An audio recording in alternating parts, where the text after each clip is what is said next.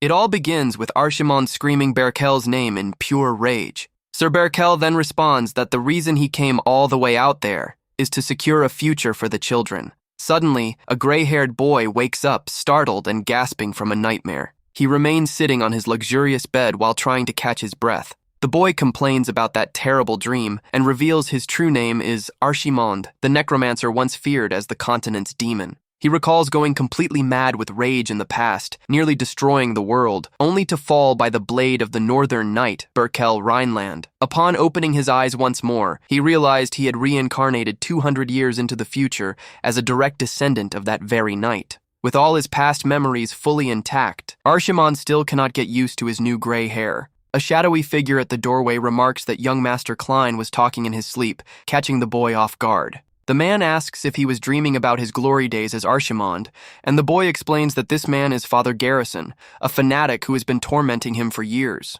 Klein decides to play tired to throw the man off, but out of nowhere, a red-haired girl bursts into the room, loudly shouting his name. She barges in claiming she heard every single word the young master mumbled in his sleep. The girl starts mocking him by mimicking his cries of destruction, leaving Klein desperate to shut her up immediately. Head butler Berkman steps in to announce that the swordsmanship showcase is about to begin. Radiating an intimidating aura, Father Garrison warns that young Master Klein will need twice as many purification sessions now. Klein is utterly horrified, falling into pure panic over the mess he just landed himself in. Outside the grand mansion, Klein's furious screams can be heard, telling that crazy priest to take a hike. As they walk through the corridors, Klein asks if a swordsmanship demonstration is really taking place today. The butler confirms it, revealing that the Duke himself ordered the young master's presence at today's event. Klein finds his father's sudden request bizarre, while young Aaron steps up to offer him a small pastry. Berkman scolds Aaron for bothering the young master, but Klein tells the butler to cut the girl some slack.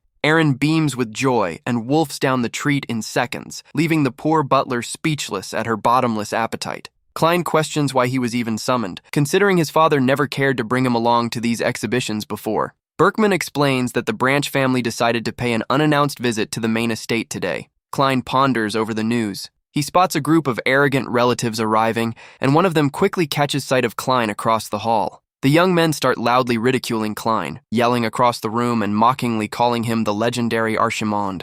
They mock the 7 years the boy spent secluded in a monastery, while Klein explains that these clowns are his paternal cousins. Another group of distant relatives, likely from the northern branch, spends all their time doing nothing but stuffing their faces with food. A bit further away sits a blonde girl who probably belongs to the western wing of the family. She carries an imposing posture and an icy glare, quietly taking in everything happening in the hall. The other cousins keep whispering insults behind his back, foolishly believing the boy cannot hear them from there. One of them questions how a nobody like Klein could ever belong to the prestigious Rhineland family, catching the boy's attention. The cousin barks in annoyance that his family is addressing him, but Klein simply brushes off their fake family ties. He cannot even remember their names and notes that these relatives only bark so loudly because the main house is on the decline.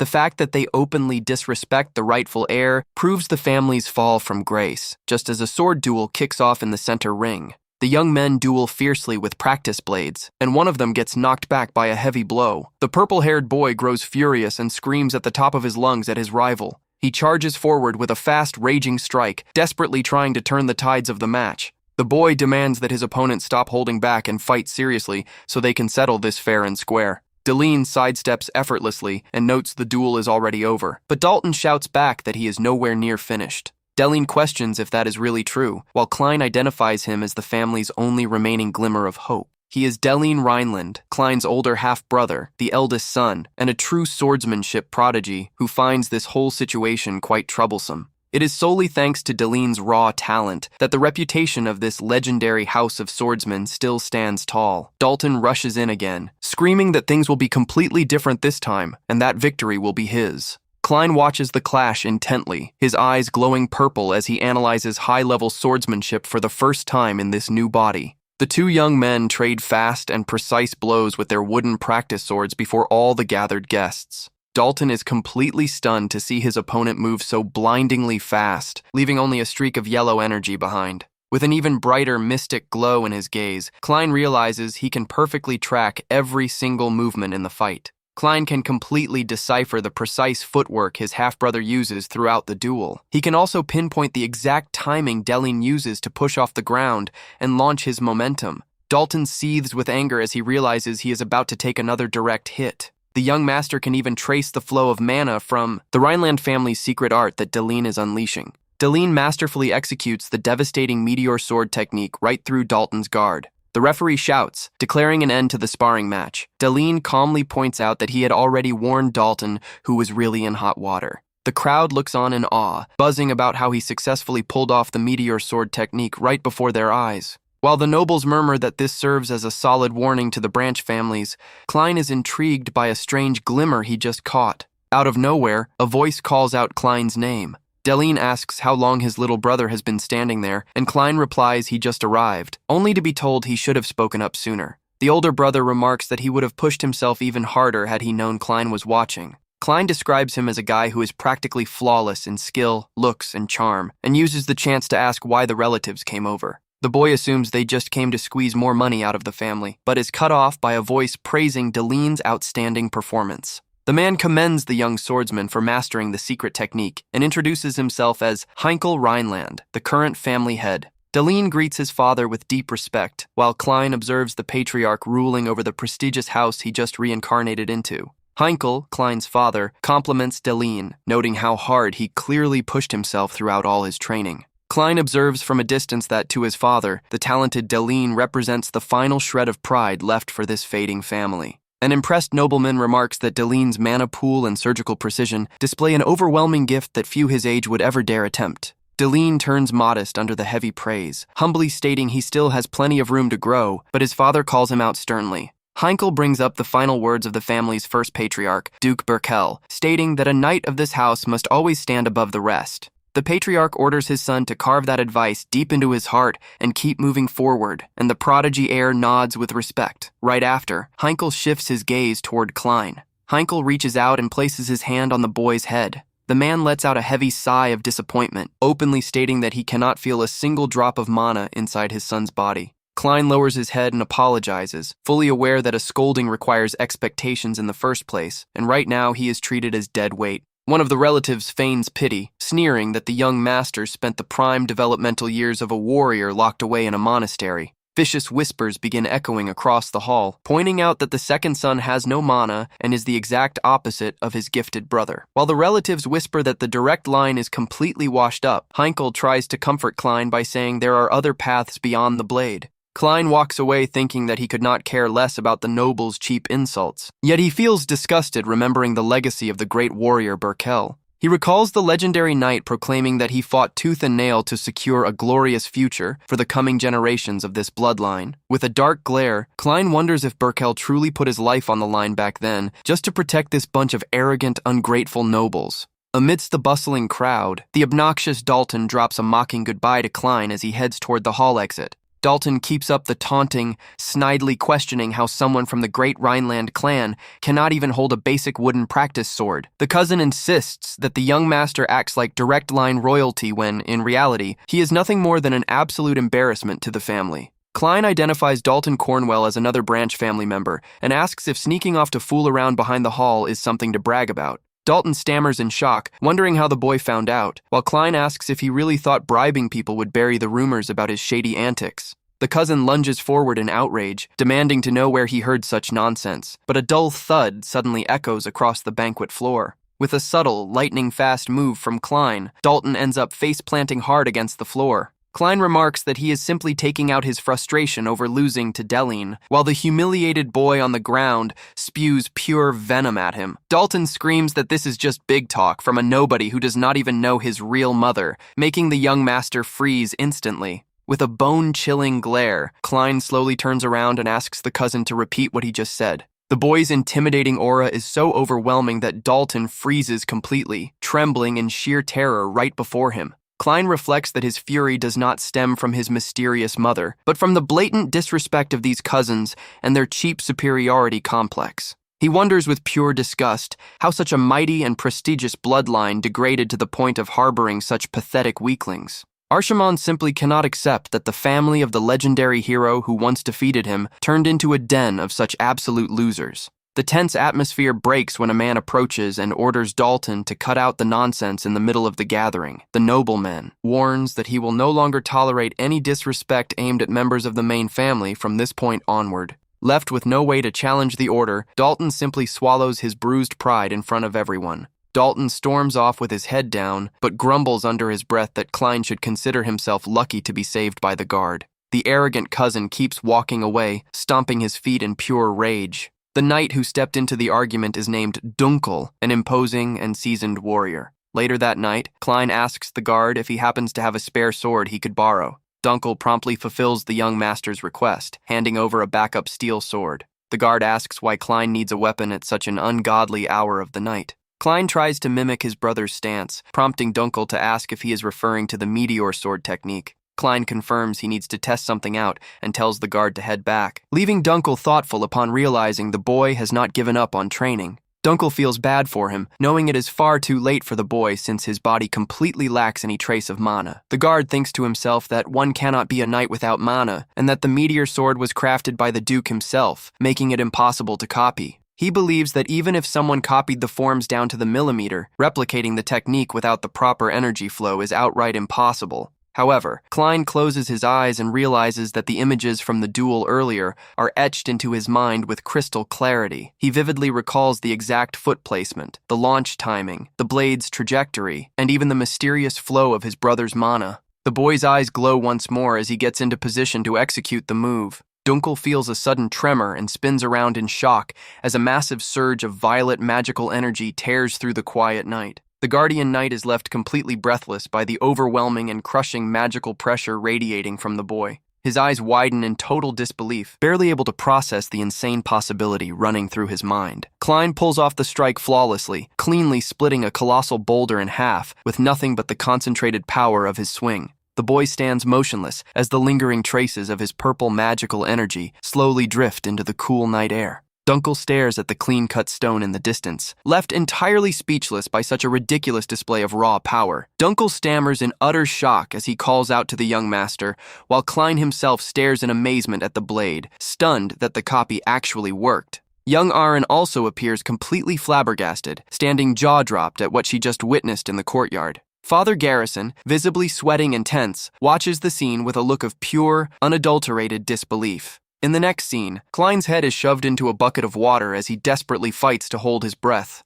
The priest chuckles, remarking that the young master can already last over a minute submerged, joking that the boy is turning into a fish. Klein surfaces, coughing and gasping for air, while the priest mockingly suggests that their next purification session should take place in an actual aquarium. The young master angrily complains about the absurd ritual, but the priest just smirks, claiming he sensed a sinister presence radiating from his room today. Aaron hands Klein a towel to dry off, while the boy grumbles about being put through pointless torture until a formal call cuts them off. Sir Dunkel enters the room holding a sealed letter announcing that Cousin Dalton sent an official invitation directly to him. Klein asks who sent it, and the guard explains it comes from the same Dalton who lost to Deline, claiming he wants to apologize for what happened. Klein is instantly suspicious, finding it bizarre that such an arrogant and petty guy would randomly want to bury the hatchet. He holds the piece of paper with deep mistrust, carefully reading between the lines of his cousin's shady invitation. Upon seeing that it is an invite to a hunting contest,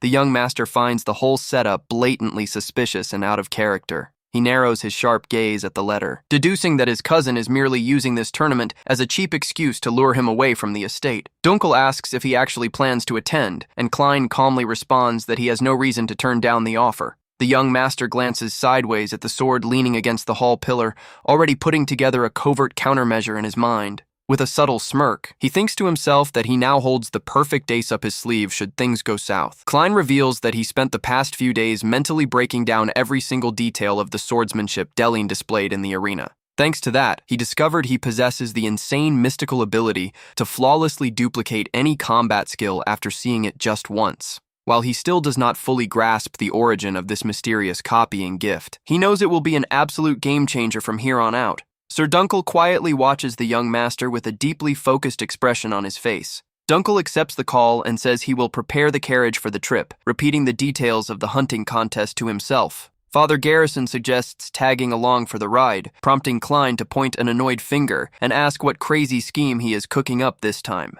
Klein locks eyes with the man, demanding to know if he already forgot his previous warning about keeping his nose out of his business. The priest merely keeps an enigmatic smile, mysteriously remarking that, for some reason, today feels rather off. He adds that he senses a heavy, ominous energy lingering in the air just as the family carriage rolls past the castle gates. The carriage rattles violently along the bumpy dirt roads of the forest, drawing uncomfortable groans from inside the cabin. Poor Aaron is dealing with severe motion sickness, resting dizzy on Father Garrison's lap, while Klein simply lets out a bored sigh at the whole mess. Klein mentions that this is precisely why he told her to stay home, but hands over his travel pillow to help her get comfortable anyway. Looking out the window, he comments that the western forest terrain is far too rough for anyone riding a carriage for the first time. Garrison calmly tells the girl that she will feel much better if she manages to get some shut-eye along the way. The priest teases Klein about when he became so thoughtful, but Klein snaps back that the pillow was strictly for Aaron, calling him a lunatic.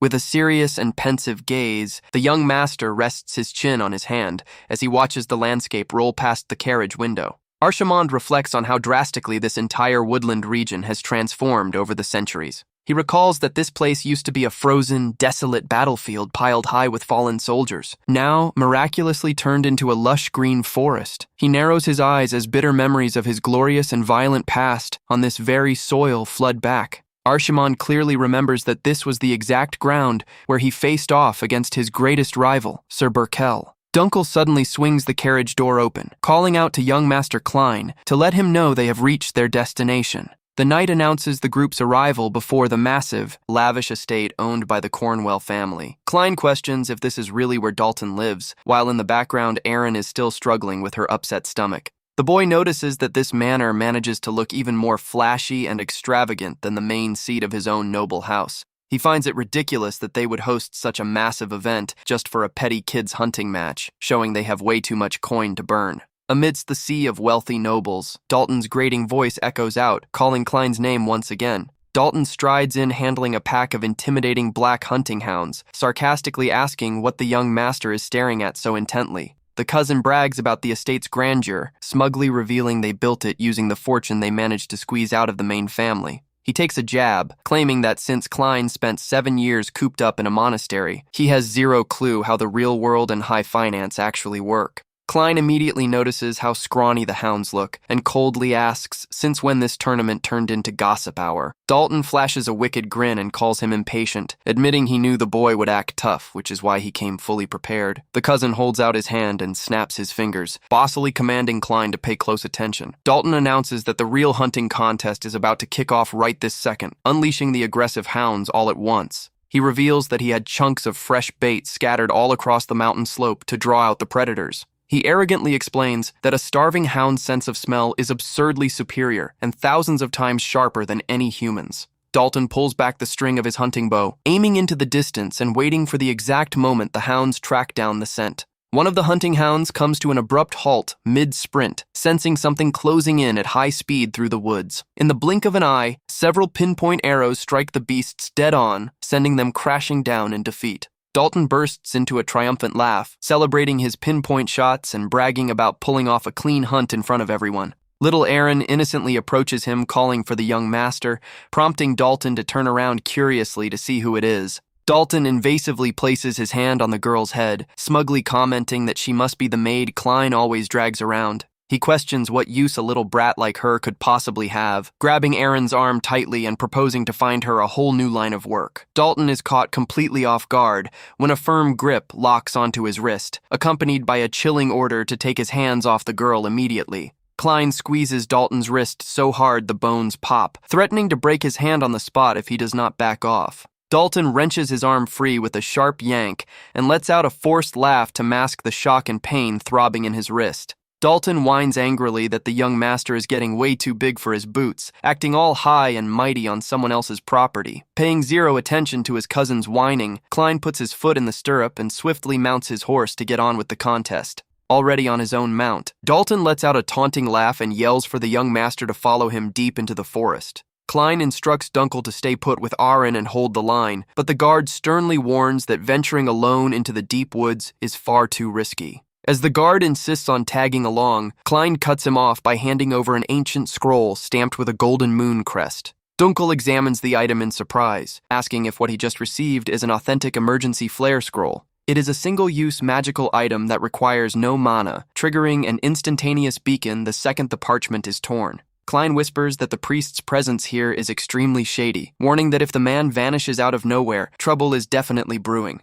He instructs the guard to tear the scroll immediately if the priest disappears, which will cause the magical seal to glow right on his palm. The young master signs off, saying he is counting on the guard, and gallops off, leaving Dunkel calling out in worry back at the manor. The sky quickly darkens over the thick canopy of the quiet, dense forest as late afternoon sets in. Klein rides purposefully down the dark trail, estimating that his cousin Dalton could not have made it too far ahead in these woods. The boy is caught off guard when a familiar voice from the dark tree line mockingly calls out that he finally made it. Dalton is crouched atop a boulder gripping a real combat sword, aggressively asking what took him so long to show up. Klein calmly dismounts his horse and firmly demands to know what his cousin is really plotting by luring him out here. However, looking down at the clearing floor, the young master is met with a grim sight. Right before him, Dalton's 2 black hunting hounds lie dead and bloodied across the damp grass of the clearing. Dalton points his sharp blade straight at Klein, stating with an unhinged grin that this is simply the grand finale of the hunt.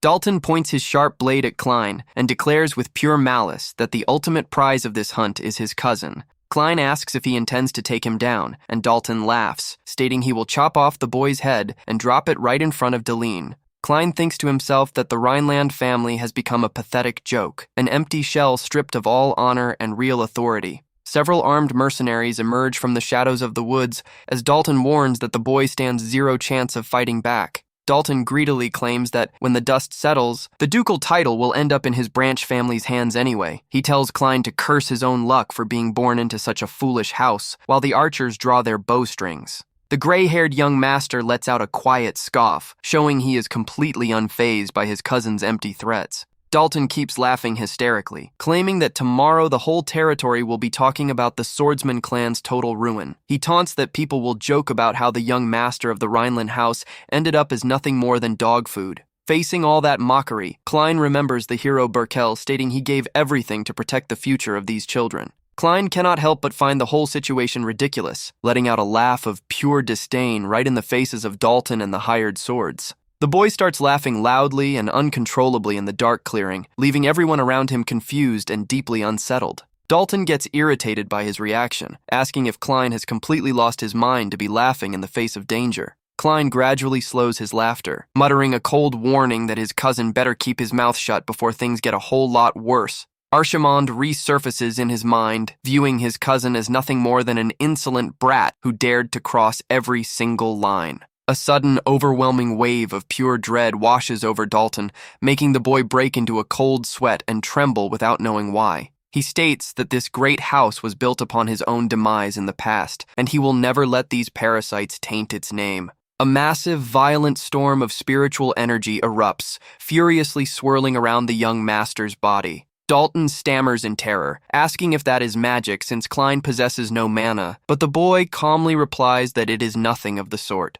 Archimond reveals with a chilling, triumphant smirk that the power he is channeling right now is pure demonic energy. The hired mercenaries begin falling back in utter panic, frantically asking each other what kind of freakish monster is standing before them. Dalton's eyes go wide with fear as he tries to process those words, struggling to understand what this demonic energy even means. Klein begins reciting an ancient incantation, commanding the wicked spirits buried deep within time to awaken at this very moment. He loudly proclaims that he will raise the souls and bring them back into the light, commanding every single one in his own sacred name. He repeatedly orders the souls to devour everything across the clearing to satisfy their eternal hunger. The dark spirits keep rising in droves from the damp soil, eager to tear apart and feast upon the enemies surrounding their master. Dalton screams in total despair that this is completely impossible, finally starting to suspect his cousin's true and terrifying identity. The cousin shrieks Archimond's name in pure horror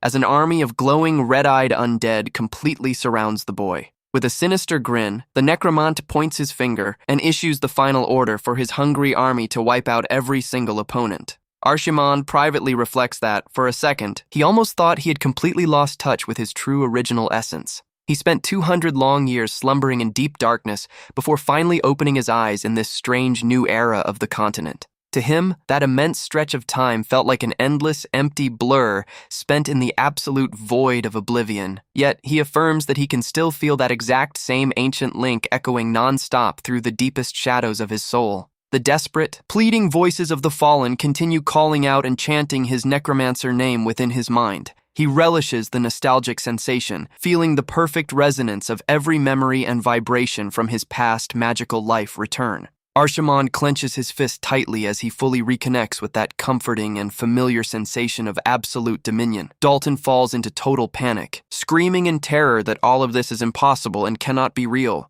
He bellows the dreaded name of Arshimond while the undead keep advancing, letting out eerie shrieks through the pitch-black night. Klein confirms with cold mockery that Arshimond was indeed the feared name people used to call him in the past. The icy wind howls through the treetops under the overcast night sky, turning the clearing into an absolute living nightmare. The thugs tremble in fear upon hearing that legendary title, frantically whispering whether the existence of the dreaded Necromancer was truly just a myth. The outlaws stare in horror at the dense mist rolling in, wondering what on earth are these skeletal horrors crawling up from below. One of the skeletons crawls forward, letting out a piercing, bone-chilling screech as its red eyes burn brightly in the dark. Dalton stands frozen and completely speechless, wearing a look of pure shock upon seeing that his cousin genuinely commands the fallen. Some thugs try to laugh off their fear, mocking the undead as nothing more than useless, brittle bags of bones. One mercenary scoffs that Klein put on this entire spectacle just to summon low-tier trash, making the boy curious about the guy's choice of words.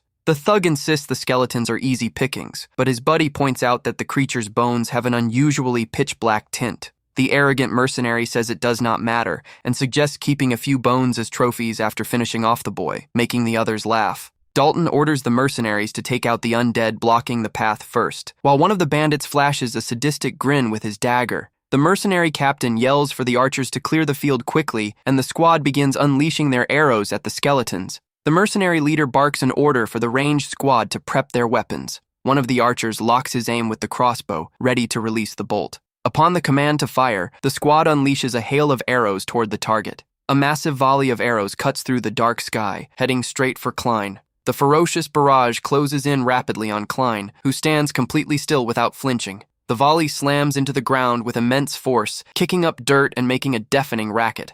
Dalton lets out a smug laugh, remarking that poor little Klein must look like a pincushion by now, but the noble's smirk quickly vanishes, turning into confusion as he notices something bizarre through the dust cloud. The arrows start clattering and bouncing off heavy metal shields right in front of the boy. The skeletons had formed a flawless shield wall, completely shielding Klein from every ounce of danger. Klein smirks, thinking to himself that 200 years is a long time, considering nobody even recognizes his personal vanguard anymore. The mercenaries stand baffled at the sight of the shields, struggling to comprehend how these creatures geared up so quickly. Klein explains that they would only think that if these were standard skeletons, while a thug starts to panic. The boy then flashes a confident grin, stating that his undead are playing in an entirely different league. Dalton panics, while Klein internally tells Burkell to watch closely. The Prota coldly commands the first squad to break defensive formation. Remembering those who betrayed and insulted him back then, he orders all his forces to gear up for an all-out assault.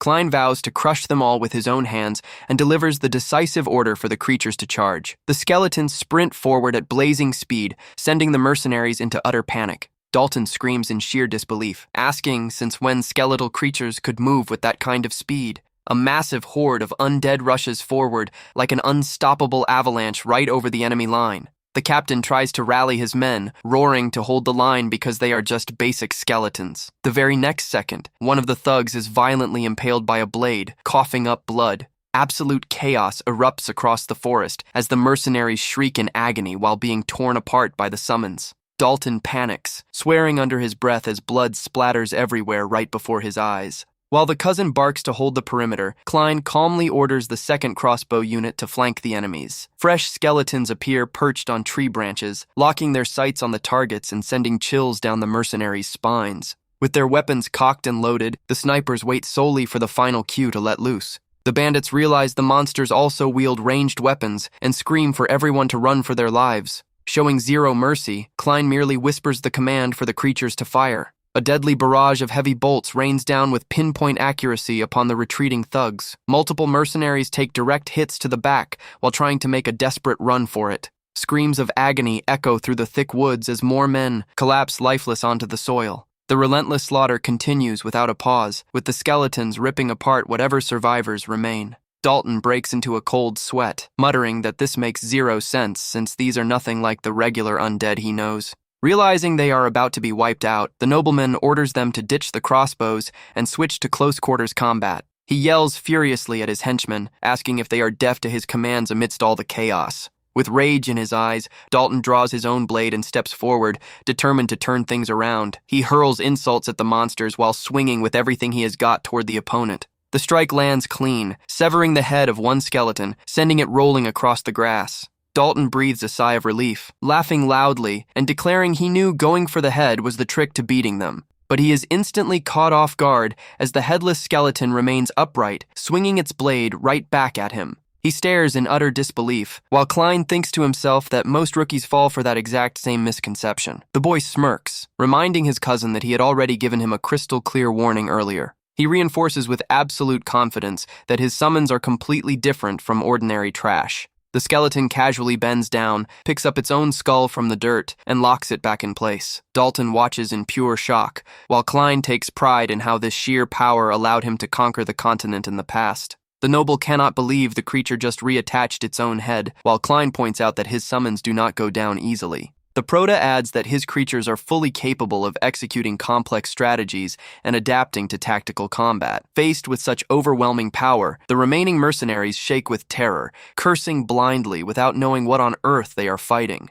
The mercenaries fall into total despair, seeing the monsters get right back up, no matter how many times they are smashed to pieces. Klein smiles, noting that with his current physical vessel, the absolute limit he can sustain is merely 11 skeletons. He casually asks if they want to keep going, leaving the few surviving bandits shivering in pure terror. An icy breeze blows through the canopy of the dark forest, where only the rustling of leaves can be heard. Meanwhile, back at the manor, a cheerful laugh echoes across the quiet courtyard in the dead of night. Aaron asks in surprise if the young master really pulled that off, and Dunkel confirms with a grin before launching into another tale. The girl giggles, saying that just picturing the scene is hilarious, while Dunkel simply watches her with a gentle smile. The bodyguard smiles warmly, remarking that Aaron seems to truly adore the young master. The girl pouts adorably and admits without missing a beat that of course she cares about him deeply. She asks if Dunkel realizes how incredible the boy is, while back in the forest, a mercenary desperately begs for his life.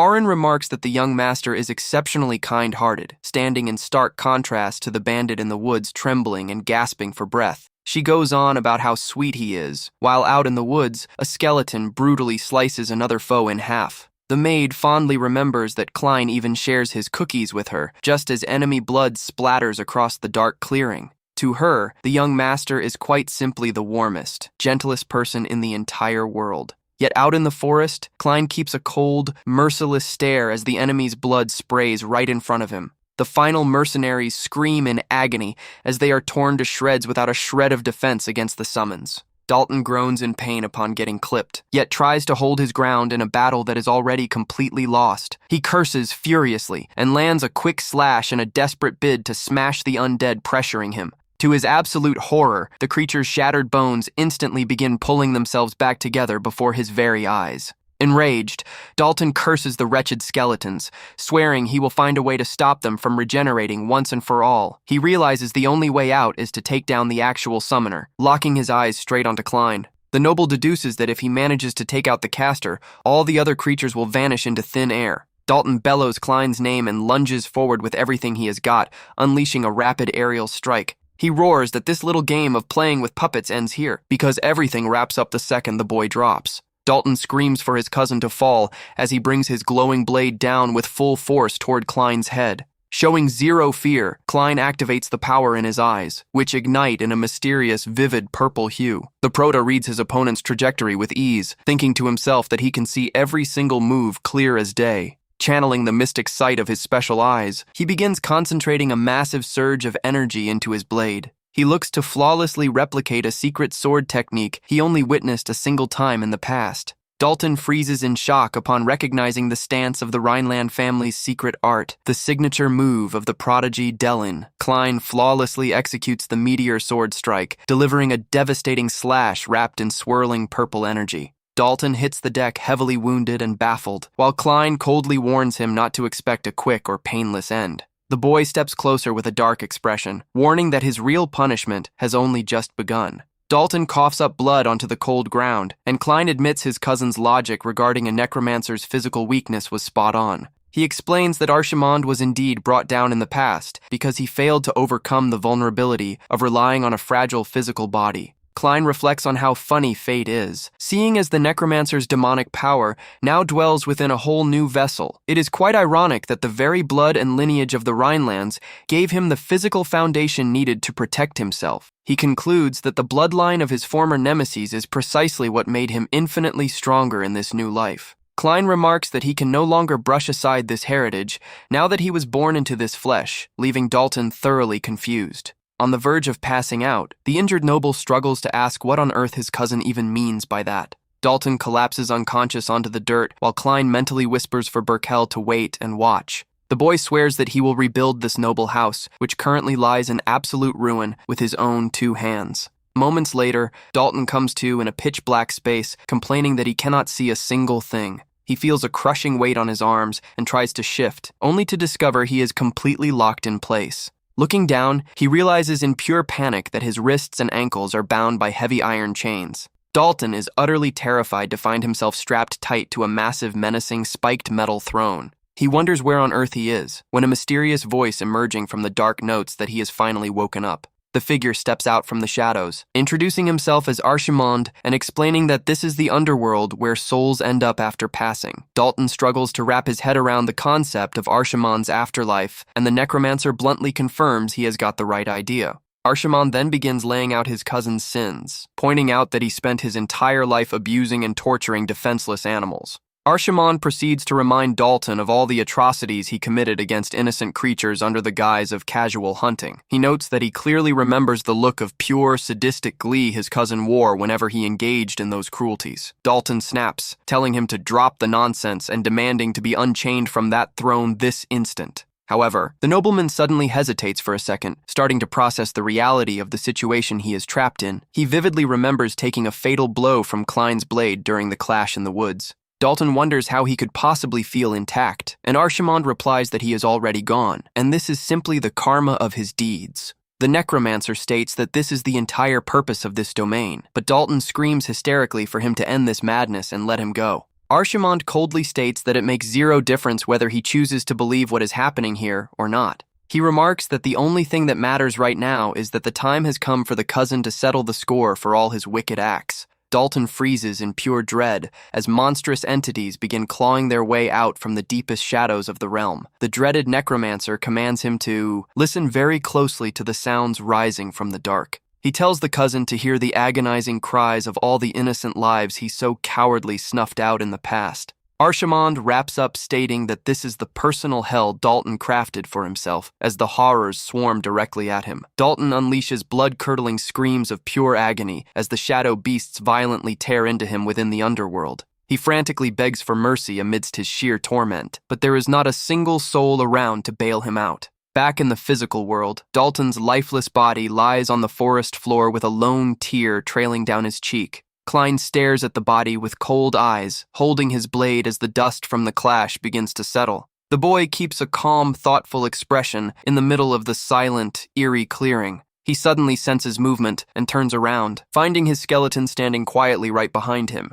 Klein acknowledges that the undead carried out their duty masterfully, noting that he should reward them for lending a hand. He decides to use his magic to snap the dark binding holding them to this realm, finally granting them release from servitude. The creatures begin to slowly dissolve, breaking down into a glowing, greenish magical dust. Klein watches the glowing specks gently drift toward the night sky until they fade away completely. The Prata lets out a soft sigh and closes his eyes, finally alone in the middle of the quiet woods. He reflects that the end comes when bones turn to dust in the wind, wondering about the true purpose behind his return to life. Out of nowhere, a mysterious hooded figure emerges from the shadows. Remarking how surprised he is to see young Klein dabbling in necromancy, Klein is startled, wondering if the stranger witnessed the entire brawl, immediately asking who the guy is. The hooded figure cryptically replies that there is zero need for the boy to know his true identity. He adds that Klein would not understand even if he explained, and begins channeling a potent surge of green magic over the ground. The glowing energy spreads rapidly, latching onto and engulfing the fallen body of one of the mercenaries on the grass. A sinister magical aura spikes violently in the clearing, putting the young protagonist on high alert. The mysterious hooded figure manipulates the vivid greenish energy to seize control over the defeated thugs' corpses. Klein recognizes the spell as the forbidden art of reanimation and corpse control, instantly sensing the danger of the situation. He realizes in shock that the man is an actual necromancer, while the intruder thinks to himself that the bodies are still useful despite Dalton's failure. Meanwhile, back at the Rhineland estate, Aren's cheerful laughter continues breaking the silence of the night. She calls out for Dunkel to listen in, mentioning that the stories from the young master's childhood are ridiculously funny. Dunkel, wearing a dead serious and anxious expression, grips a scroll and replies that he will listen to the tales a bit later. He examines the magical emergency scroll, wondering why the young master would ever carry a tool meant purely for dire crises. He notes that 3 hours have already passed since Klein went into the forest with Dalton, and with zero updates, a terrible gut feeling sets in. Dunkel decides to head out after the boy right away, but gets blocked by 2 guards who roughly order him to halt. The guards claim it would be problematic if he deserted his post right now, suggesting he wait until the hunting tournament wraps up. Dunkel does not answer right off the bat, but shoots a razor-sharp, distrusting glare straight at the men. He spots the crest engraved onto their armor, realizing these soldiers are completely loyal to Dalton's Cornwell house. Smelling the trap, the knight warns that he is Klein's sworn protector and will not hesitate to strike if they keep standing in his way. With an extremely intimidating glare, Dunkel asks in a threatening tone if he made himself clear enough. The 2 guards swallow hard in sheer terror against the menacing gaze and presence of the knight captain. Aren walks over asking if something is wrong, and Dunkel explains that the young master is taking too long, and he is going to retrieve him right now. The knight instructs the young maid to head straight back to the main estate alongside the priest. Aren reveals in surprise that the priest took off without a word a moment ago, leaving the captain baffled and suspicious of his behavior. She mentions that he sensed a sinister presence, instantly triggering Dunkel's memory of Klein's warning to rip the scroll if the priest vanished. Dunkel curses under his breath and swiftly mounts his horse, knowing he is in a dead race against the clock. The knight gallops as fast as his mount can carry him, fully convinced that the priest's sudden disappearance is no mere coincidence. He picks up the pace through the dead of night, dead certain that something dangerous is happening to the young master. Meanwhile, in the forest, Klein finds himself cornered by the hooded necromancer and his pack of reanimated corpses. The Proto realizes his demonic reserves were completely drained during the previous clash, making it impossible to tap into necromancy right now. Klein breaks into a cold sweat watching the enemies close in, knowing he must find another way to make it out alive. The hooded necromancer comments that he cannot sustain this body for long, ordering his minions to charge all at once. He delivers the final command for the reanimated puppets to finish off Klein with zero mercy. Klein sizes up the situation, guessing the enemy genuinely thinks he has the upper hand just because he is slinging dark magic.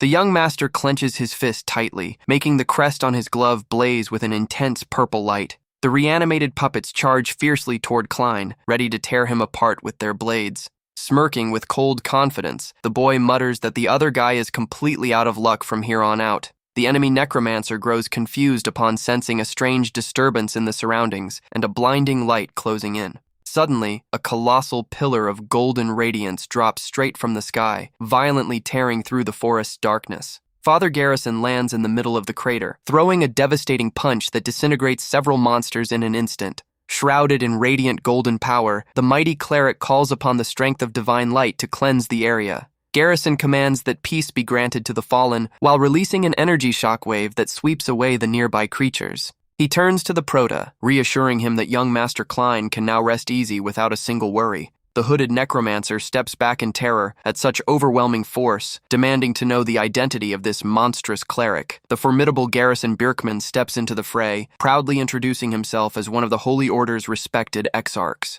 The exarchs are known as living weapons sworn to carry out the absolute will of the Pope himself. Standing as the Order's supreme combat force, they are the only ones capable of wielding the legendary holy relics of St. Gall. Legends say that each of these warriors commands destructive power on par with an entire military fortress. The enemy necromancer grits his teeth in pure agony as the crushing spiritual pressure bears down on his body. Garrison moves like a golden thunderbolt, crushing the remaining creatures with fists packed with purifying radiance. The opponent falls into pure panic, frantically asking which of the legendary warriors he is dealing with. Garrison is renowned as the one holding the title for the absolute strongest in raw physical combat, and tells Klein to take a breather. He takes a stance in front of the boy, proudly declaring that the enemy's worst nightmare is standing right in front of him. The reanimated corpses let out grotesque groans, struggling to pull themselves up for another strike. A horde of monsters charges frantically at the priest, attempting to overpower him through sheer numbers.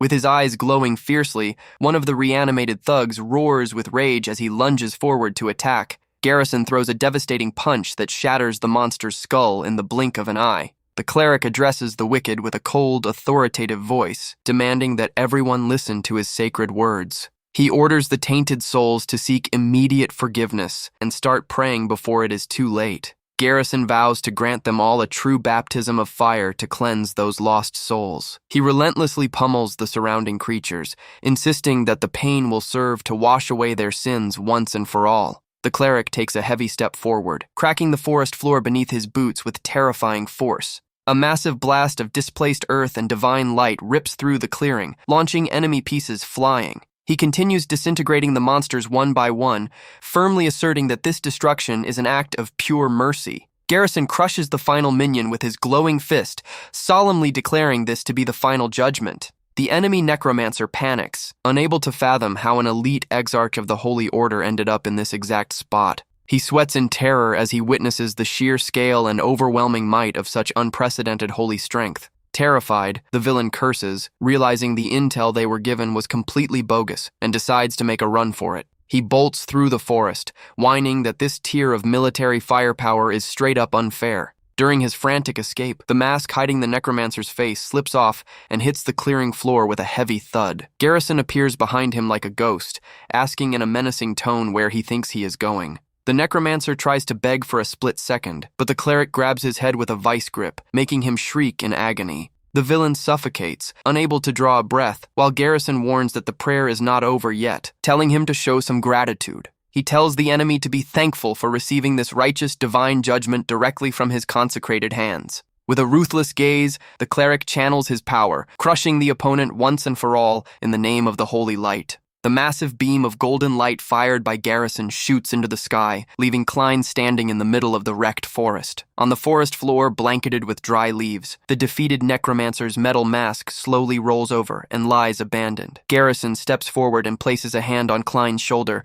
making the boy sweat nervously against the cleric's crushing presence. The Proto is amazed by how effortlessly the warrior handled everything, simply taking a step and blitzing forward with zero strain. Klein realizes that just the sheer presence and wind pressure kicked up by Garrison's strike were enough to cause massive collateral damage. Over 20 bodies reanimated by the necromancer were completely torn apart on the spot by that single blow. Garrison stares deeply at his own blood-stained hand, his eyes gleaming with an eerie light in the darkness. He reflects that he rushed over immediately upon sensing a heavy surge of necromancy lingering in the forest air. However, the priest sports an intrigued smirk, thinking to himself that something about this whole setup is bizarre. Resting his blood-soaked hand on Klein's shoulder, he cryptically brings up the spiritual energy he picked up on. Garrison reveals that the magical trace he detected before arriving did not seem to belong to the necromancer he just put down. Klein immediately grows wary of the cleric, realizing the man is sharp and dangerous. The boy knows full well that making a single misstep in front of Garrison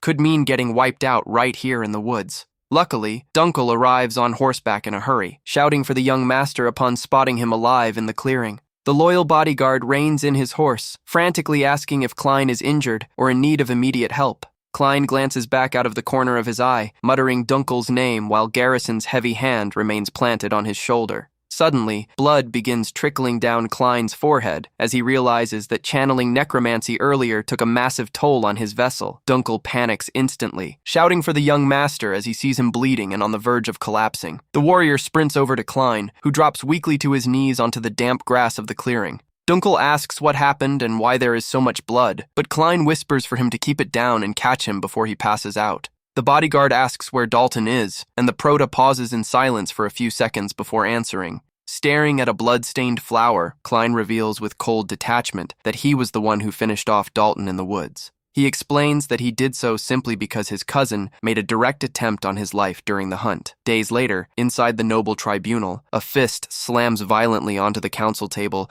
as someone furiously shouts against the charges. Count Delkin Cornwell yells in outrage, questioning if they genuinely believe his son would ever try to pull off a hit. He argues that his boy was an honorable and loyal knight, calling it an outrage that they would smear his legacy with such slander. Delkin demands they track down the real culprit, but Heinkel Rhineland calmly cuts in to lay out the hard facts. Heinkel presents a document stating that even through intense questioning, Klein's story never wavered. The Duke reveals records showing Delkin deployed 20 private mercenaries the exact moment the boys went missing in the woods. Delkin stammers nervously, furiously thinking that those mercenary fools were supposed to erase all evidence of the crime. He argues that Dalton was a skilled fighter, while Klein was famous for having never even picked up a blade in his life. Other nobles whisper among themselves, confirming that Heinkel himself previously admitted his youngest son lacked mana to fight. Delkin breaks into a nervous sweat, fully aware that if word gets out that his son targeted a direct heir, his house is done for.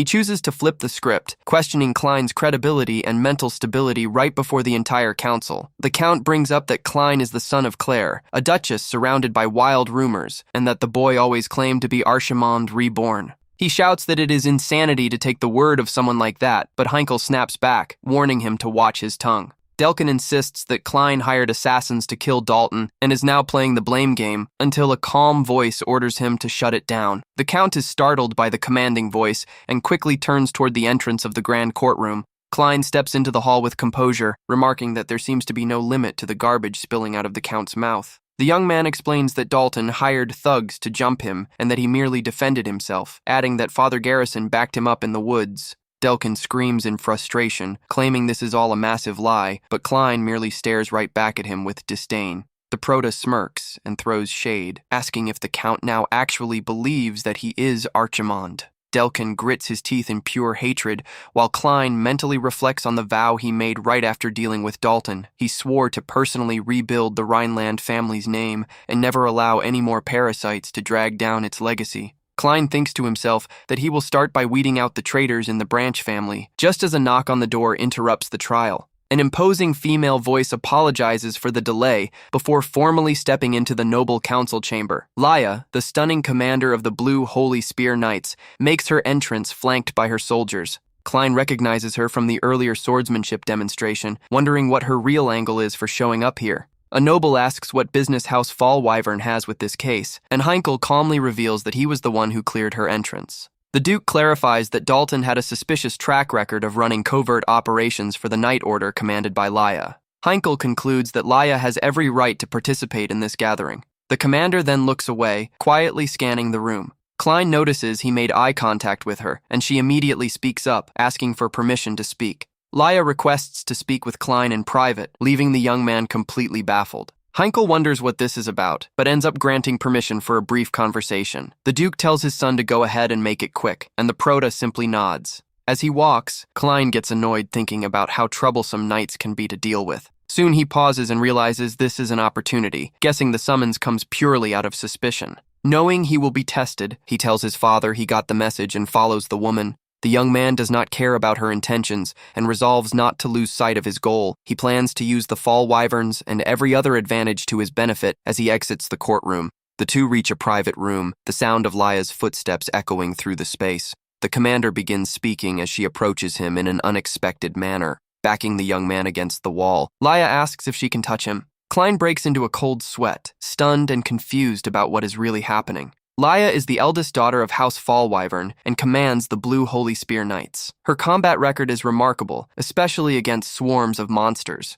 During operations in the West, dangerous beasts would relentlessly charge to attack her. With a sharp glint in her eyes, she would blitz forward at high speed wielding her weapon. In the blink of an eye, her precise strikes would dispatch the enemies with ease. Reports show she single-handedly eliminated high-tier monsters to protect everyone. Laya took down every single creature without needing backup from any other soldier. She simply crushed each threat through sheer, extraordinary strength. Earlier in the hallway, she turned around asking why he was not keeping up with her. Klein said he was coming, but she warned him not to act familiar since they are not family. The young man noted that Heinkel called her cousin since she belongs to the ducal house. However, she is the daughter of the first wife, meaning they share zero blood relation. Returning to their private moment, Laya states that everything from here on out is pure personal curiosity. Klein is caught off guard when the woman suddenly shoves him against the wall. She leans in close to his face and repeats the question, asking if she can touch him. The prota is left speechless, asking where this sudden conversation is even coming from. Ignoring his question, Laya simply tells him to hold out his hand and firmly grabs his wrist. She inspects his fingers, commenting that the skin feels as soft as a baby's. Klein is stunned as she explains that seasoned swordsmen develop calluses in very specific areas. Pressing on his palm and tendons, she points out that the physical body never lies about training. The boy asks what she is getting at, and Laya questions if he truly used a sword. She points out the lack of calluses, doubting he beat Dalton and 20 mercenaries with swordsmanship. The commander cuts straight to the chase, asking if he tapped into some other kind of power. Sensing the danger of the situation, Klein pulls his hands away to keep his distance. He smirks and asks if she is also going to make up the nonsense that he is Archimond. The prota notes that she is not looking for an answer, but rather testing his reaction. To avoid looking guilty by hesitating, he decides to play it bold and asks what if he were. Right after, he lets out a mocking laugh as if the entire premise were ridiculous. Laya laughs in his face, saying a little shrimp could never be Archimond. The young man's eyes go wide in pure shock at being called a shrimp. He is left completely at a loss for words by that sudden insult. Klein asks if she misspoke, but she firmly doubles down on what she said. She details that he is way too small, lacks any real presence, and has awful proportions. Klein takes emotional damage as she adds that he looks like he knows neither magic nor the blade. With a teasing smirk, Laya promises she will let him kiss her if he manages to beat her. Klein is thoroughly bewildered on the inside, wondering where on earth she pulled that absurd kiss idea from. He tries to figure out if this is some political angle or a bribe, but Laya simply says it is getting late and heads back inside. The commander walks away as twilight settles over the horizon. In her thoughts, Laya concludes that the legendary Archimond would never be as tiny and helpless as that boy. The guards formally announce the return of young Klein and Lady Laya to the courtroom. Klein reflects that he was way too naive to think everyone would simply buy his story. He knows nobody would buy self-defense, just as Delkin locks a serious glare onto him. Heinkel takes the floor and directly asks what the two discussed out there. Without saying a word, Klein calmly steps forward and draws the blade of a nearby guard. The prota unsheathes the steel in one clean motion, creating a dramatic visual before all the nobles. The sudden move leaves Duke Heinkel, Laya, and the entire audience in complete shock. As Delkin Cornwell stares in surprise, Klein resolves that he must prove his strength on his own terms. He levels the weapon, telling them to stop stalling and settle this like real men, the traditional northern way. The boy then issues a formal challenge, summoning the Count to settle the dispute in a trial by combat. The audience erupts over the duel proposal, stunned by the heir's sheer audacity. This type of judgment is an ancient northern method used when investigations hit a dead end. Klein figures that in practice it just means beating the opponent to win, while Delkin stammers in shock at the challenge. The boy calls out the Count for trying to pin the blame on him, despite knowing Dalton attacked first, insulting his late mother in the process. Although he goes by Klein, his mind belongs to the Necromancer Archimond, so he feels zero attachment to the body's late mother. Delkin tries to cool things down by calling it madness, but Klein simply demands a swift decision. The boy asks if he is going to keep everyone waiting, while the crowd buzzes with excitement to see this traditional duel. Heinkel honors the ancient tradition and guarantees as the 7th Duke of Rhineland that the fight's outcome will settle everything. The Duke declares all evidence presented so far null and void, leaving Delkin weighing the sudden shift. Delkin spots a major opportunity and sneers, asking if the heir will be fine considering he has no mana. He secretly plots to take the boy out for good, announcing he will send an elite warrior to fight in his place. Klein snaps back that he does not care, promising the Count will meet the exact same tragic fate as Dalton. Delkin takes the bet and sets the showdown for 4 days from now, while Klein celebrates that his plan worked out. The prota plans to use his rival as a stepping stone to show all the branch families who is truly in charge. He vows to dismantle this dysfunctional family and rebuild it from scratch with his own hands. Later at the family manor, shouts of protest ring out against the boy's decision. Deline vents in panic, asking if his brother completely lost his marbles by proposing a life-or-death duel. He warns that his brother could end up losing his life, but Klein merely sighs, stating he has explained the situation multiple times. Klein reiterates that their father already gave the green light and tells his brother to just accept reality. Worried, Deline offers to step in and fight for him using the champion system, but the Prota shoots it down instantly. The blonde points out that they rule the North because their father is the strongest swordsman, and he is the direct successor. Klein tells his brother to snap out of it and drop the foolish idea of fighting in his place. He explains that doing so would merely hand the enemies a legalized pass to take out the rightful heir. The Prota understands his brother's frustration, but knows fighting personally is crucial to turning his own reputation around. He thinks to himself that he has zero reason to yield this battle, reflecting on Deline's past. Deline remembers being overjoyed when his baby brother was born, running over to see him without stopping for a second. On that memorable day, the eldest son felt as though he was standing before a genuine angel of light. That was the very first time he felt such a pure, profound bond with another human being. Deline tears up, stating he waited 7 years for his brother's return and refuses to watch him risk his neck in a duel now. Overcome with emotion, the older brother grabs Klein's coat tightly, catching the boy off guard. With tears streaming down his face, Deline sobs, begging Klein to listen to him closely. Klein is left speechless seeing his brother break down like that, wondering why he is so upset. Deline tries to say something more, but the moment is cut short by Dunkel's sudden arrival. The captain apologizes for the interruption and announces that Count Delkin has picked the warrior who will fight on his behalf. Klein slips out of the embrace and curiously asks what kind of opponent he will be facing in the duel. Dunkel reveals the opponent's name is Randall, a dangerous rogue knight who built his reputation across major wars. The doors of a rustic wooden tavern suddenly swing open with force. A mounted lion head roars from the wall as a symbol of the wild savagery of the establishment. A strong alcoholic drink is hurriedly poured into a heavy tankard. The reason Randall was banished from the Empire was his uncontrollable bloodlust. A warrior of monstrous build chugs the entire drink down in one ravenous gulp. He remarks that it has been a long time since he last heard the screams of a little boy. An assistant approaches carrying the sword requested for the upcoming duel. He hands the weapon to Klein, urging the young master to be extremely careful. The man warns that the sword will instantly shatter if it clashes against a blade coated in mana. Klein calmly replies that it is perfect and declares that it is time to get started. The young man steps into the center of the arena under the blazing sun, geared up for combat. The crowd in the stands erupts upon seeing that the young master actually showed up. Delkin chuckles, mockingly commenting that he never expected the boy to have the guts to show. He insists the opponent is overwhelming, asking if the manaless young master will truly be fine. Delkin taunts that it would be smarter to just send the heir Deline out to fight instead. In the center of the combat ring, Klein looks around searching for his adversary. The young man wonders where the terrifying warrior deployed by the Count could be hiding. As he searches, a massive, towering silhouette looms directly above him in the sky. Klein is caught completely off guard as the opponent comes crashing down straight at him. The monstrous warrior lands with a heavy impact, introducing himself as Randall of Cornwall. Randall looks down on the young man with disdain, remarking that he looks way younger than he pictured. The brute mocks the boy's skinny arms, saying he wants to hear the snap of his neck breaking. Randall attempts to grab him, but Klein swiftly backs off, barely dodging the incoming strike. The spectators are left confused, unsure if the young master merely scrambled backward out of fear. Delkin sneers, saying that if the boy is already running from the start, he will not last long in this fight. The giant laughs out loud seeing the retreat, commenting that the kid looks terrified right out of the gate. Klein wipes the sweat from his brow, quietly admitting to himself that the initial scare almost got him. He recalled the last time Father Garrison grabbed his shoulder and ended up hesitating on instinct. The Prota curses the useless legend of Archimond, while Laya watches him from up above.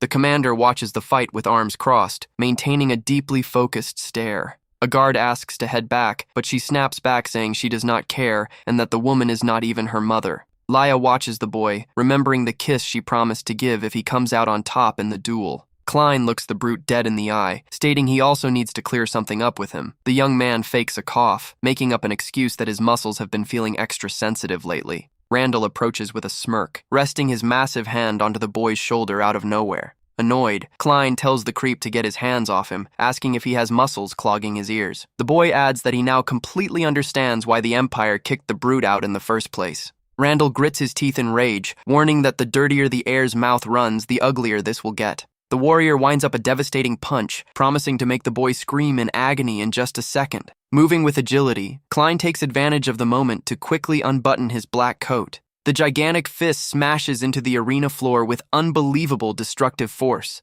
The impact rips a massive crater into the stone floor, kicking up dust everywhere. The brute finds the clean hit suspicious, looking down to figure out what just happened. Randall realizes in shock that he merely punched the empty coat the boy left behind. The crowd gasps in terror at the punch's power, pointing frantically toward the opposite side. The spectators wonder where the young master could have vanished to so quickly amidst the chaos. Klein takes steady steps through the dust, revealing he slipped away completely untouched from the deadly blow. He reemerges wearing just his red vest, staring down the opponent with a serious glare. The boy reflects on how ridiculous the monster's strength is, knowing he cannot take him head-on. He concludes that a single clean hit would be fatal, deciding he will need to rely on other methods. Deline notes that his brother dodges well, but wonders how he plans to win just by ducking direct attacks. He worries aloud that this is not fighting, but merely walking straight toward his own demise in the ring. Deline remembers that if he had stepped in for Klein, he would have handed them a legal pass to take out the direct heir. Even knowing that, he remains anxious watching Randall's brutal onslaught against his younger brother. Randall strikes again, unleashing a devastating punch that grazes right past the prota's head. With his eyes glowing purple, Klein moves swiftly, setting up a nimble counterattack. The brute senses the sudden danger, his eyes going wide as he notices the young man closing in fast. Their weapons clash with extreme force, producing a sharp metallic ring that echoes across the entire arena. Klein uses the momentum to cleanly slide across the ground, creating a perfect opening against the giant. The crowd shouts nervously for the young master, while Randall winds up to deliver another brutal strike. Randall attacks with fury, mocking the boy by asking if he truly thinks he can win this duel just by dodging all day. The giant smirks with malice, taunting his opponent to show off some of that forbidden necromancy. He continues mocking him, asking if Klein does not belong to one of the strongest bloodlines on the entire continent. Fed up with the constant buzzing, Klein thinks to himself that wiping everyone out with dark magic would be so much easier. But suddenly, Randall senses a chilling presence and pulls back in an instant, sheer dread showing in his eyes. The brute leaps backward in shock, desperately trying to put distance between himself and Klein's sinister aura. The audience is completely lost, whispering that Randall must simply be giving the boy a handicap.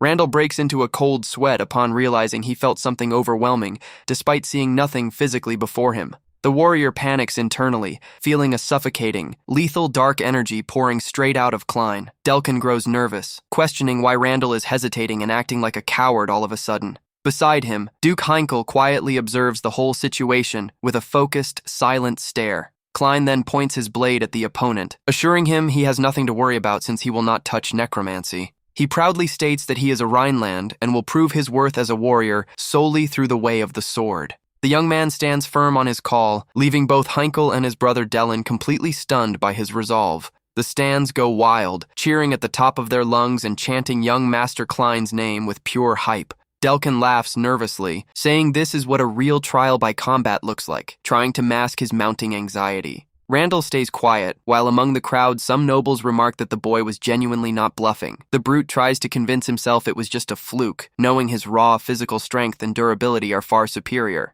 He reminds himself the opponent has no mana, and that true imperial swordsmanship is impossible to pull off without it. Randall locks in on his breathing, priming his muscles and blood flow to push all his senses to their absolute limit. With a deafening boom, the giant blitzes forward at extreme speed, wrapped in an intense crimson aura of power. He roars for the Rhineland to drop as he swings with crushing, devastating force straight at the boy. Klein leaps with extreme agility, cleanly dodging that lethal blast of red energy. With his eyes gleaming in purple, the Prota can clearly track the exact output of the opponent's mana. Randall keeps slashing wildly at the empty air, roaring in fury over his inability to land a single hit on the kid. Klein easily predicts every single swing trajectory, dodging each strike without picking up a single scratch. Completely unhinged, the warrior screams in rage, calling the young master a worthless fly. Randall drops an overhead swing with all his might, dead set on crushing the Prota once and for all. The strike shatters the stone floor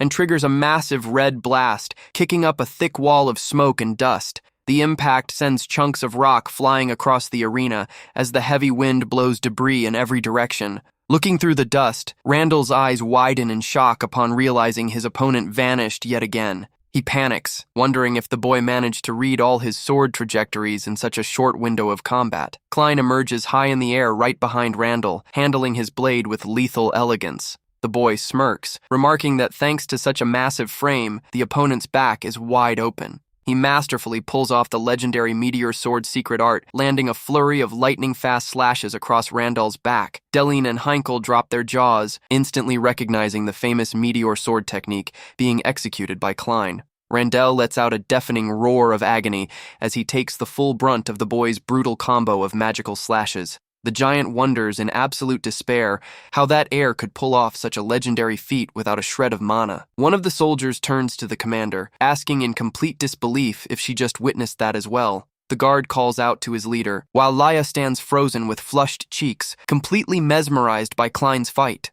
Heinkel remembers that, under normal circumstances, he would have taken the initiative to step into the fight himself. The Duke explains to Dunkel that he cannot act on raw emotion, as his interference would taint the family's honor. Dunkel questions why Heinkel allowed the duel in the first place, given the rival was an imperial knight of absurd strength. The Duke replies that Klein stepped up to defend his mother's honor, whom Heinkel failed to protect in the past. Carrying the guilt of his late wife's suffering, Heinkel laments his failure to protect anything. The Duke beats himself up for failing his children and family, but Dunkel urges him not to worry so much. Dunkel reassures Duke Heinkel, stating with confidence that young Klein has his own game plan. He points out that the young master would never dive headfirst into a battle he knew he could not win. Heinkel snaps out of his thoughts, watching in surprise as the boy holds an imposing stance in the middle of the arena. Rhineland swordsmanship focuses on minimizing mana consumption to the absolute extreme to survive frozen environments. Meanwhile, Imperial swordsmanship revolves around relentless, predatory aggression, striking heavy and wild like a lion. That Imperial style applies overwhelming force, unleashing a massive burst of mana all at once against the target. The strength delivered by the Empire is crushing and bloody, leaving zero room for prey to escape. On the flip side, the traditional Rhineland style is built strictly on restraint and surgical precision. The family style seeks out the opponent's blind spots using the absolute minimum amount of energy. It is a high-efficiency discipline designed to deliver maximum results with minimum resource drain. Klein understands this is why he can pull off the family's moves cleanly, even without possessing any mana. The boy states that even with less raw power, it is more than enough to dismantle his opponent. Randall grits his teeth in fury, calling the young man a miserable rat, thoroughly enraged by the mockery. He lets out a monstrous roar of pure hatred, releasing a devastating blast of crimson power all around him. The brute pumps his muscles to the absolute limit to trigger his secret strike with all his remaining life force. The nobles in the stands panic upon recognizing the lethal secret technique Randall is about to drop. This secret strike from Randall triggers a massive mana shockwave capable of locking down an opponent's movement. Randall roars arrogantly that he will be the sole victor, while the Proto stares right back at him without a hint of fear. The brute charges forward bloodthirsty, delivering a terrifying final blow meant to end Klein's life. Deline panics in the stands, screaming at the top of his lungs for his little brother to watch out. Randall drops the destructive slash with his crimson blade, bringing the steel down with full force upon the boy. A heavy metallic clash rings out as the warrior's blades violently collide, kicking up bright sparks. In that split second, Klein recalls the warning given by the soldier when he handed him the weapon before the match. The man had warned that a standard sword would shatter the exact moment it clashed with the rival's mana. The blades lock under intense pressure, with Klein's sword starting to fracture against the opponent's raw output. Randall flashes a sadistic grin seeing that the boy's weapon is on the verge of breaking into pieces. The giant mocks Klein's fragility, convinced that victory is sealed now that the blade has snapped. However, with his eyes glowing purple, the Proto smirks right back and whispers that his plan worked out perfectly. Klein coldly reveals that snapping his own blade was the missing piece to set up the ultimate surprise attack. The image of a majestic falcon manifests behind the boy, symbolizing the surgical precision of the family style. The heir uses the close proximity to catch his opponent off guard in a way nobody in the arena saw coming.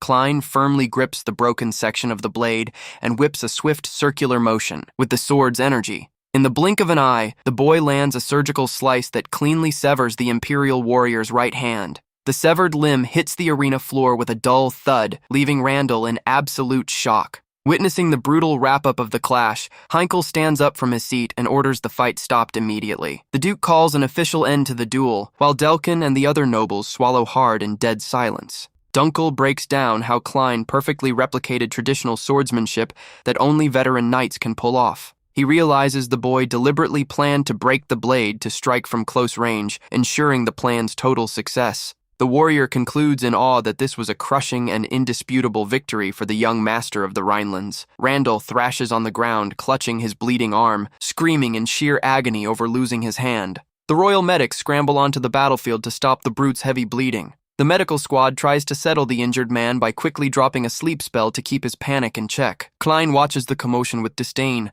innocently asking if the severed hand cannot just be stuck back on. The mages nervously explain they will simply craft a prosthetic, and the boy scoffs at their obvious limitations. Klein thinks to himself that 200 years have passed, and healing magic has barely made any progress, just as his father Heinkel walks up calling his name. Heinkel looks his son dead in the eye, asking if he feels absolutely nothing seeing a body mangled like that right in front of him. The boy gets startled and curses internally, remembering that right now he is not the terrifying Archimond, but an ordinary young man. To play it off, Klein scratches his head and wonders if he should fake being scared for now, dropping a staged stammer of fear. Meanwhile, Count Delkin goes into full panic mode, screaming that this makes zero sense and crying over the fortune he spent hiring Randall. Heinkel demands that Count Cornwell own up to his mistake and honor the victor's terms as promised, but the noble flatly refuses. Delkin shouts in pure rage and desperation, reminding everyone that he just lost his son and his personal knight. He loudly asks how he is supposed to react to this, but out of nowhere, a dark shadow lunges and wraps around his throat in the blink of an eye.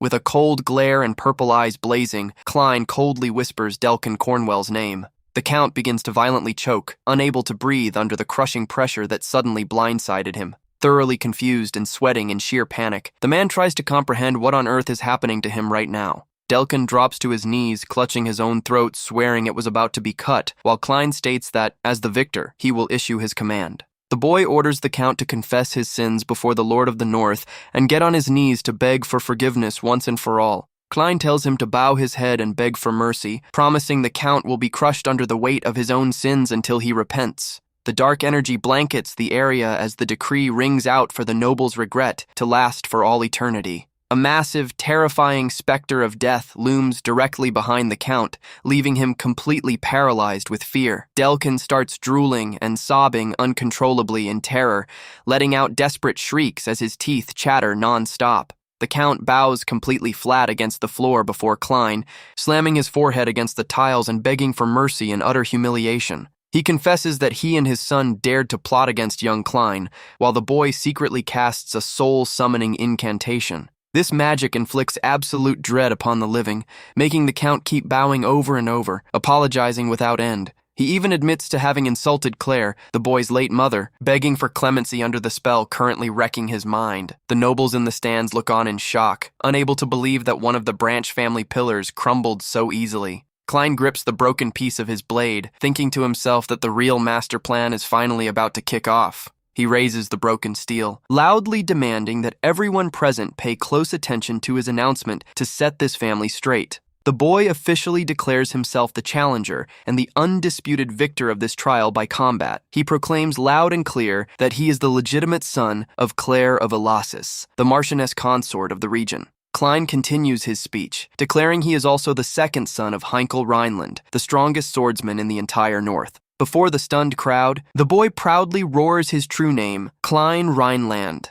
The scene shifts to a dark, mysterious sanctum where the heavy doors of a grand temple slowly begin to creak open. An elderly cleric prays fervently, asking to walk where the light cannot reach, begging the divine not to forsake them on this painful path. The man continues his intense prayer before a massive holy statue, calling upon the mighty god of light. Cardinal Muroc pauses his prayers upon being addressed by a guard named Garrison, who quietly steps up from behind. Muroc catches the tense tone in the guard's voice and asks what happened, receiving news that their monitored target was ambushed by a necromancer and his undead. The cardinal reassures his subordinate, telling him not to worry since everything actually played out precisely as scripted.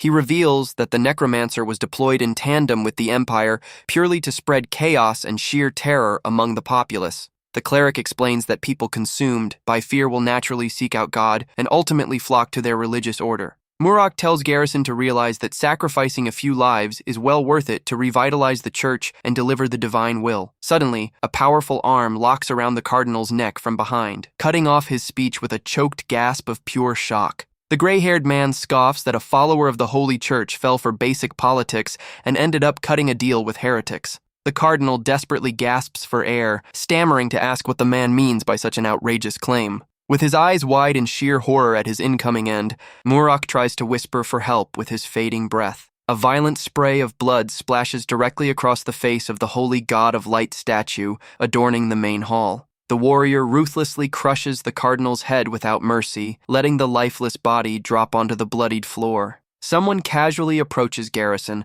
asking with a smirk if he is feeling any better now. The mysterious man remarks that Garrison has not changed a bit, joking that he has taken down more priests than the actual necromancer. The newcomer introduces himself as Grand Archbishop Palamon L, remarking that everyone ought to know the kind of baggage the warrior carries. Garrison fixes a hard stare on the archbishop, asking directly if this entire setup was Palamon L's doing. Palamon denies it with a smile, stating he merely signed off on the authorization, while also bringing some highly valuable intel. He reveals the new intel concerns the target they have been tracking, prompting Garrison to wind up a heavy punch. Without a second thought, the warrior throws a blindingly fast, brutal punch straight at the archbishop's face. Palamon explains that whenever necromancy is used, traces are inevitably left behind, making Garrison shoot a surprised look at the archbishop. The archbishop presents a red cross pendant, revealing the relic holds those traces since it belonged to the necromancer Garrison took down. He explains that one trace corresponds to the corpse reanimation magic researched by the Empire, while the other is an ancient soul manipulation art.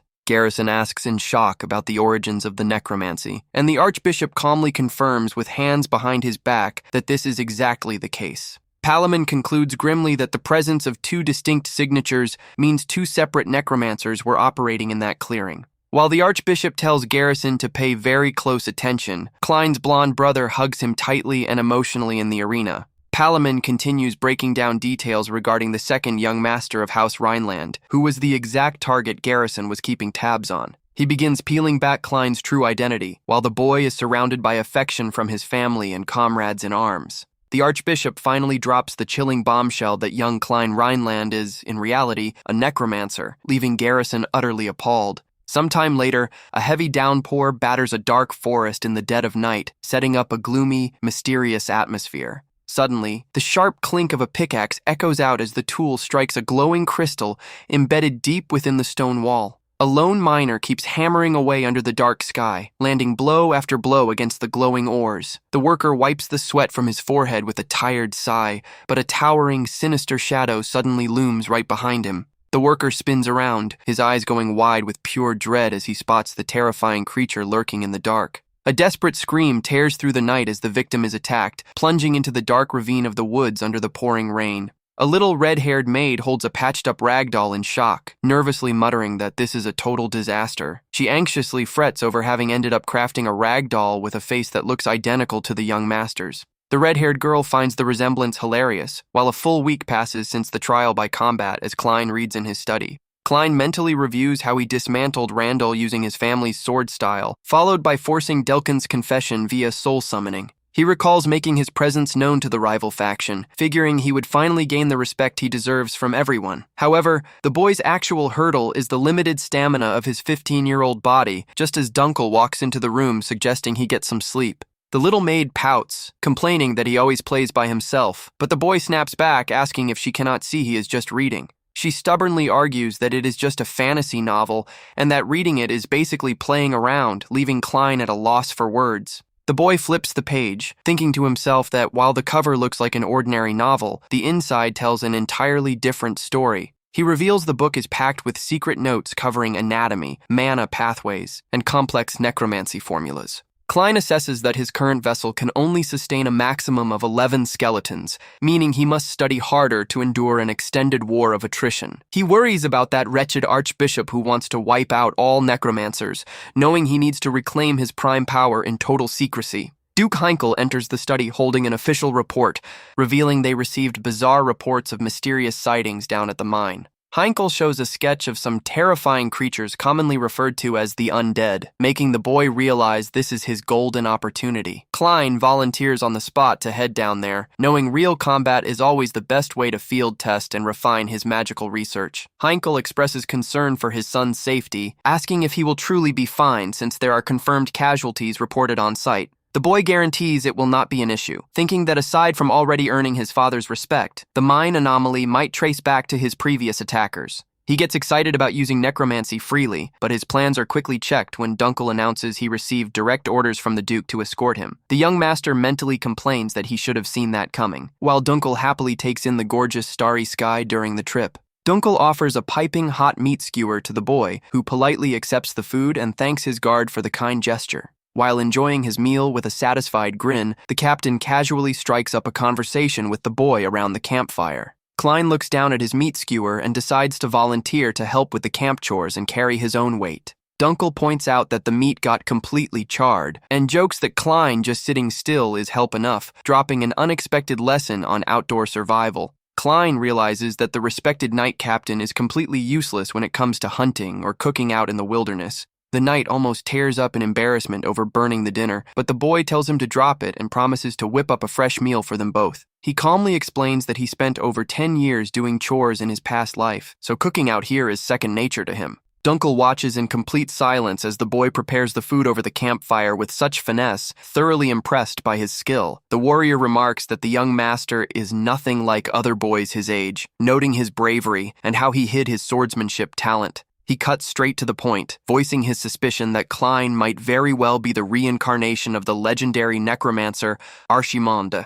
Startled, the boy sternly warns the guard to never utter those words in front of the clergy, fearing his cover has been blown for good. Dunkel chuckles, explaining that the necromancer was seen as a true demon for turning millions of northerners into hideous undead thralls. Suddenly, a violent gust of freezing wind sweeps through, scattering ashes and causing the campfire flames to flicker wildly across the camp. Dunkel finds the sudden gust odd, but Klein cuts him off with a serious tone, firmly warning that this is no ordinary wind. With an intimidating glare and eyes piercing through the dark, the young master sternly orders that this topic never be brought up again. Totally rattled by the boy's sudden and menacing tone, the warrior swallows hard and calls out with concern as the wind picks up. Out of nowhere, a piercing scream tears through the forest, prompting Dunkel to quickly draw his blade with a metallic ring. More desperate shrieks of terror erupt from the nearby village, signaling that something horrific is going down over there. Several undead appear snarling aggressively as the villagers run for their lives, screaming for everyone to get out immediately.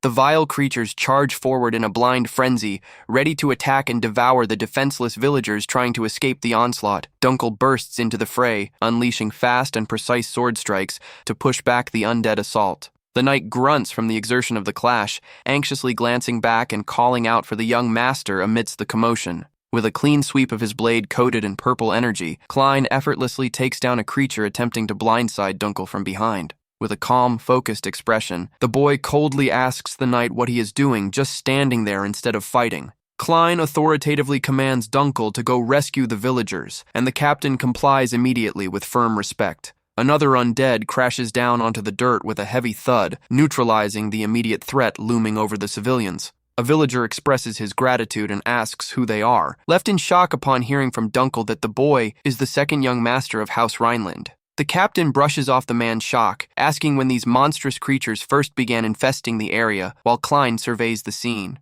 Klein analyzes that this magic revives and commands physical bodies, confirming it matches the signature of the one who ambushed him in the woods. The man nervously reveals that the sightings and disappearances started 2 months ago, right after the Count's family locked down the mine. He adds that those monsters were actually missing residents from their own village, surprising Klein right before the man grabs him. The villager grabs Klein by the shoulders and screams in disbelief, demanding to know if he truly belongs to the mighty Rhineland family. The man demands an answer while shaking the boy, prompting Dunkel to step in angrily, asking what he thinks he is doing with the young master. He vents that they begged for help for 2 whole months without a response, only for 2 nobles to finally show up asking questions instead of helping. The desperate resident furiously points to the fallen bodies on the ground, screaming that the creatures they just put down were beloved people. He breaks down in heavy tears, revealing that one of those fallen monsters was his father, a hard-working man who poured his life into the mine. Held back by Dunkel, the young villager collapses in tears,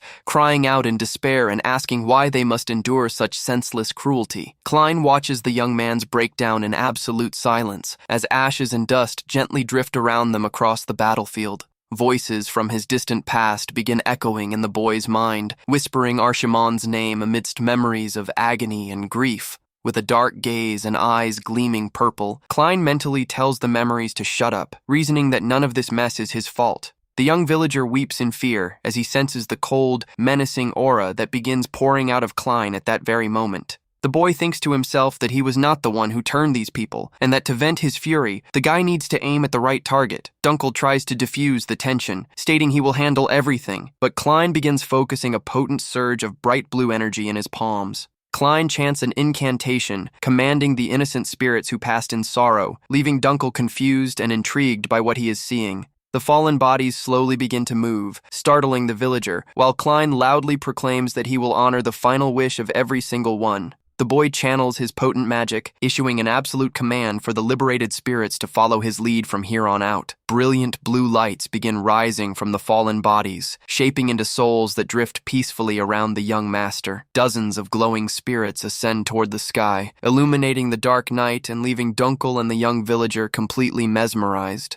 The souls of the mine workers manifest peacefully in the air, showing expressions of deep relief and gratitude for their newfound freedom. They continue communicating in an ancient, mysterious spiritual tongue, floating around the boy with utmost respect and serenity. Klein listens carefully to the silent prayers and messages of the spirits, simply whispering back that he has understood their plea. Dunkel watches the scene in utter disbelief, soon recognizing that this is the legendary soul resonance technique. The captain recalls that this legendary technique was widely used 200 years ago to free the fallen during the Great Northern Plague. Weeping openly with tears in his eyes, the young villager looks up as he recognizes the glowing, peaceful spirit of his beloved father. All the spirits begin drifting up into the starry sky, painting a breathtaking, luminous trail of pure blue light across the forest canopy. Following the emotional release of the souls, Klein and Dunkel resume their quiet trek up the perilous mountain trail. The boy recalls the villager's directions, who pointed toward the mountain, stating the mine was located right at the end of that stone path. Dunkel breaks the silence during the walk, directly asking what the young master was discussing with the spirits back at the settlement.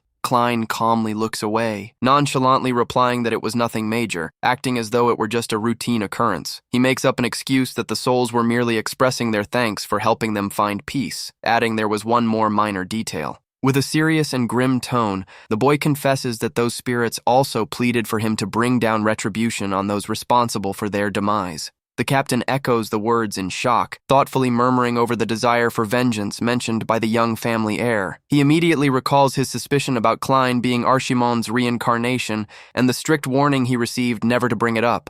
Dunkel grips the hilt of his sword tightly, seriously telling the boy that he needs to ask him a question of utmost importance. Stopping right behind Klein with a deeply piercing stare, the seasoned knight directly asks who the boy truly is. The warrior privately wonders if this child before him is truly the fragile, innocent young master Klein Rhineland he once knew. Dunkel recalls that the young master returned after 7 years in isolation and that he calls himself Archimond, but what is truly shocking is that completely dark, hollow gaze Klein carries, something that is incredibly hard to believe coming from such a young child. The knight wonders if it all began on that fateful day when a chilling scream echoed through the family estate. The mansion's maids fell into a panic upon finding the lifeless body of a cat tossed right in the middle of the kitchen. Shortly after, another dead animal turned up in the back courtyard, and a third was found lifeless the very next day. The grim count kept climbing day after day until a total of 7 dead cats were discovered across the property. Rumors spread that the heir had been using necromancy since birth and carried cursed blood, making everyone point their fingers at one suspect.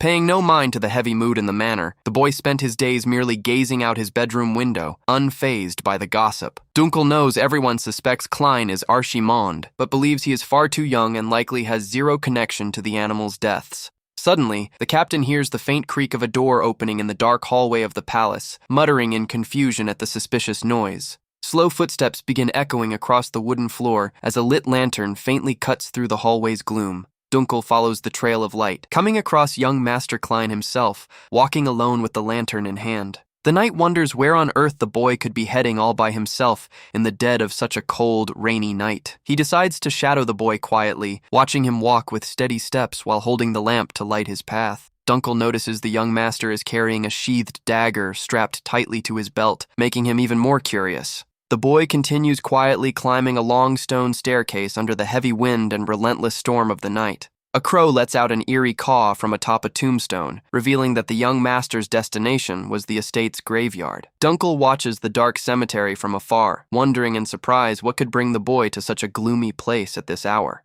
The knight cannot clearly make out Klein's actions due to a massive headstone in the way, debating whether to step closer to inspect. Suddenly, the captain's eyes widen as he lets out a sharp gasp of shock upon seeing what is actually going down. A bright light suddenly flares in the graveyard, prompting Dunkel to sprint forward in a panic, calling out for the young master. Upon reaching him, he sees Klein sitting calmly on the grass surrounded by the bodies of the 7 dead cats that had gone missing. The warrior stammers, asking what this is, and the boy calmly replies that he is simply about to hold a funeral for the animals. Dunkel finds the burial ritual strange, but Klein explains the wounds indicate a contagious disease that is fatal to beasts, yet harmless to humans. The boy notes the sickness would spread if the bodies were left out, and wild predators might dig them up, which is why he decided to wrap them. The guard warns this could hurt his hands, and suggests calling someone else, but the youth calmly insists that he has got it covered. Klein looks to the side with composure, maturely explaining that, at the end of the day, someone has to take care of the dirty work. Back in the present at the mine, Dunkel levels his sword at the boy, demanding to know who he really is after seeing the feat he just pulled off. The boy remains unfazed by the blade, asking to pose a question first, wanting to know if the guard recalls the first rule of Berkel Rhineland.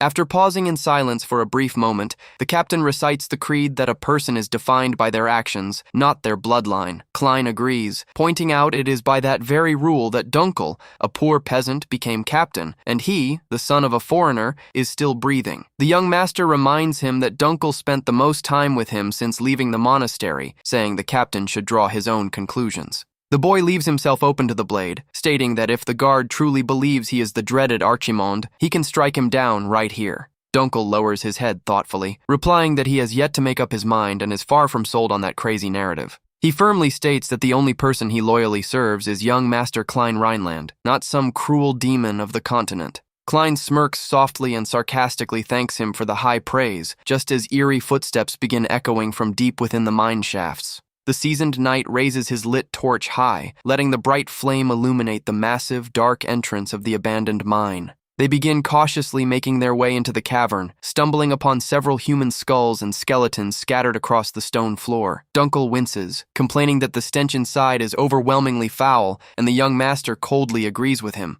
The knight notices the remains on the ground shifting as several mutated undead begin emerging from the dark, making bizarre noises. Dunkel mentions he only spots 7 monsters but figures there are more inside, while Klein is already channeling his potent blue magic. Multiple skeletons begin rising from the stone floor as the boy chants the incantation, granting them form to strike down their foes. Dunkel looks back in sheer disbelief at the army of undead that the young master himself just summoned in mere seconds. With a simple, direct command, Klein orders his skeletal vanguard to attack, charging with fierce roars at the mine's feral beasts. The glowing-eyed skeletal warriors violently collide with the mutated horrors dwelling deep within the cavern. Dunkel gets a front-row seat to the clash, thoroughly stunned by the raw efficiency and power of the servants summoned by the boy. The young master's summons attack relentlessly, ripping the monstrous creatures apart with ease amidst the bloody skirmish. The knight remarks in awe that ordinary skeletons should not be able to fight like that, and Klein snarkily notes that Dalton's mercenaries thought the same. The bone warriors keep pushing forward without mercy, eliminating any threat that dares come anywhere near the Rhineland air. Dunkel points out the path, yelling for the young master to follow him deeper into the tunnel, while leaving their skeletons behind to clear the area. Dunkel catches a monstrous roar echoing from deeper inside the cave, going on high alert as he braces for what is coming. He warns the boy that, judging by the sound, there are about 40 enemies, and they are heavily outnumbered, while Klein prepares to act. Klein raises his hand, glowing with pure blue magic, chanting that he will break the chains binding the forms of those wretched creatures. He commands them to release their suffering souls and heed his supreme authority, causing the fallen bodies to blaze under his power. The knight asks in surprise if the young master is doing what he thinks he is doing, and Klein calmly confirms he is turning the defeated undead into allies. The boy thinks to himself that this is basic protocol when necromancers clash, as his fresh ranks of warriors rise to their feet. Klein surveys the massive squad of servants under his command, contentedly remarking that this headcount should be more than enough. Suddenly, a monstrous bellow rings out ahead, alerting the duo to the presence of a bizarre new threat in the area. Dunkel orders the vanguard to push, and Klein lets the knight know they are moving out as well, getting an immediate nod of confirmation. The skeletal army rushes forward toward the enemy cluster deep within the mine, creating a loud stampede of fast footsteps. The opponents let out cries of shock and pain as they take clean, relentless blows from Klein's summons. The brawl intensifies with the skeletons tearing through the opposition with punches and blades, while the monsters groan as they are dismantled. Klein takes tactical command, ordering the rear guard to back the vanguard up and keep pushing through the enemy lines without hesitation. The Bone Warriors crush and dismantle the mutated horrors trying to defend themselves, pushing forward with overwhelming physical might. The army sweeps forward like a storm of bones, clearing the path, their swift strikes whistling sharply through the air. Dunkel watches in utter shock, thinking that even seeing it firsthand, it is hard to believe basic low-tier skeletons can move like that. The knight concludes with admiration that they appear to operate and fight with the discipline and coordination of an elite army. Within minutes, the massive cavern falls dead silent after every single enemy is easily wiped out by the skeletal vanguard. Dunkel is blown away that they wiped out a force 4 times their size, and Klein casually notes that it will just be the 2 of them from here on out. The boy reminds the guard that he claimed to trust him, remarking that they seem to have ventured quite deep into these caves. They continue their search through the pitch-black depths, with Dunkel holding the torch high to light their way through the quiet tunnels. The knight wonders how much further they need to push, but stops dead in his tracks upon feeling a mysterious red droplet land right on his cheek. He wipes the blood off his face in shock, while catching a faint, muffled spiritual whisper from nearby begging to be put down. The captain recognizes with a start that it is a human voice, shouting into the gloom to ask if anyone is alive in the darkness. He loudly promises to rescue whoever is in there and demands a response. While a bloodied figure hangs bound in silence, a pained whisper begs for an end as the torchlight reveals dozens of villagers strung up upside down like cocoons above the flames. Dunkel is horrified by the torture of the missing villagers, and Klein deduces they were abducted to serve as raw material for reanimation magic. A mysterious female voice notes the boy understands the situation well as the sound of high heels begins clicking toward them. An elegant, hooded woman emerges from the dark, explaining that reanimation magic crafts servants and therefore demands high-grade corpses. She sarcastically remarks that this is elementary knowledge for necromancers like them, irking Dunkel and making Klein lock a cold stare onto her. The mysterious woman partially lowers her hood, confessing she never imagined running into the boy in such an isolated, gloomy place. Showing off her long crimson hair and sharp gaze, the dangerous sorceress greets Klein, remarking that it has been a long time. She addresses him directly, using the legendary title of the continent's demon, the dreaded and mighty Lord Archimond. The scene suddenly cuts back to the imperial palace, with the little red-haired maid cheerfully offering a delicious cookie from her hands. The girl praises Klein's performance in the trial by combat as they walk out of the grand dueling arena at the family estate. Dunkel asks if they should head straight to the Duke, and the boy replies that he wants to change clothes first, while the maid happily hums about her treat. Klein pauses for a split second with a suspicious look, picking up on something odd happening around the manor hallway. The boy thinks to himself that someone seems to be secretly tailing them, as a blonde figure hides in the shadows behind a pillar. Tucked behind the wall with flushed cheeks, Laya wonders why on earth she is hiding from Klein in such an embarrassing fashion. The narration explains that the term necromancer originally referred to those who worked with bodies and divination to channel spirits and receive prophecies. However, following the horrific catastrophe of that fateful era, necromancers came to be seen purely as a terrifying omen of death itself. The disaster that swept across the continent with millions of undead became known as the Archimond Incident, featuring an army that never ate, rested, or fell. That army ravaged the lands until the hero Berkel Rhineland finally brought down their commander Archimond, putting an end to the horrific war.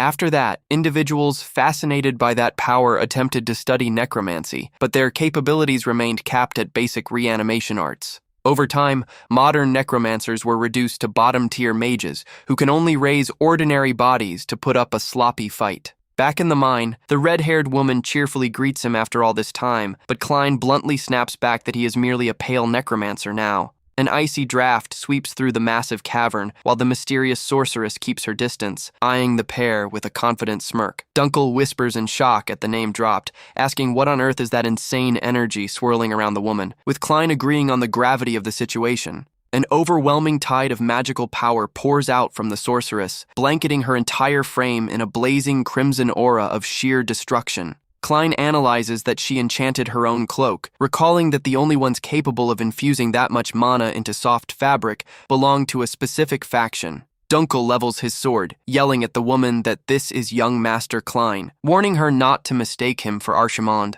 The red-haired sorceress smirks, claiming it was just a joke, though admitting she may have been rude to the young master of Rhineland. She claims she knows the truth from the rumors and the demonic presence she picked up on, concluding Klein is definitely a necromancer just like her. The woman observes him closely and begins finding the setup rather strange, wondering why a necromancer would wield something so unconventional. She finds it completely absurd that a necromancer of his caliber would use a sword as his primary combat weapon. Fed up with the stalling, Dunkel demands immediate answers regarding what she did to the locals and who sent her here. Brushing off the questions, she simply remarks that a true necromancer never needs to rely on physical weapons. She explains that necromancers command spirits and manipulate death itself, as dark energy begins spilling from her mouth. The dread dark magic takes effect rapidly, causing one of the suspended bodies to go completely limp. The agony is unmistakable as a massive plume of dark smoke is expelled directly from the creature's mouth. Desperate shrieks echo through the cavern as a towering pillar of red and black energy erupts from a corpse.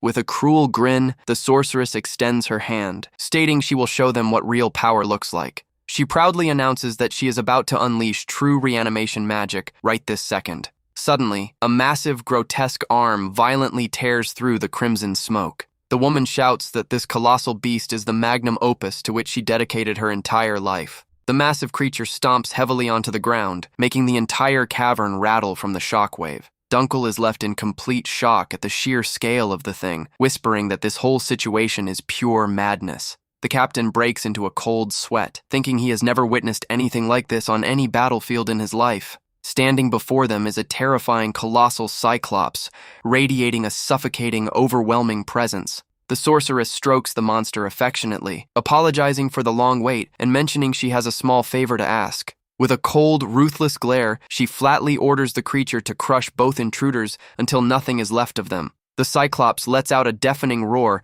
and charges at high speed straight toward Klein and Dunkel. Dunkel is alarmed by the speed of the giant monster's charge, realizing it is surprisingly fast on its feet. The monster attacks fiercely, but Dunkel swiftly leaps in front to shield Klein, warning that the situation is critical. Dunkel is surprised, glancing back to see how composed the young master remains in the face of imminent danger. The impact from the creature's blow kicks up a massive cloud of dust, making the heroes grunt in pain. Dunkel recovers quickly and lands a clean strike right against the one-eyed giant's body. Meanwhile, Klein drops to one knee, trying to catch his breath amidst the smoke of the clash. He wipes the blood trickling from his mouth, locking onto the threat with a deeply focused, serious stare. The Cyclops snarls furiously, dangerously closing in on Klein as the boy recovers on the ground. The monstrous beast takes another heavy step toward the defenseless youth, ready to strike him down again. The monster raises its massive foot to deliver a crushing stomp and settle the fight once and for all. But in a flash, a sharp blade cuts deep into the beast's giant leg, shutting down the attack instantly. Dunkel steps in furiously, delivering the strike, yelling at the monster to not even think about touching him.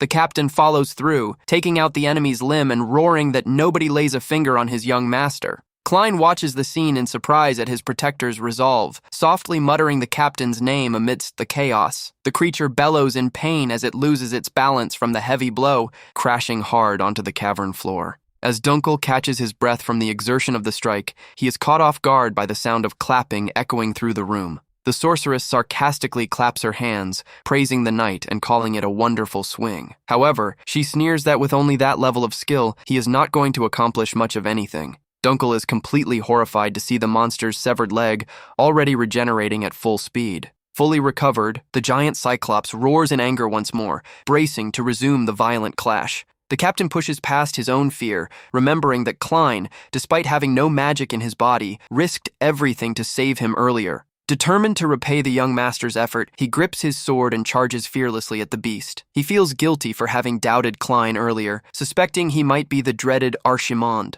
Believing there is only one way to make up for that shame, Dunkel unleashes a rapid flurry of strikes on the enemy. The monster roars in irritation under the endless barrage of blows trying to stall its lethal advance. With a resolute shout, he swears he will lay down his life if necessary to shield his young master to the very end. Yet the wounds dealt by the slashes begin closing up almost instantaneously thanks to the monster's absurd healing factor. Watching this play out repeatedly, the warrior gets frustrated realizing the enemy is healing back way too quickly. Dunkel hits the ground hard as he tries to dodge a heavy swing from the Cyclops. The captain quickly gets back on his feet, sprinting at high speed to build up momentum. He launches into a high leap, catching the giant off guard as it lets out a confused growl. Dunkel channels all his power into the descent, aiming to take out the enemy's head as quickly as possible. He lets out a determined yell as he delivers a lightning-fast strike with his blade. The captain lands a deep slash across the upper body of the giant Cyclops. However, Dunkel is blindsided by a sudden, dangerous retaliation from the colossal foe. The impact is devastating, forcing a pained groan from the warrior as he takes a direct hit. He is launched with extreme force, triggering a massive blast of debris right where he collides. The captain lies motionless against the shattered cavern wall, completely incapacitated. The warrior remains unconscious on the ground, severely bruised and bleeding from the sheer weight of the blow. The sorceress Pale watches her creations triumph with deep satisfaction, thinking this exceeds all expectations. The narration reveals that her intense obsession with reanimation magic began a very long time ago. After countless dark and dangerous studies, she managed to elevate her craft to an unprecedented tier. She successfully subjugated that horrific mutant creature that no other mage could ever hope to control. With gleaming eyes, she genuinely believes she possesses an unmatched, divine gift. Pale laughs maniacally, shouting that not even the legendary Archimond could ever craft something so flawless. In her delusion of grandeur, she fully convinces herself that she stands as the greatest necromancer of all. While the woman proudly screams that she surpassed the legendary master,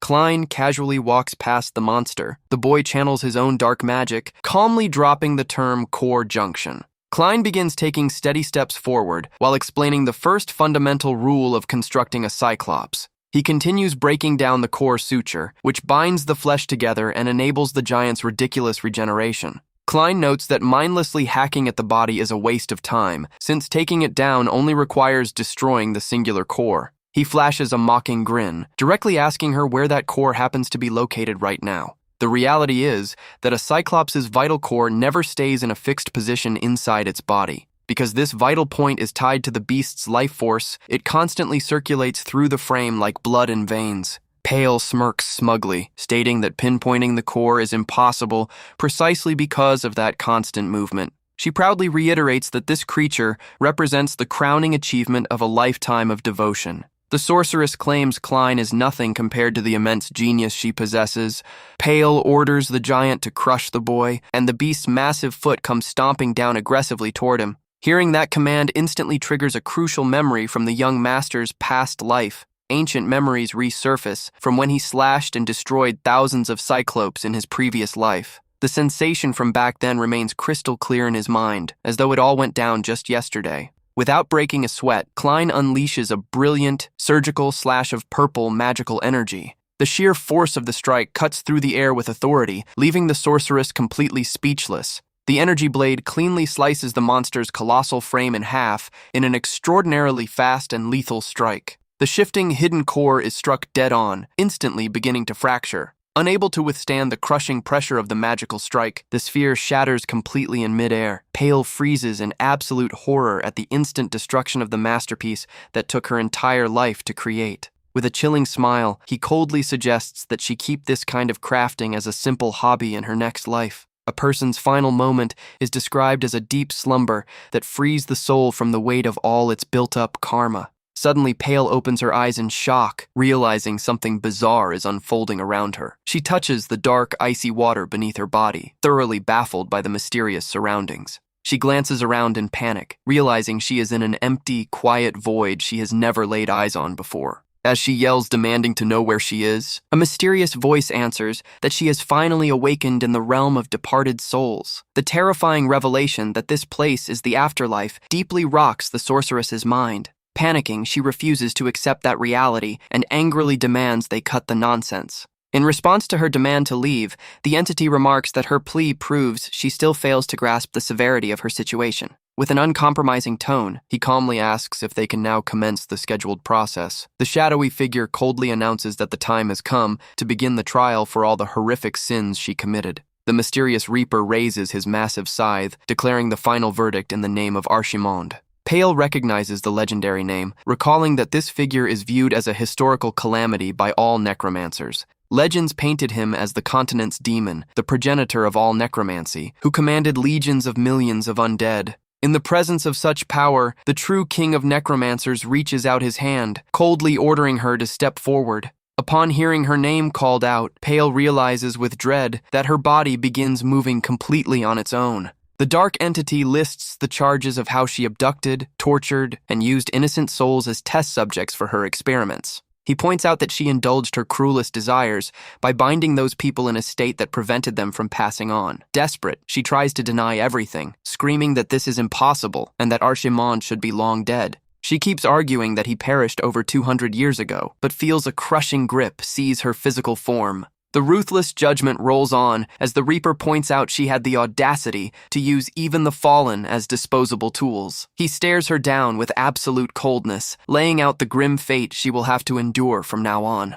Multiple dark coffins begin rising around them as he decrees that she will now become his personal tool. Terrified, Pale tries to scramble back, desperately begging for a minute to explain herself. She screams hysterically, unable to fathom what becoming a tool in his hands truly entails. Showing zero mercy, an unseen force drags her and slams her violently straight into a coffin. She lets out a final scream of despair as she watches the coffin lid begin to slide shut. Completely tuning out the sorceress's frantic cries, the Reaper calmly asks if she fears the end. He tells her in a chilling tone to relax regarding that common fear shared by the living. With a swift flick of his scythe, he seals the coffin, warning that she will soon be reunited with her victims. A deafening, agonized scream rings out as she finds herself completely trapped in that horrific fate. Back in the reality of the mine, Dunkel slowly begins regaining his senses, breathing heavily. Pale weeps in relief upon realizing she is still breathing, briefly believing the whole ordeal was just a nightmare. Dunkel celebrates in shock that he survived after taking that devastating blow from the one-eyed giant. However, pure horror grips everyone when they realize only the sorceress's severed head was reanimated.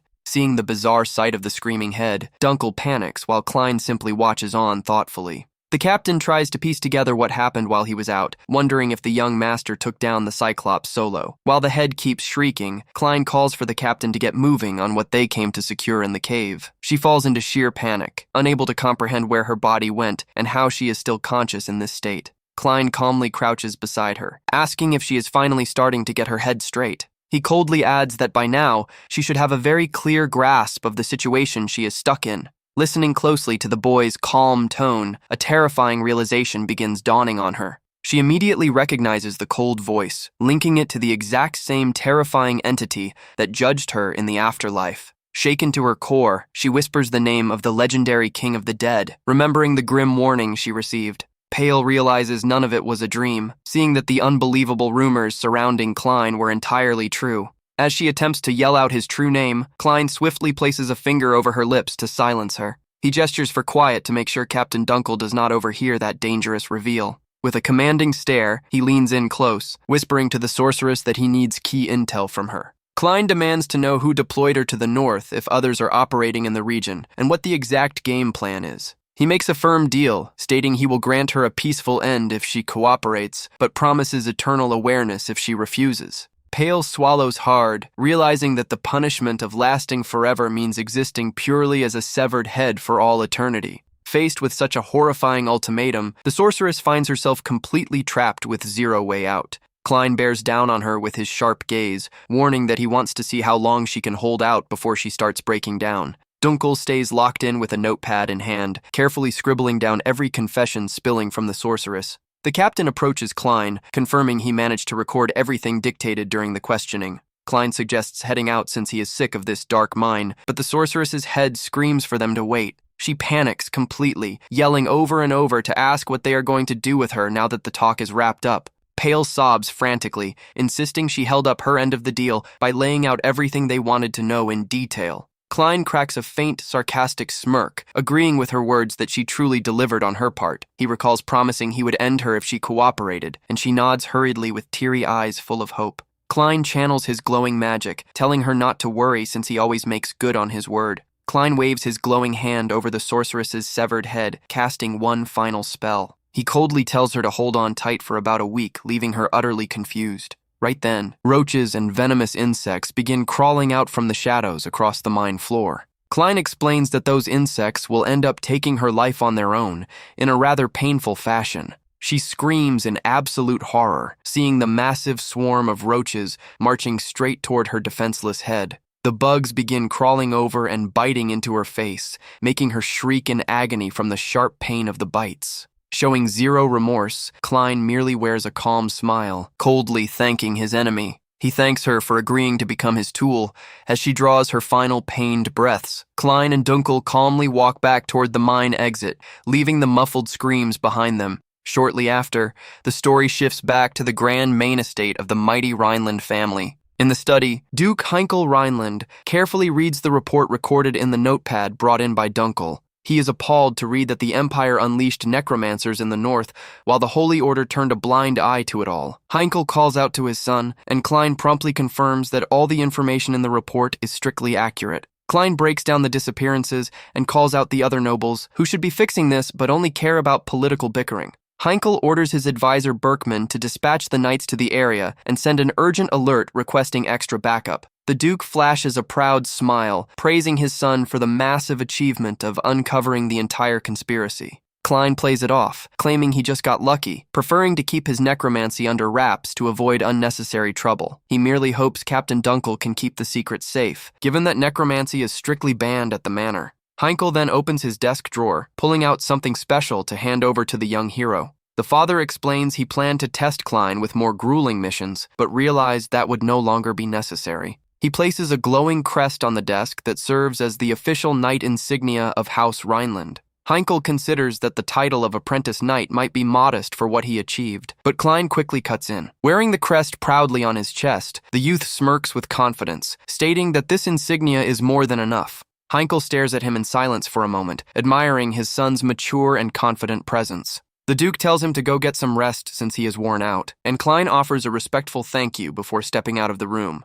The heavy doors of the study softly click shut as the boy walks out victorious into the hallway. Blown away by the combat figures detailed, Berkman notes the victory was insane, prompting Heinkel to send word to his brother. Knowing his brother has high standards, he tells the aide to let him know the genius he spent a lifetime searching for has finally been found. The Duke wants to make it crystal clear that this extraordinary prodigy is standing right under their own roof. Walking alone through the palace, Klein chuckles with a smirk, amused by the fact that he is now an apprentice knight. The narration explains that the military barracks where he will train is a strictly restricted zone for anyone lacking prior clearance. He figures Garrison Bierkman must be itching to dig into him, but sarcastically sighs since the two will likely never cross paths again. The boy recalls making that firm decision the day he took down Dalton, dead set on restoring the fading clan. While plotting his next moves as an apprentice knight, he suddenly hears quick footsteps rushing straight toward him.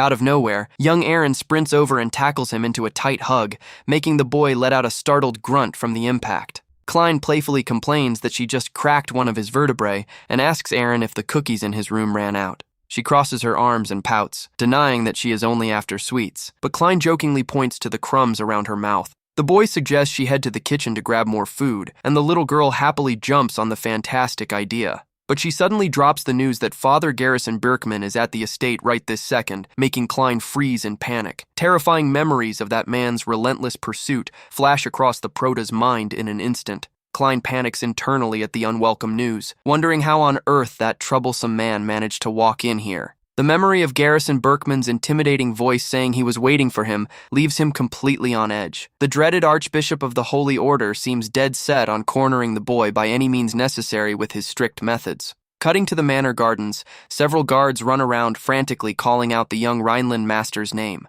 The guards comb through the surrounding woods by the palace, begging for him to please show himself as soon as possible. They talk among themselves in deep worry, confirming they have yet to spot a single trace of Klein anywhere across the grounds. Perched high up in a tree, Klein watches the men mentioning that the purification ritual is about to start and that Garrison Bierkman is furious. One of the guards shouts, claiming the priest promises to forgive the boy if he comes out right now, which only annoys Klein further. The young man gets irritated, remembering that the last time he bought that lie, he ended up tied up and hung out to dry by the priest.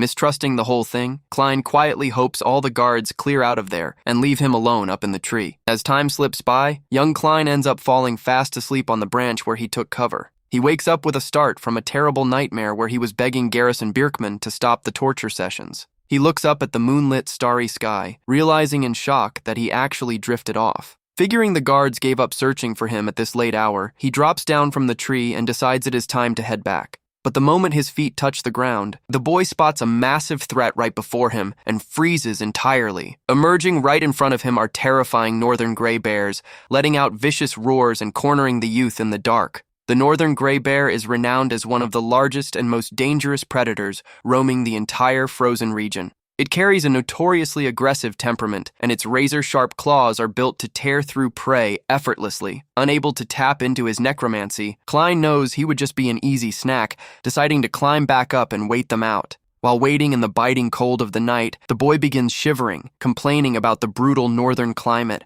He bitterly recalls dedicating his entire past life to those northerners who suffered unfair fates long ago. He finds it terribly ironic that he reincarnated right into the family of the very hero who ended his life back then. He laments that, even in this new life, his daily routine still boils down to running and hiding from his pursuers. Feeling the high fever burning through his weakened body, the boy hugs his arms tightly, trying to scrape together some warmth. Painful memories of the enemy army shouting to capture him return to haunt the feverish youth amidst the freezing cold. He also remembers people whispering judgmentally that he was just a cursed child for being born that way. The boy curls up crying in the cold darkness of the night, repeatedly whispering about how frozen he feels. Suddenly, Garrison's stern face appears right before him, calmly asking if the young master has finally come around. Klein wonders in confusion if he froze to death and went straight to the underworld, but Garrison chuckles, saying he merely rescued him. Seeing the dreaded gray bears lying defeated on the ground, the priest smiles, mentioning he easily handled all those beasts.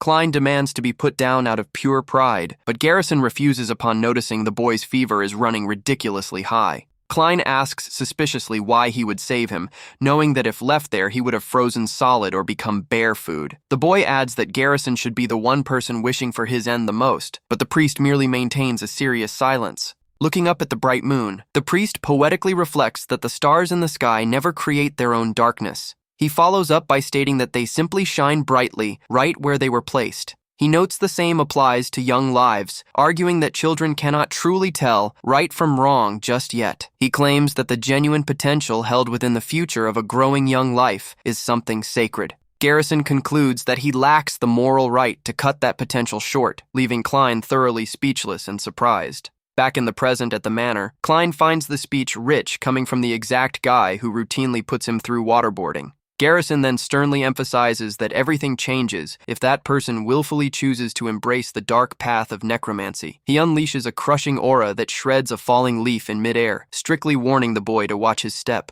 The priest delivers a direct threat, swearing he will end Klein with his own hands if he discovers the boy is truly Archimond. He suddenly swaps his menacing glare for a gentle smile, warmly greeting the young master after being apart for so long. Klein tries to hide his nerves, timidly replying that it has indeed been quite a while since their last encounter. The archbishop mentions he had to step away to handle some urgent business directly with the Holy Order. He reveals that he picked up a rather curious artifact from a trusted old friend during his time there. Klein goes into full shock, recognizing that the flask contains purified ectoplasm infused with his own demonic energy. Garrison brings up the encounter where a rogue necromancer ambushed Klein out in the woods. He adds that he personally took care of eliminating the scoundrel who dared target the boy's caravan, but the archbishop drops the major twist of his investigation, noting the ectoplasm tracking tool picked up on something abnormal. He calmly states that the flask detected the distinct signatures of two separate necromancers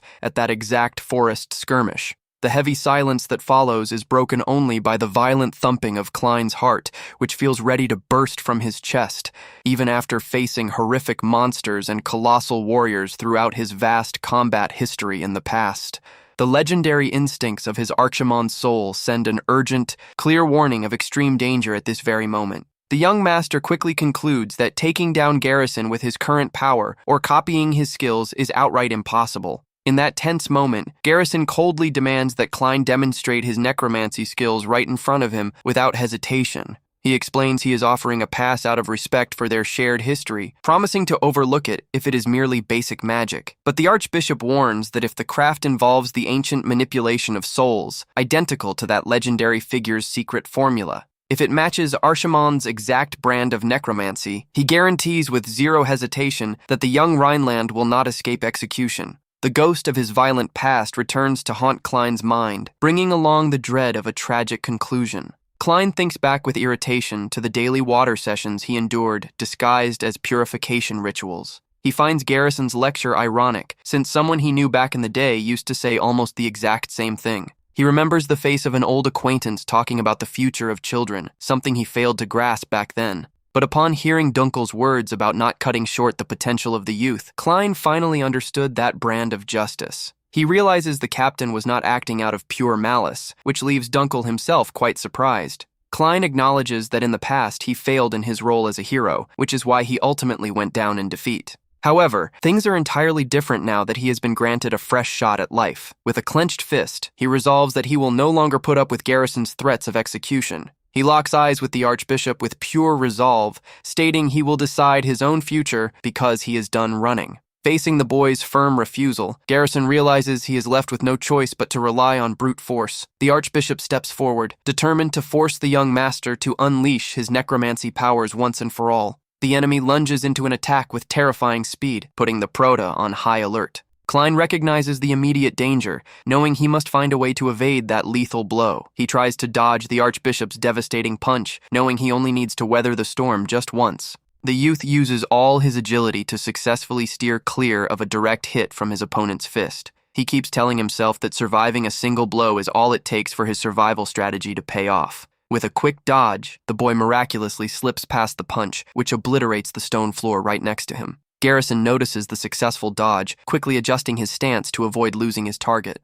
However, the young master flashes a triumphant smirk upon realizing his gambit succeeded. The flask carrying the ectoplasm sample hits the floor, shattering into pieces from the impact. The loud crash of the destruction startles the manor staff, who begin screaming in panic at the sight. The servants are horrified to see the Archbishop violently attacking the young master. Klein spots the perfect opening, thinking about launching a counterattack to capitalize on the vulnerability. Garrison appears holding the boy's own sword, mockingly asking if this was what he was reaching for. The young master is stunned to realize his weapon was swiped without him even noticing the move. Wasting zero time, the Archbishop tosses the blade aside with disdain to leave the boy completely disarmed. The blade spins through the air, embedding itself into the floor right at the startled protagonist's feet. Klein catches the malicious intent, realizing the guy is trying to force his hand into a fight. Dunkel suddenly steps in, stating the young Rhineland has no need to draw a weapon against the Archbishop. But Garrison tunes everything out, throwing another brutal punch straight toward the defenseless boy.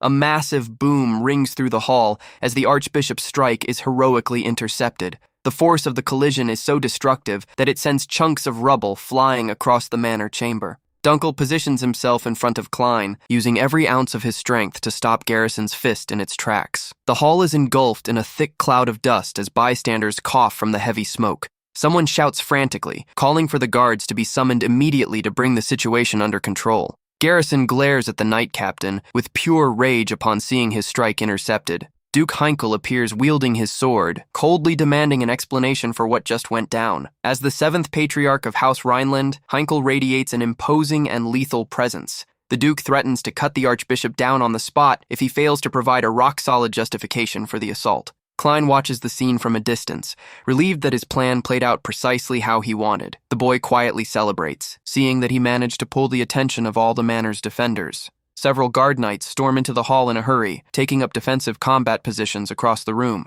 The warriors swiftly form a perimeter around the Duke and the young master to secure their safety. Dunkel is stunned upon realizing the true tactical calculation behind young Klein's maneuvers. Klein knew the knights would pick up on the enemy's murderous aura and come sprinting in to back them up. After all, he knew full well his opponent was none other than the mighty Archbishop Garrison. Heinkel questions again if the cleric truly had the nerve to attempt to take down his heir. Garrison calmly argues that the youth wielded forbidden necromancy and that everyone knows the penalty. The Duke snaps back, stating that outside the Holy Realm, there is no law banning the use of such magic. The Archbishop insists the family patriarch should know better than anyone the real danger this legacy brings. Heinkel states that his son suffered for 7 years due to a silly rumor, and he guarantees he is the boy's father. The Duke solemnly warns that he will not allow the Archbishop to lay a hand on his son ever again.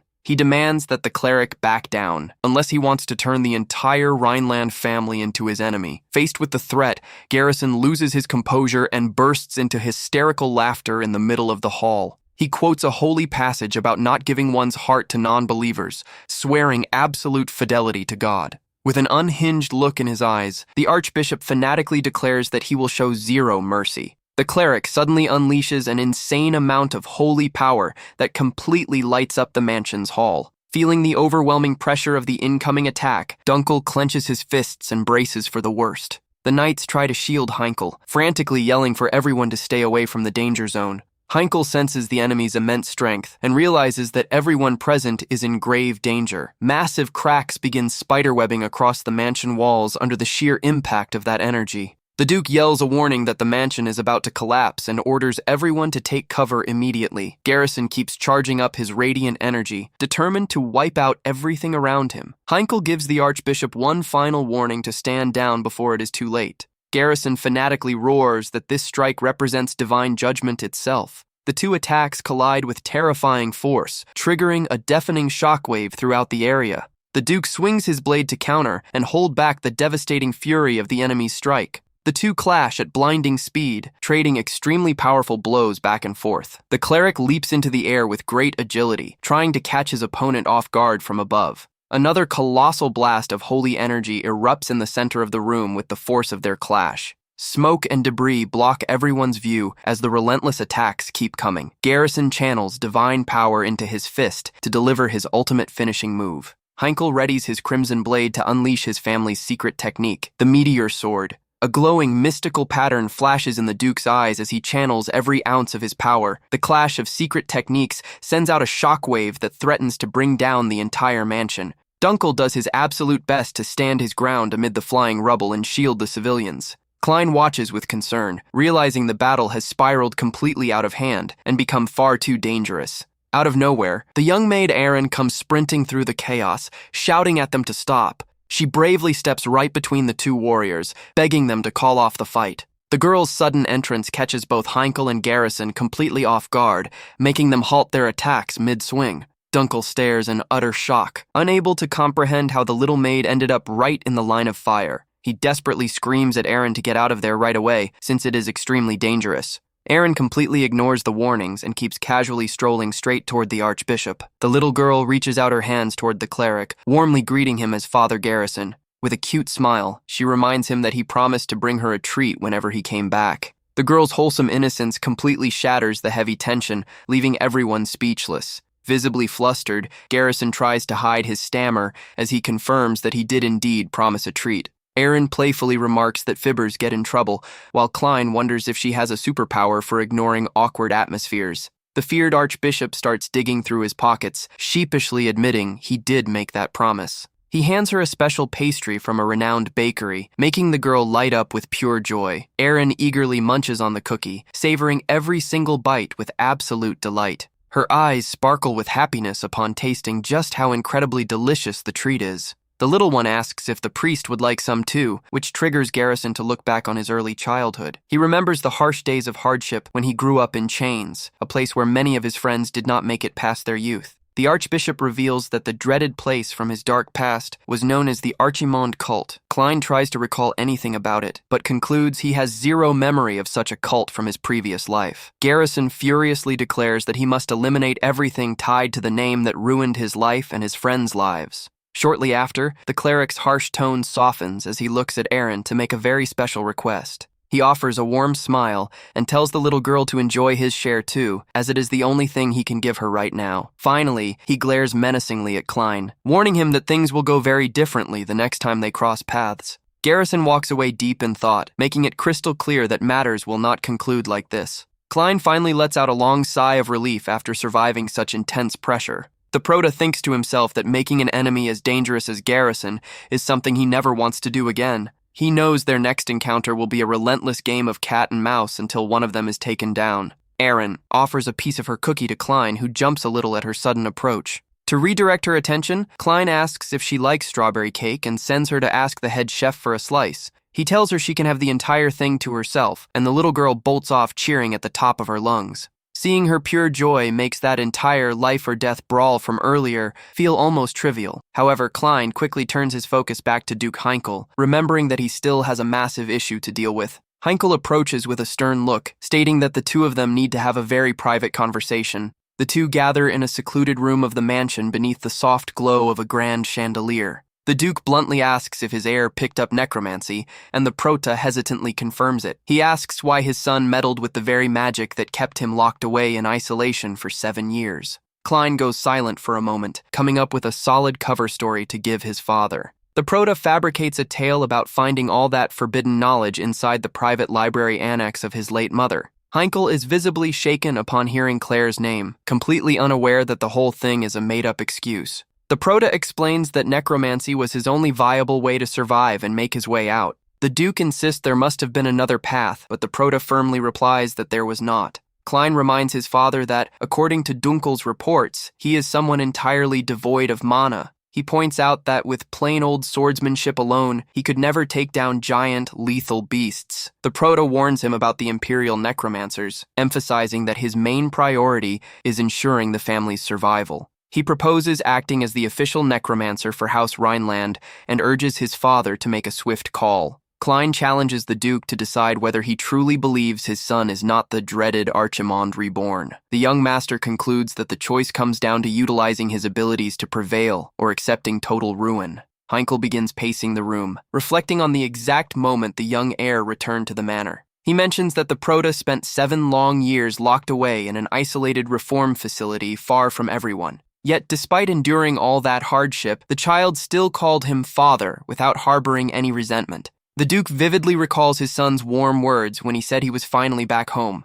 Heinkel expresses deep regret for being such a foolish father, while Klein is surprised to see him carrying so much guilt. The patriarch states he has neither the right nor any reason to hold the Prota back from carving his own path. The Prota is genuinely taken aback by Heinkel's understanding response and gentle tone. Heinkel grants his son complete approval, affectionately telling him to do whatever he thinks is best. Elsewhere, a mysterious figure mentions that the time has come to meet Klein in person. This individual summons Leia, a stunning woman who steps forward and reports before her master. With a sharp and disciplined gaze, Leia immediately accepts the command to bring in the young Rhineland heir. It is revealed that the commanding figure pulling the strings behind this hunt is the mighty Grand Duke Helion. Meanwhile, frantic screams echo through the dark city streets in the dead of night. A warrior is violently hurled against the neighboring buildings with immense force. A demonic figure cloaked in dark mist emerges from the wreckage with glowing crimson eyes. One of the fallen mercenaries laments that not even their entire squad is strong enough to halt the beast. The injured warrior panics, realizing they are up against an unstoppable force of nature.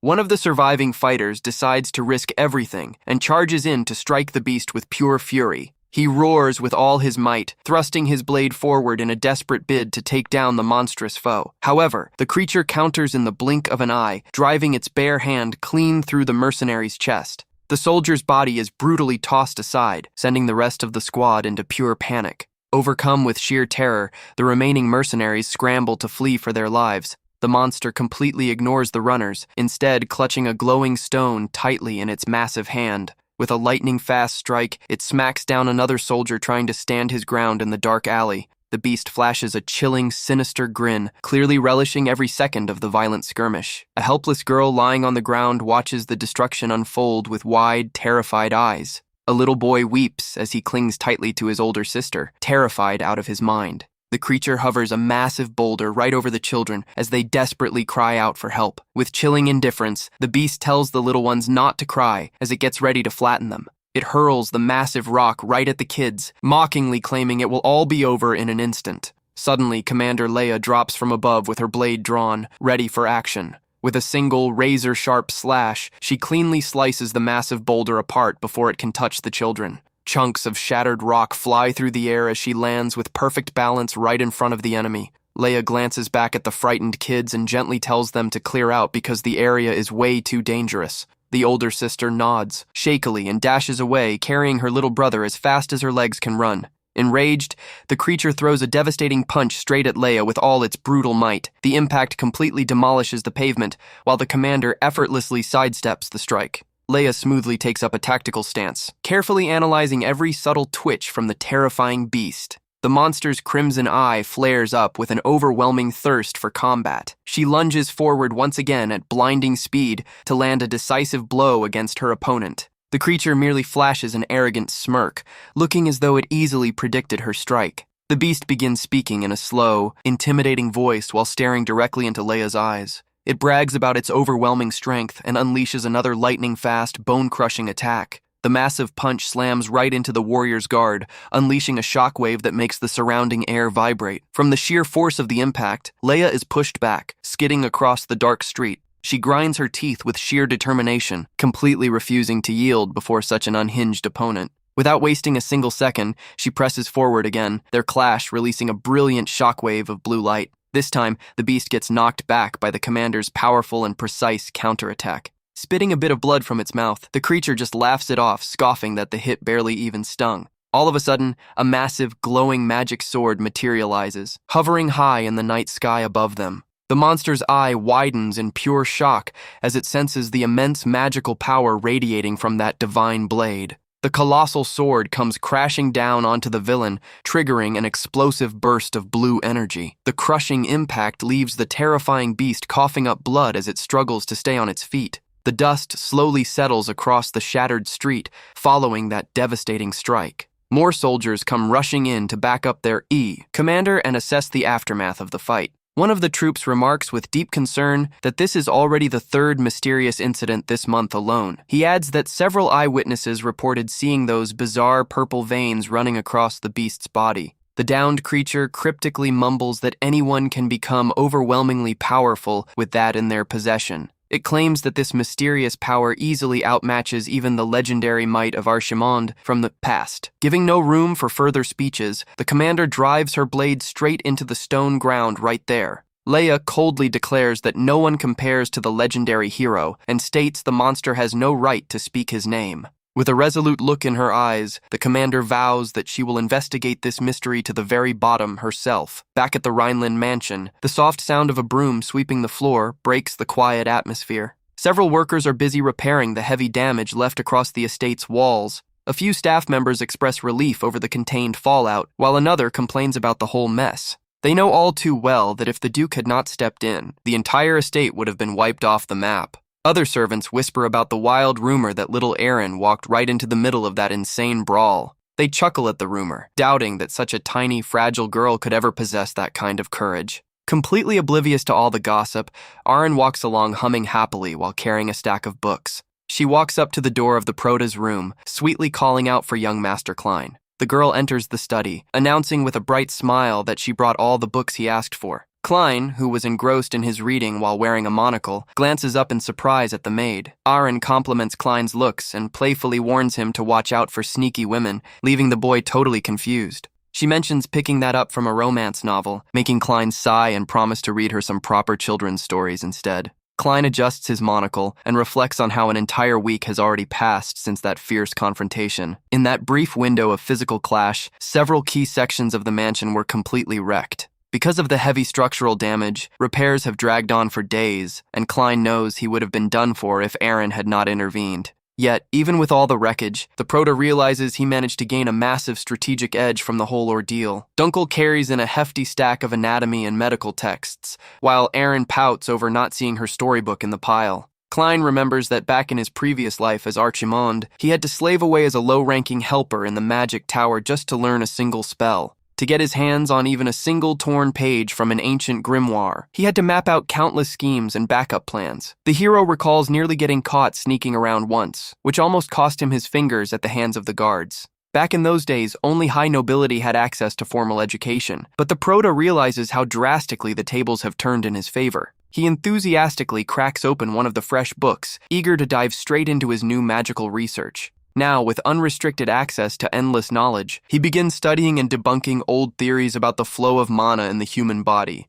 He gets genuinely excited analyzing all the new magical breakthroughs discovered over the past 200 years since his past demise. Totally locked into absorbing every bit of info, Klein puts on an intense grin that completely freaks out Dunkel and Aaron standing nearby. Noticing his guardian's weird look, the Prota pauses his reading and asks what is going on. Dunkel readies himself to ask a very serious question regarding the legendary hero Rudel Rhineland. The knight asks why the Prota is hoarding so many anatomy books and what the intricate diagram on that paper is supposed to be. Klein displays the illustration and calmly clarifies that it is a specialized magical blueprint for constructing spiritual vessels. Dunkel scratches his head at the complicated concept, prompting Klein to ask if he recalls the skeletal warrior summoned out in the woods. He begins demonstrating the setup, sprinkling a specialized magical powder straight onto the circle drawn across the parchment. The Prota explains that the following step involves infusing his own demonic energy to kickstart the magic circle. Aaron watches the entire demonstration with sparkling curiosity, deeply impressed by the young master's flashy display. He explains that his brand of necromancy is distinct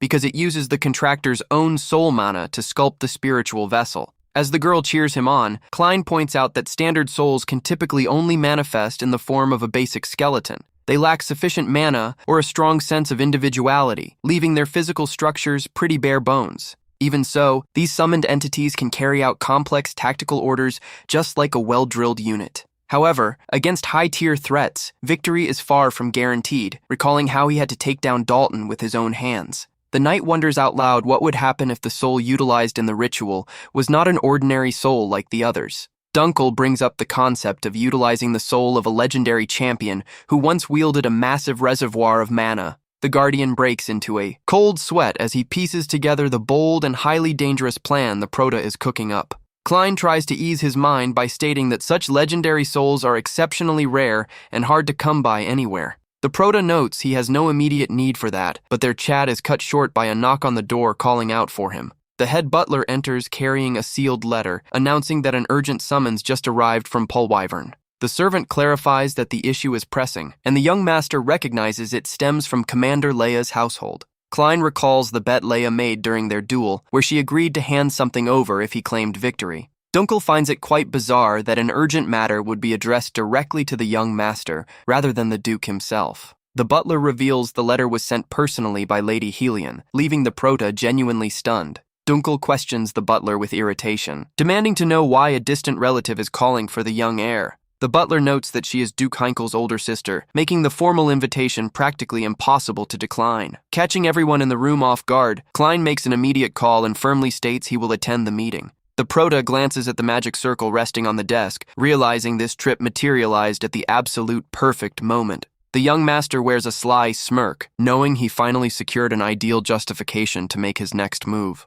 Leaving Aaron sleeping soundly on the study couch, Klein steps forward with clear purpose toward his new objective. He smiles upon hearing the little maid mumble about yummy treats in her sleep, then pushes onward holding up a lantern. An illustration depicts an ancient tome detailing the history of Rudel Rhineland, the sixth grand patriarch of the noble house. He was Heinkel's father and widely considered the greatest swordsman on the continent, though his life ended early as a tragic war hero. Klein walks through the pitch-black night with an ambitious plan in mind, zeroed in on locating that legendary hero's resting place. He reaches an eerie subterranean chamber, packed with massive stone slabs inscribed with ancient glyphs. The Prota carefully makes his way down the dark tomb stairs, guided solely by the dim glow of his handheld lantern. He observes that nearly every soul in this resting ground departed long ago without leaving behind a single trace. However, an intense blue spiritual flame suddenly blazes to life right before his eyes in the pitch-black chamber. Klein notices there is still one exceptionally strong soul bound to that ancient sarcophagus, tethered by profound, lingering regrets. The Prota grins at the thought of how furious Heinkel would be if he ever found out what was about to go down here. Klein sets his lantern to the side, getting ready for what he is about to perform right before his ancestor's resting place. He flashes a confident smirk, wondering if the time is finally right to kick off the ritual. Klein notes that, despite this being their very first meeting, he will have to show a little disrespect toward his late grandfather. He begins reciting an incantation, extending a beacon of light to the restless soul trapped by the regrets of the past. Klein states that if the spirit wishes to walk this new path, all it needs to do is accept the soul contract. A massive surge of blue spiritual energy erupts from the coffin, brilliantly illuminating the entire underground tomb. A commanding voice booms from within the energy, ordering the necromancer to step forward and reveal himself. Klein realizes the former Duke completely absorbed all the demonic energy around, proving his legendary reputation was no exaggeration. Standing before the young master is a Death Knight, an exceptionally formidable class of undead. Klein clarifies that to forge a pact with such a warrior's soul, he can either overpower it through force or earn its willing consent. The spirit of Rudel Rhineland, wrapped in blazing blue flames, confesses he initially wondered why his dear grandson was seeking him out. He continues by stating he never would have imagined running into the absolute worst enemy of the entire Rainland lineage right here. The ancient champion realizes that his family's ultimate nemesis has indeed taken full control over his own descendant's body. Klein acknowledges that spirits perceive the true soul rather than the physical vessel, admitting he is Archimond, but reminds him the pact's terms are exceptionally favorable. The spirit admits the proposition is impressive, yet questions how on earth he could ever place his trust in his bloodline's greatest rival. A freezing wave of power abruptly ripples through the entire subterranean cemetery. Klein unhesitatingly draws his sword, showing he is fully prepared to throw down. Klein vows to prove his contract is entirely genuine and that he will truly free his late grandfather from his eternal burden.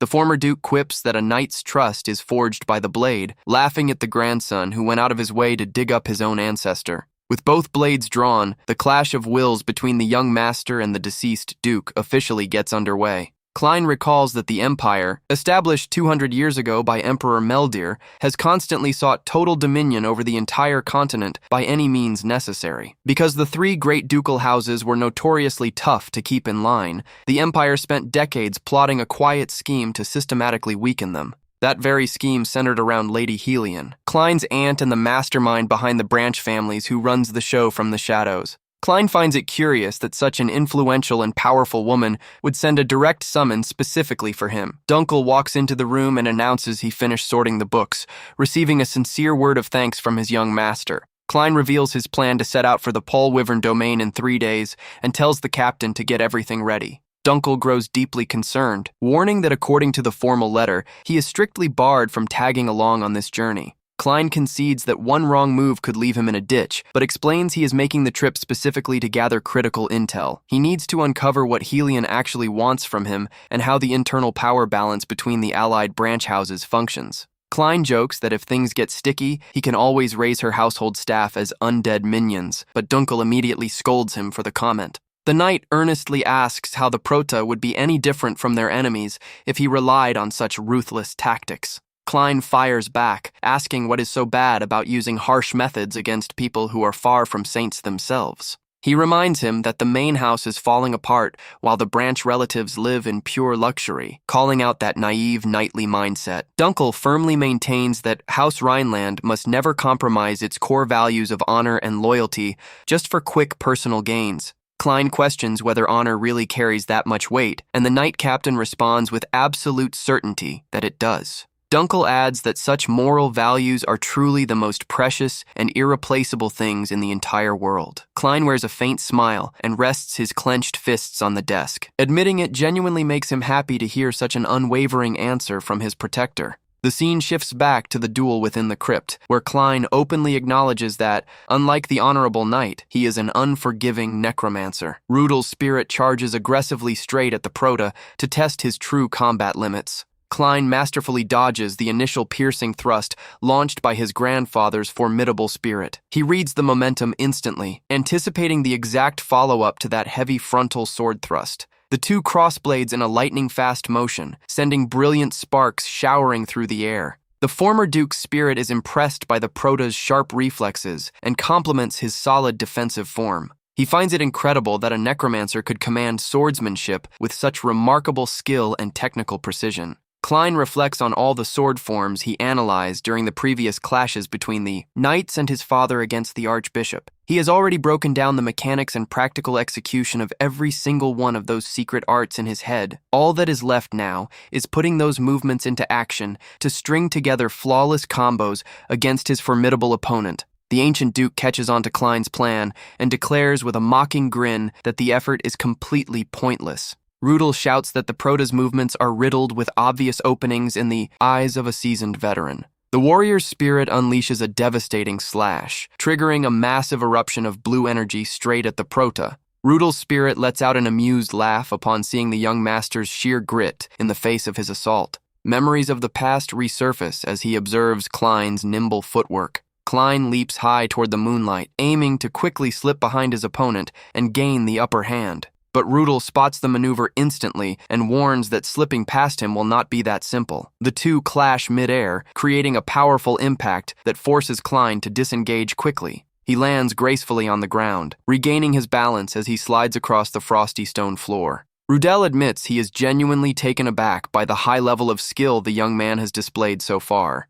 He finds it astonishing that Klein can evade his strikes while working with a body that possesses 0 mana. The veteran knight acknowledges the prota's remarkable talent, while Klein remains completely silent, maintaining absolute focus. The late Rudel Rhineland was the 6th patriarch of his house, formerly celebrated as the mightiest warrior on the continent. What truly elevated his legendary status back in the day was his completely peerless signature sword style. Rudel asks if the prota is enjoying playing the role of Heinkel's son, joking that his own boy would probably pass out from pure shock if he ever learned the truth. Klein smirks and replies that Heinkel does not suspect a single thing, being just as oblivious as his old man used to be. Rudel lets out a laugh and remarks that, judging by the way Klein badmouths his own family, he really must carry their blood after all. Shortly after, the ancient spirit sets the banter aside and notes that none of that matters anymore. The warrior drops into a focused stance, declaring he will go all out from here on out. Klein is stunned to recognize the legendary sword style Rudel created himself, which faded from history because it was far too complex for anyone to master. This secret style projects multiple attack trajectories all at once, making it impossible to tell which strike is the real one. With that, the imposing warrior executes the renowned phantom sword technique straight at the prota.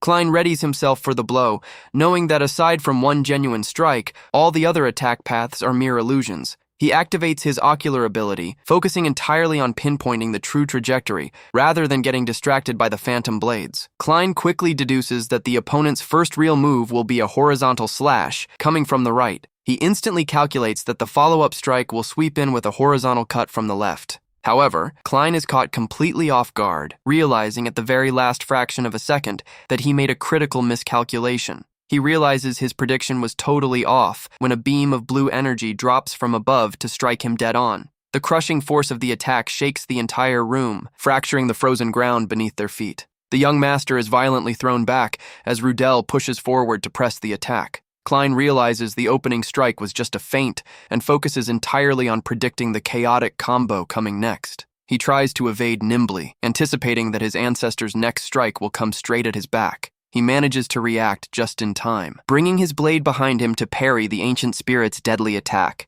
But Rudel's raw physical power is monstrous, and he easily begins overpowering the prota's guard. Klein momentarily loses his footing as the crushing pressure forces his feet to slide backward across the tomb floor. Seizing the opening, the former duke unleashes an upward slash that launches a massive wave of blue light. The blast triggers a violent explosion of dust and magical debris that shatters a portion of the stone architecture. Klein drops to his knees on the cold ground, coughing up blood from the heavy damage sustained in the blast. Wiping the blood from his lips, he reasons that the spirit's total mana pool should not be this far above that of a standard warrior. Rudel advises the young man not to underestimate the northern style, warning that the technique is so complex that none of his own children ever managed to master it. The spirit claims that even for the most formidable necromancer in history, breaking through that legendary defense is an impossible task. Klein offers a subtle smirk, quietly admitting he truly did not expect to have his limits pushed this quickly. Nonetheless, he gets back up without a hint of fear, announcing he is about to unleash everything he has been holding back as well. Klein wears a confident, knowing expression, stating he has already deciphered every movement pattern with the help of his special eyes. He goes on to taunt his grandfather's spirit, asking if that legendary technique was really as difficult as everyone made it out to be. Infuriated by his grandson's sheer nerve, Rudel snaps that he could never replicate such an intricate move after seeing it only once. Klein brushes off the opponent's anger and darts across the terrain with swift, calculated bounds. The former duke does not hesitate, unleashing his fury as he charges forward with his blade engulfed in blue flames. At that moment, Klein begins launching rapid-fire strikes, painting bright purple trails of light across the air. Much to the Phantom's astonishment, the prota actually begins flawlessly mirroring the illusory trajectories of the legendary style. The clashing powers meet right in the center of the arena, in a dazzling display of blue and purple energy. The two razor-sharp energy waves cut through the air at surreal speed as the two trade lethal strikes. Rudel furiously roars for Archimon not to get cocky, while the heavy clashes continue to echo throughout the crypt. Rudel finds it thoroughly ironic that a mere necromancer is trying to help the family of his sworn enemy. He shouts, demanding to know why someone like the necromancer would ever lift a finger for them. The former Duke continues, calling him nothing more than low-life scum known across the continent as a devil. Klein simply listens in silence while blood trickles down his bruised face. Rudel halts his assault and points his blade straight at the Proto, keeping his guard fully raised. After a brief pause, the spirit of the veteran knight simply asks what the real reason behind all of this is. Rudel points out that, with the Proto's exceptional skill, he could have easily dodged that final strike. Klein then responds by bringing up the notions of honor and loyalty he has heard so much about. He admits that, having lived his entire life as a necromancer, he used to think the value knights placed on those words was completely laughable. But Klein explains that everything began to change once he started seeing things from a different perspective. He shares that he watched someone who endured the exact same pain choose a completely opposite path, dedicating everything to the children's future. He wraps up by stating he could not care less about what others think, as he simply wants to see that promised future with his own eyes. His singular objective right now is to see whether that bright future actually comes to pass. Rudel listens to it all, explaining he became an earthbound spirit due to deep regrets he has no intention of sharing with anyone. Yet he hesitates for a moment, thinking that perhaps the answer to his long-standing dilemmas is within reach. He comes to accept that the closure he seeks might truly reside within that very future Klein spoke of. With a subtle smile, the former patriarch officially declares that he agrees to finalize the soul contract. Klein's eyes widen slightly as he realizes the intense test of strength has finally drawn to a close. Klein nods, confirming that helping him cast off that heavy burden is precisely his job from here on out. Klein explains that this is a mutual agreement, but Rudel suggests a straightforward master-servant pact to save time. The ancient spirit is amused by Klein's refusal, chuckling at the necromancer's unexpected honesty. The spirit then recites the formal oath, entrusting all his unfulfilled wishes and regrets to his new guide. Klein seals the ritual by declaring that, as Archimond, he inherits everything entrusted to him by his ancestor. He lays out the terms, vowing to guide the wandering soul until every last one of its goals is fully accomplished. Rudel responds by declaring that, in return, he will serve as the Proto's absolute sharpest blade on the battlefield. Now officially reborn as a Death Knight, Rudel asks if the Proto is ready to handle whatever consequences follow. Klein simply smiles, telling the spirit not to worry about the affairs of the living world. With the ritual successfully wrapped up, Klein suggests they pay a little visit to his influential aunt, Helion. Meanwhile, back at the main estate, the young maid Arine continues snoozing peacefully on the couch. She starts sleep-talking, muttering some random gibberish about a Death Knight. Arine jumps awake in a panic, yelling out for the teriyaki-flavored cookies from her dream.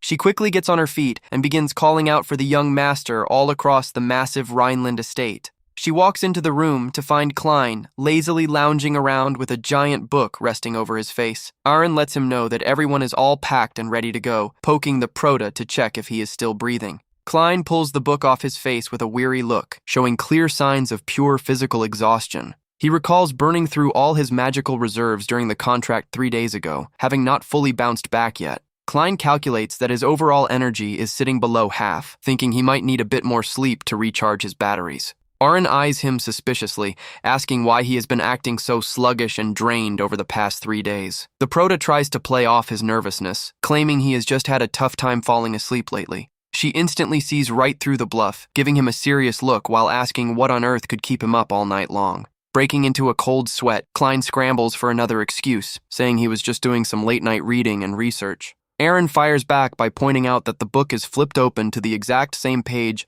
on magic rituals he was reading before. She darts around giggling at him for obsessing over summoning circles, while Klein desperately scrambles to snatch the book back. Dunkel suddenly walks into the room and, siding with Arine, demands an explanation for what the Proto has been secretly up to after dark. The Knight Captain simply stands there observing the scene in complete silence with an intensely serious look. Dunkel calls the Proto by his name in a stern voice, startling both Klein and little Arine. Klein swallows hard and starts panicking, wondering if the captain somehow uncovered the whole truth about the secret ritual. He knows it would be a total catastrophe if anyone found out he broke into the family crypt and turned his grandfather into an undead servant. Klein pictures the horrific nightmare of being hunted down by the Holy Order to be forcefully cleansed. Much to the young master's relief, Dunkel simply states he is against him traveling alone, revealing he fortunately heard nothing about the real secret. Dunkel places a firm, reassuring hand on Klein's shoulder, catching the young master completely by surprise.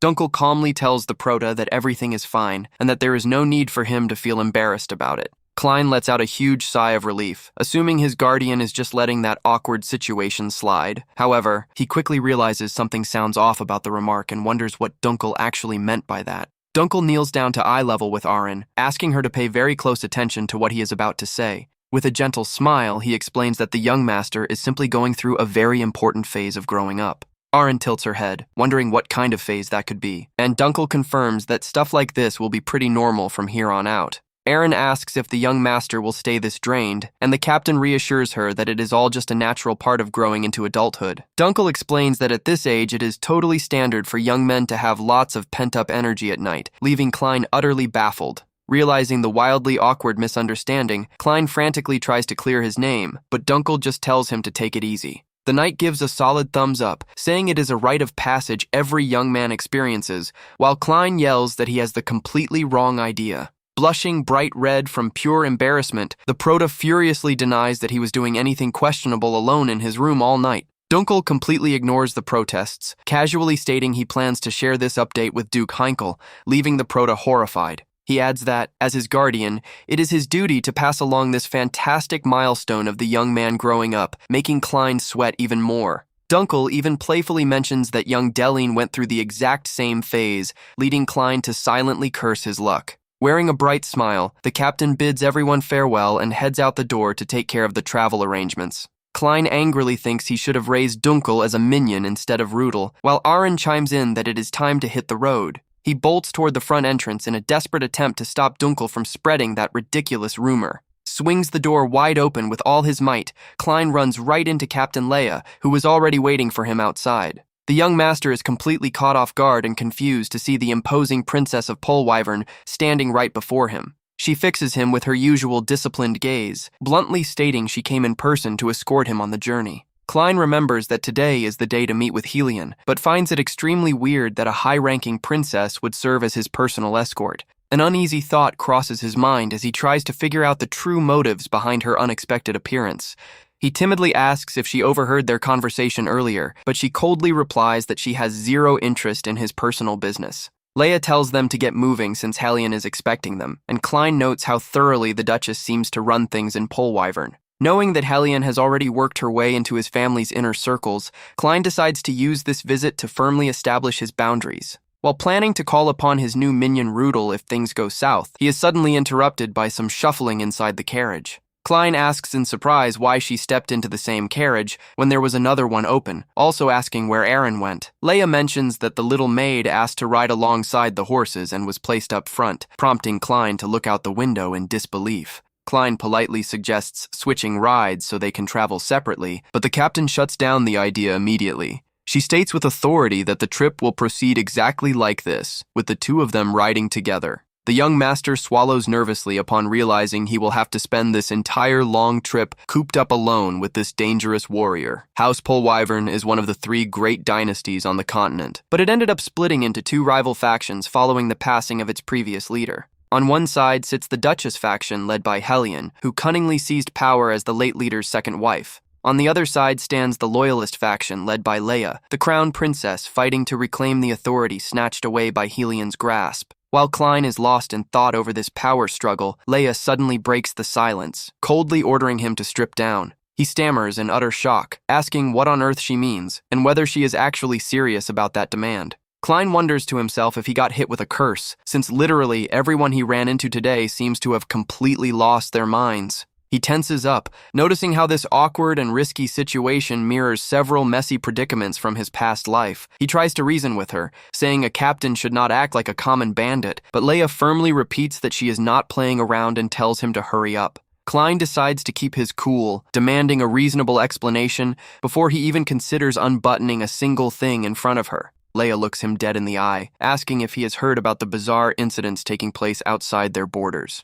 She explains that regular folks have suddenly been losing control, displaying an absurd and completely unnatural amount of raw physical strength. These affected individuals can toss massive boulders around with ease, acting in ways that totally defy basic human logic. Klein suspects it might just be some new type of magic, but questions what that has to do with his clothes, prompting her to bring up their previous duel. She explains that despite lacking the calloused hands of a seasoned fighter, he managed to take down an Imperial Knight, raising suspicions that he might carry that same strange power. Leia reveals that every single affected person develops glowing blue veins across their body, which is why she needs to inspect his skin up close. Klein figures she would never buy the truth about his magical eyes, even if he tried explaining his involuntary sword skills. He realizes she did some thorough homework and decides it might be best to just play along with her demands for the time being. Gazing at the passing scenery. Through the window, Klein reflects on how easily people and old bonds can completely change with time. Klein remarks that learning works that way, and when talent meets necessity, a person's sword skills level up way faster. Leia counters that nothing in this world stays frozen in time, with everything constantly shifting, even as they speak right now. She then teases the young man, asking why his height has stayed exactly the same since he is still visibly shorter than her. She keeps poking fun at him, pointing out that his back and shoulders are still pretty narrow, playfully labeling the young master a shrimp. Klein swiftly changes the subject, asking if she was present at the duel and reminding her that she promised a reward if he won. He reminds her of her promise about giving him a kiss, leaving the captain blushing furiously and completely at a loss for words. Making sure not to let her dodge the topic, Klein presses the issue while the two start bickering back and forth like little kids. Klein teases her about a commander going back on her word, while she, totally flustered, just snaps at him to hurry up and strip so they can get this over with. The young master revels in his quick wit and fires right back, boldly demanding that she take her clothes off first. Following Klein's cheeky remark, an intensely awkward silence blankets the entire carriage. Outside, little Aaron glances back with curiosity, noticing the sudden, complete silence coming from inside the vehicle. The escort guards also pick up on the absolute quiet from the carriage, wondering what could possibly be happening in there. Leia breaks the quiet once more, sternly asking Klein to listen closely to what she has to say next. She makes it clear she is here as both a princess and a commander, simply wanting to clear up her doubts about his strength before they reach the estate. Klein asks what happens if her hunch turns out to be wrong, and she promises to offer a sincere apology if that is the case. She adds that she will take full responsibility for her out-of-line behavior during this trip. Klein offers a slight smirk upon hearing the proud captain promise to take full accountability. He casually replies that he will be eagerly looking forward to that moment. Sometime later, the carriage finally pulls up to the massive, lavish estate of House Polwyvern. Aaron is completely blown away by the sheer scale of the castle, squealing with excitement. She remarks that the place looks utterly massive, with Klein stepping down right behind her. Klein takes in the luxury all around, noting that the estate looks easily 3 times larger than his own family's property. The young master mentally notes that the sheer aura of wealth here is thick enough to practically choke on. He realizes the overall scale and grandeur of the grounds easily rival those of a royal palace. Aaron asks where Captain Leia ran off to, and Klein mentions she vanished the second they cleared the front gates. Right at that moment, a formal voice calls out Klein's name, prompting the young man to glance back. A refined older gentleman introduces himself as Gordon, the head butler tasked with managing this colossal estate. Klein politely acknowledges the invitation and formally introduces himself, while Gordon looks him over carefully. The courteous butler offers a warm smile, officially inviting the young master and his maid into the grand hall. He notes that Duchess Helion is already eagerly waiting for him inside the lively banquet hall. Klein follows the butler through a crowd of local nobles who are chatting enthusiastically during the feast. Gordon mentions that it has been quite a long time since a member of the Rhineland family set foot on this luxurious estate. He adds that with the young master's arrival, quite a few things on the political board are about to shift. Klein grows wary, wondering to himself why a staff member so close to the former duke would drop hints like that to him. Considering the possibility that Gordon might view him as a potential ally, Klein seizes the opportunity to ask an important question. He asks how the former patriarch passed away, but gets cut off by a new voice announcing an arrival. Elegant footsteps begin echoing from the top of the grand staircase, instantly commanding the attention of everyone in the room. A stunning woman holding a golden folding fan remarks with a smile that Klein's face is a spitting image of his late mother. The surrounding nobles start whispering in shock upon seeing that the Duchess decided to make an appearance in person. One of the palace guards calls for absolute silence from all the guests gathered inside the banquet hall. He formally announces the grand entrance of the Duchess, commanding everyone to rise and show their proper respect. Klein and Butler Gordon stand alongside the others, patiently waiting as the Duchess makes her approach. Helion, the graceful leader of the Allied branch faction, extends an official greeting, addressing Klein as her dear nephew. In his mind, Klein recalls Rudel's stern warning that he should watch his back around the person he was about to meet. The ancient spirit had explained that the core goal of their pact was to fully restore House Rhineland to its former glory. Rudel had bluntly warned him that the person Klein was about to face was, in reality, his absolute worst enemy. The veteran champion had revealed with pure fury that this ultimate rival was none other than his very own daughter, Duchess Helion. Helion is Heinkel's older sister, who cemented her rise to power by marrying an influential figure in the Polwyvern dynasty. She took total control of the board by aligning herself with the Empire, launching a calculated plot that brought ruin upon the main Rhineland family. Wearing a cold, calculating expression, the rival faction's leader puts on a sweet smile and invites young Klein to step closer. The surrounding nobles begin gossiping about Klein, bringing up the old rumors of how he claimed to be Archimond reborn as a child. Sensing the heavy tension in the air, Arin tugs at her young master's sleeve, quietly asking what she should do in this spot. Klein gestures toward a massive dessert table and tells the girl to go grab some sweets to keep herself occupied. Arin excitedly skips off toward the cookies, with Klein playfully thinking that whole dessert spread will be cleaned out in a matter of minutes. The shot showcases the majestic exterior of the Polwyvern Palace, where this entire political chess match is unfolding. The massive banquet table is loaded with freshly baked bread, premium meats, and high-end delicacies served for the guests. Seated an absurd distance away at the massive dining table, Klein formally greets his aunt Helion. Helion calmly replies and invites him to take a seat, flanked by a mysterious young man standing directly behind her chair. That young man is Hector Ross Polwyvern, the legitimate heir to the prestigious house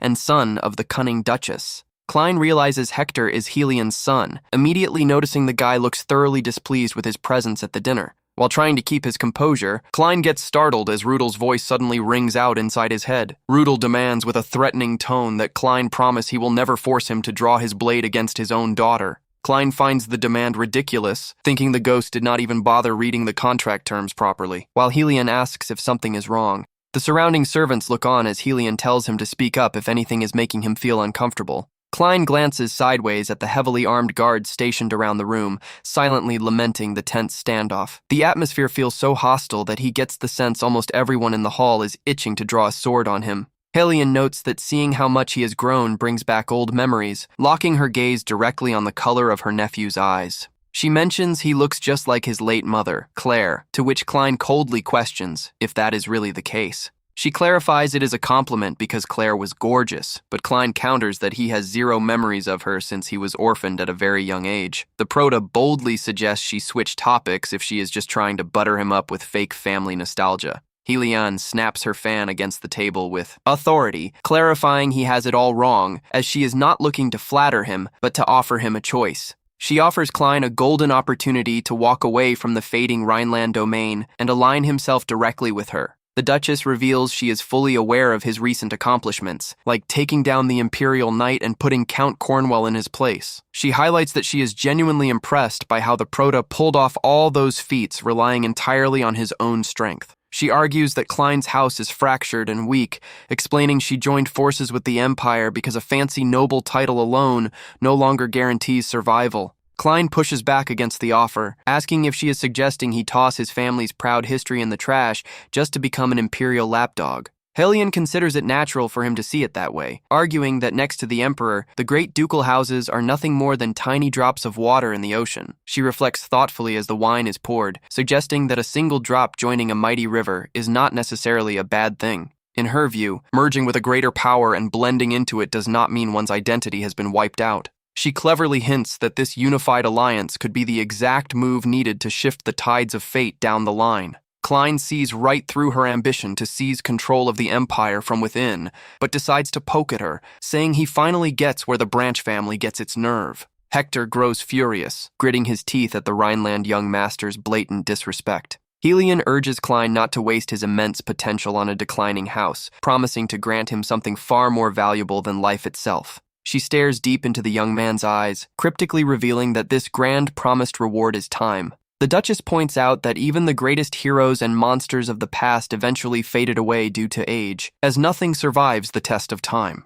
She claims to possess a secret method to bypass aging itself, promising to share that exact gift with him if he chooses her side. Klein is intrigued by the wild claim of immortality, noting from the cold look in her eyes that she does not appear to be bluffing. The Proto admits that even he is not entirely sure why he keeps fighting to protect his house, but decides to drop a clear warning to his aunt. He taps his wine glass and casually mentions that he finds it incredibly irritating when other people try to ruin or break his belongings. The Proto adds that only he holds the right to trash his own property if he feels like it, politely shooting down the proposed alliance. To drive his refusal home, Klein deliberately tips his red wine right onto the pristine white tablecloth. With a deeply menacing and furious glare, Helion confesses she truly did not anticipate such an insolent refusal from him. Klein flashes a mocking smirk, replying that she had better start getting used to life's little disappointments from here on out. Young Hector loses his cool at the Proto's boldness and spins around aggressively, ready to step into the feud. Heavy footsteps echo through the room as the Pole Wyvern heir marches over to where Klein is seated. Hector draws his blade and points the cold metal straight at Klein's face with an intimidating look. He arrogantly demands that the young man drop to his knees and beg Helion for forgiveness this instant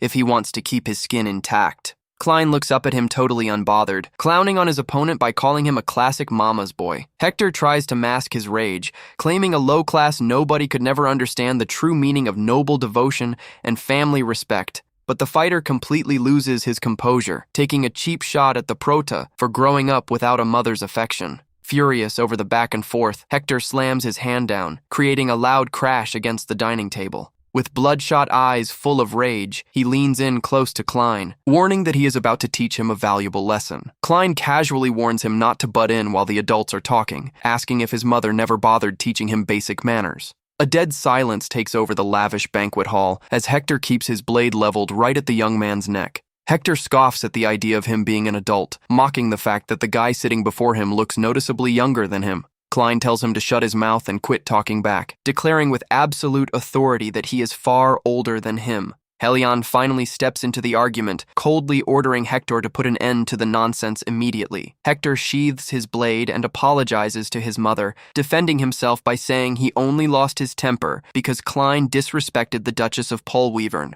In his head, Hector swears to himself that he will take at least one of Klein's hands as payback. Out of nowhere, he launches a blinding surprise attack, vaulting right over the massive banquet table. Klein reacts in a heartbeat, flinging metal forks and knives like high-speed projectiles straight at his attacker. Hector nimbly swats and deflects the silverware with his blade, showing off solid speed and precision. Meanwhile, Klein takes advantage of the opening to leap back, dodging what would have been a direct hit. Mid-leap, the young master swiftly unholsters his sword to dive right into the blade clash. The two blades collide fiercely in mid-air, showering the entire hall in a spray of bright sparks. They land smoothly on the banquet floor, keeping their guards up while reading each other's next move. The two swords cross in a rapid flurry of slashes and highly technical parries. Hector attempts a powerful sweeping arc, aiming to completely break his opponent's defensive posture. Klein cleanly ducks beneath Hector's horizontal slash, maneuvering across the hall with effortless mobility. Klein admits to himself that Hector's swordplay is decent and that his title as heir of Pole Wyvern is not just for show. But Klein gets caught off balance when he feels his footing slip due to a sudden misstep. Hector capitalizes on the brief stumble, aggressively pressing forward to close out the duel once and for all. The young adversary throws all his weight into a downward strike, targeting Klein's unguarded opening. Klein springs backward, thinking that in the end, his Aunt Helion was right about time being far more precious than life itself. He reflects that, having recently awakened after such a long slumber, every single second of this new life is exceptionally valuable. Klein flashes a taunting smirk, wondering why on earth he should waste his precious time dueling an insignificant bug. Wearing a chilling expression, he remarks that it would be way faster and far more practical to just finish him off right here. Hector freezes in pure terror upon feeling that monstrous pressure, but the clash gets cut short by a deep, booming voice. An imposing knight in heavy plate armor appears out of nowhere, placing a firm hand on Klein's shoulder to stop the brawl. The man is Sanchez, an elite knight serving Helion, who sternly demands that both of them return to their designated seats immediately.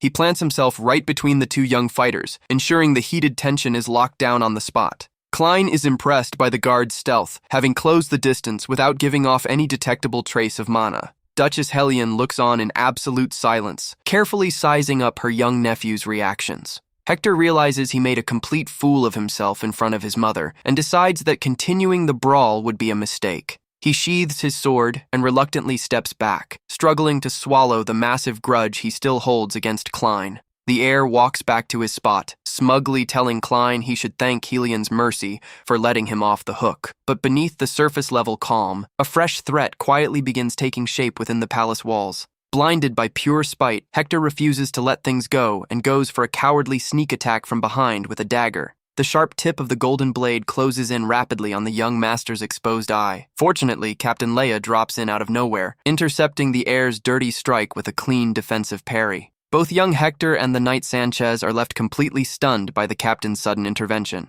Klein is equally surprised to see the princess jump into the fray to shield him from a blindside attack like that. She locks eyes with him intensely, provocatively claiming she is only stepping in to make him pay for his cheekiness back in the carriage. The wind howls across the mountains under the pitch-black night sky. Rudel tells Klein he needs to remind him of an important detail already written into their pact, catching the Prota's interest. He explains that the main goal of his summoning is the restoration of Rhineland, bringing up the person they are about to meet. The Death Knight reveals that this individual is, in truth, his current enemy. Rudel then drops the truth, stating this major enemy is none other than his very own daughter. She is Helion, Heinkel's older sister, who married into the influential Polwyvern household. Helion ruthlessly took over the political board and, after the late Duke of Polwyvern's passing, aligned with the Empire to crush the main Rhineland branch. As head of the branch family, the Duchess calls Klein over with an intimidating gaze. The crowd starts gossiping about him, recalling how Klein insisted he was Archimond when he was just a kid.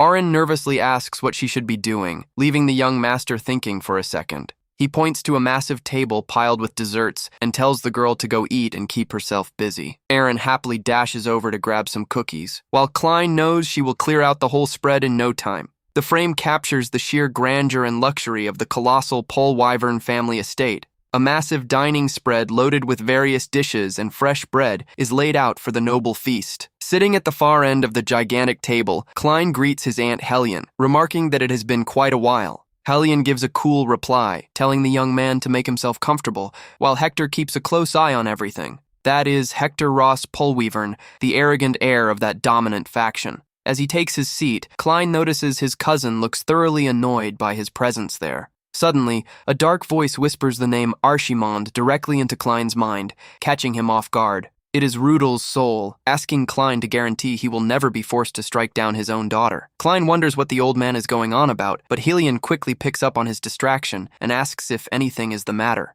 The servants begin pouring the wine, telling Klein to speak up if anything feels off. The young man quietly glances at the armed guards stationed around the hall and lets out an unimpressed sigh. To him, the tension in the room is so thick it feels like everyone is ready to draw their blades at a moment's notice. Helion mentions that seeing Klein all grown up brings back memories of the past, focusing particularly on his eyes. She says he looks a lot like his late mother, Claire, to which Klein simply asks if that is truly the case. Helion reassures him it is a compliment, but Klein explains he has no memory of his mother since she passed away when he was very young. The Prota then suggests that if she is trying to win him over, she might want to pick a different topic. Hellion snaps her fan shut and clarifies she is not trying to flatter him, but rather offering him the chance to make a real choice. She offers him the opportunity to leave the crumbling Rhineland house behind and join her side once and for all. The Duchess reveals she knows about his impressive feats, like taking down an Imperial Knight without relying on a champion. She also brings up how he managed to bring the proud Count Cornwell down to his knees before him.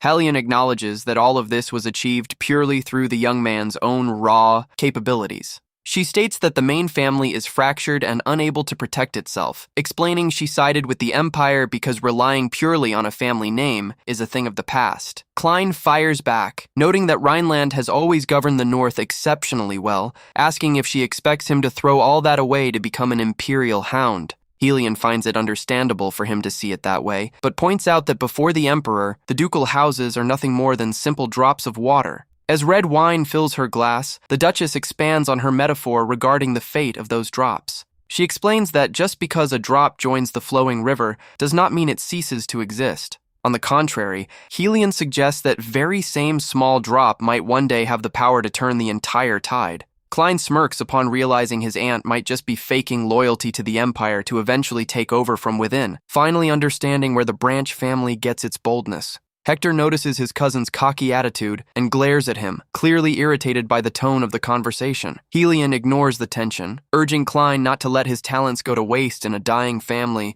promising something of immense value if he aligns with her. Locking eyes with him mysteriously, the Duchess reveals that this incredible reward is time itself. She reminds him that even the most feared devils and the heroes who defeated them faded with the passing of time, proving that power and prestige always bow before it. Helion then claims to possess a unique power capable of transcending time itself, promising to share this secret with her nephew. Klein is intrigued by the wild proposition, recognizing from his aunt's composed look that she is not bluffing. The young man admits that even he does not fully understand why he continues protecting Rhineland, but decides to give his aunt a straight answer. He nudges his wine glass with his finger, remarking that it gets really annoying when someone else decides to break his stuff. The Duchess's eyes widen slightly, caught off guard by her nephew's bold words and nonchalant gesture. Klein makes it clear that the only destruction he tolerates is what he causes himself, adding that he has zero intention of handing his family over to anyone else. Helion is infuriated, admitting she never expected to be turned down so insolently by him. Klein simply grins and tells her she had better get used to it, since life is full of firsts. Hector cannot contain his fury any longer and abruptly makes his move. His heavy footsteps ring through the hall as he storms toward his cousin. He stops right in front of where Klein is casually sitting at the dining table. The two cousins lock eyes intensely, filling the room with pure, unadulterated hostility. Hector draws his sword and points it right at Klein's face, calling out his name. He demands that his cousin drop to his knees and apologize to his mother right now if he wants this disrespect forgiven. Instead of backing down, Klein stands up and mocks his cousin, calling him a mama's boy. Hector is enraged, claiming a lowborn like Klein could never understand such noble loyalty. He presses the insult further, claiming Klein only acts this way because he grew up without a mother. The insult pushes things past the boiling point, and the tension at the banquet completely detonates. Klein's expression turns dead serious as he tells his cousin he is about to give him some valuable advice. He scolds him, telling him not to interrupt when the adults are talking, asking if his mother never taught him any manners. Total silence falls over the hall as the two remain locked in their standoff. Outraged, Hector asks how Klein can call himself an adult when he clearly looks much younger. Klein tells him to shut up and stop talking back, stating firmly that he is way older than him. At that moment, Duchess Helion steps in and commands Hector to put an end to it immediately. Embarrassed for making a scene in front of his mother, Hector apologizes, but complains that his cousin disrespected the Duchess. Deep down, however, he refuses to let it slide, secretly planning to take at least one of Klein's hands. Driven by pure rage, the young heir lunges forward with a strike that shatters the table. The impact sends golden cutlery flying through the air around Hector. Swiftly, the young man snatches one of the forks floating midair. He hurls the silverware like projectiles straight at Klein, who leaps backward to dodge. Still airborne, the Proto decides to make a move and begins drawing his own blade. He deflects the incoming projectiles with razor-sharp precision, sending sparks flying across the hall.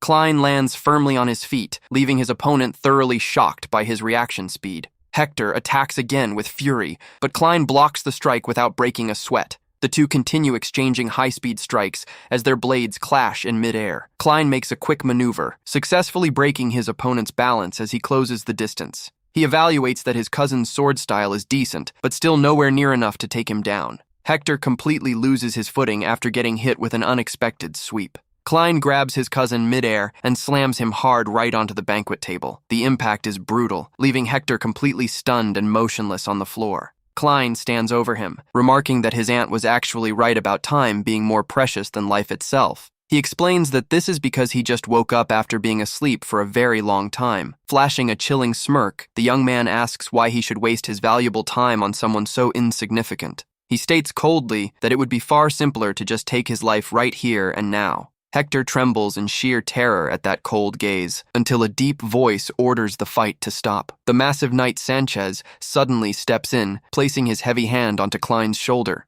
Helion's knight reminds them they are in the presence of the Duchess, asking them to return to their seats peacefully. He steps directly between the two young combatants, making sure the hostile tension is shut down immediately. Klein is impressed by the guard's stealth, having closed the distance without giving off any detectable mana. Duchess Hellion simply observes everything in total silence, carefully taking note of her young nephew's reactions. Hector realizes he made a complete fool of himself in front of his mother and decides that continuing the brawl would be a mistake. He reluctantly pushes himself up from the floor, trying to suppress the burning hatred he still feels toward Klein. The heir walks back to his spot, sneering that Klein should thank Hellion's mercy for sparing him. But behind the apparent calm, a new threat quietly begins to loom within the palace walls. Driven by blind hatred, Hector refuses to accept the end of the argument and attempts a dirty dagger strike from behind. The sharp tip of the golden blade closes in with fatal speed on the young master's exposed eye. Suddenly, Captain Leia drops in out of nowhere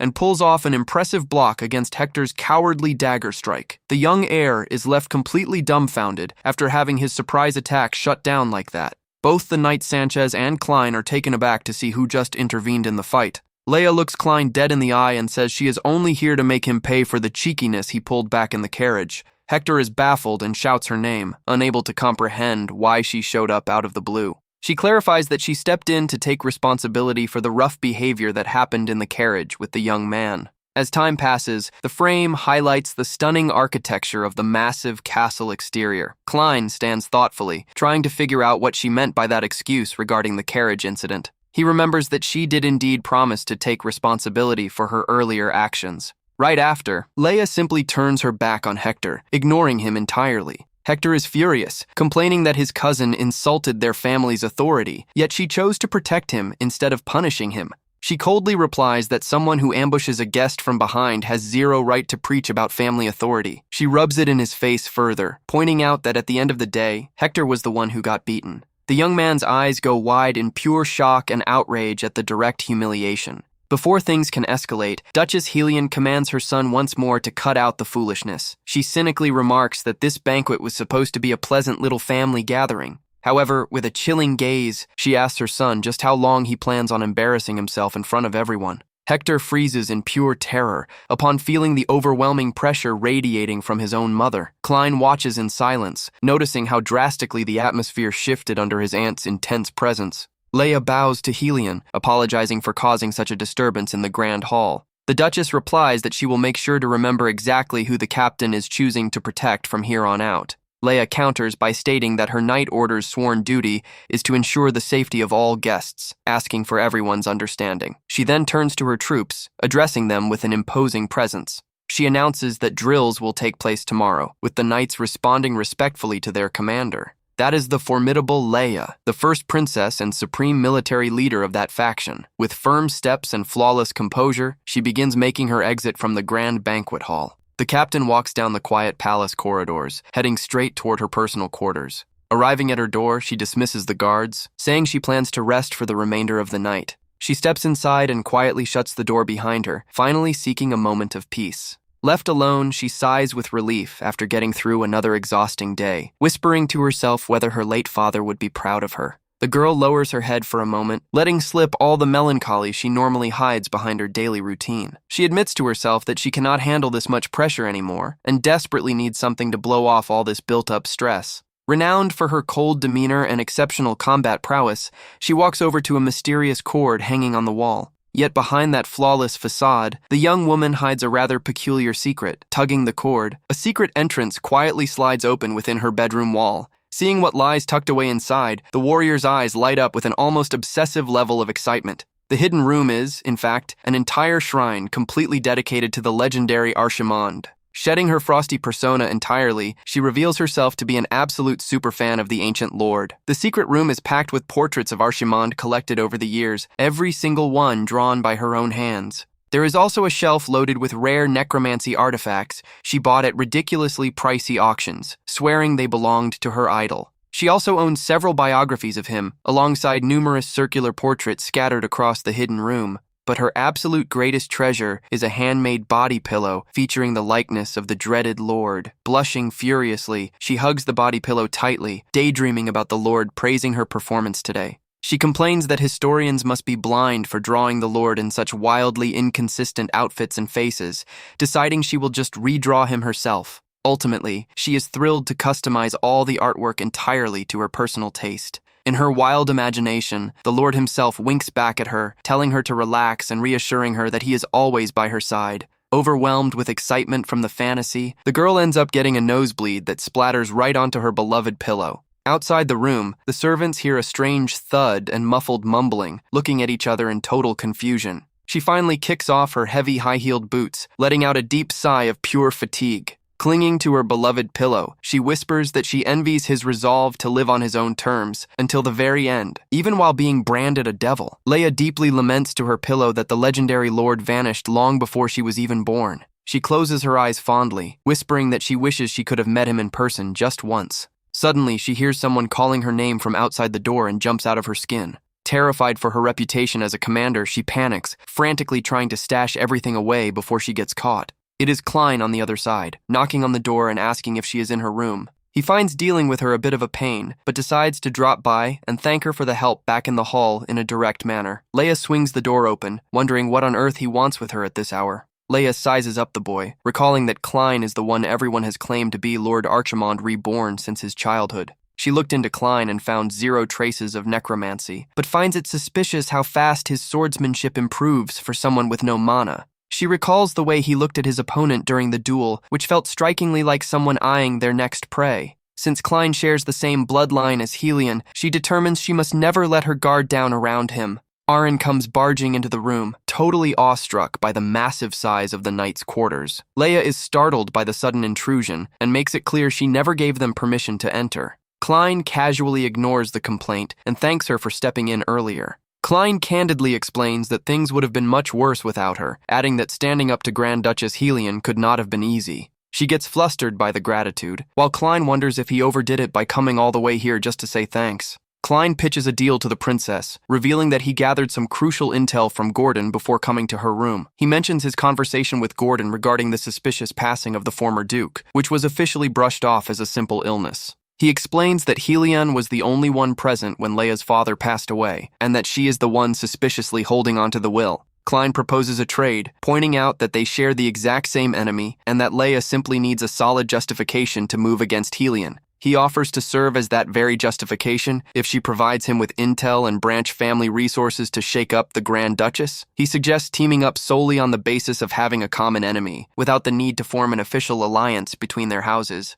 Klein wraps up by asking what she thinks of the pitch, pointing out that neither of them has anything to lose with this arrangement. Leia steps in close to him and asks if there is anything else he is after beyond that. Little Aaron quietly watches the silent stare-down between the two, finding it weird that nobody is saying a word. Leia deduces that he dug up info on her father somewhere, which is why he came forward with so much confidence to propose the deal. She clenches her fist tightly, asking if he truly believed she would just jump at a partnership simply because she despises the Grand Duchess. She looks at him dead seriously, stating that unfortunately for both of them, he is the exact same as Helion.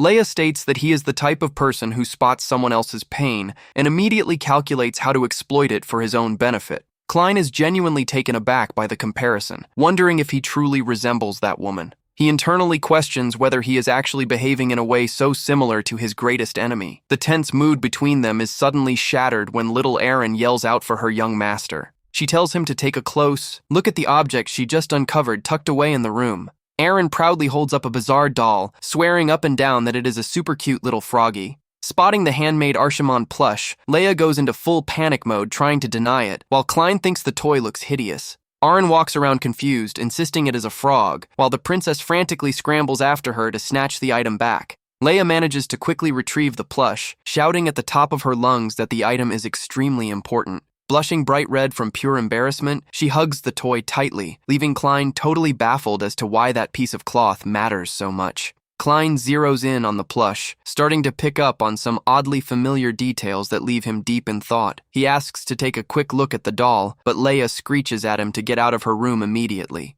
She desperately begs him not to look at all costs, claiming it would mean her absolute ruin. While the two argue back and forth, Aaron spots a cord hanging from the wall and decides to yank it out of sheer curiosity. Pulling the cord activates a secret mechanism within the bedroom wall, exposing a hidden passage. The wall slides completely open, revealing a mysterious shelving unit packed with portraits and glowing candles. Aaron points toward the curious discovery, while Klein stands frozen in absolute shock in the back upon seeing what is inside. The little girl takes a closer look at one of the portraits, noticing there is a drawing of a man's face on it. The secret shelf is crammed with biographies and countless other sketches of that exact same mysterious man. Aaron remarks that the drawn man looks super ugly, while Klein begins putting the pieces together in a cold sweat. A terrifying suspicion creeps into his mind, and he tries desperately to convince himself that it has to be impossible. He keeps repeating to himself that there is no way on earth any of this could actually be real. The reality slowly begins to sink in, and Klein's panic spikes with every passing second of silence.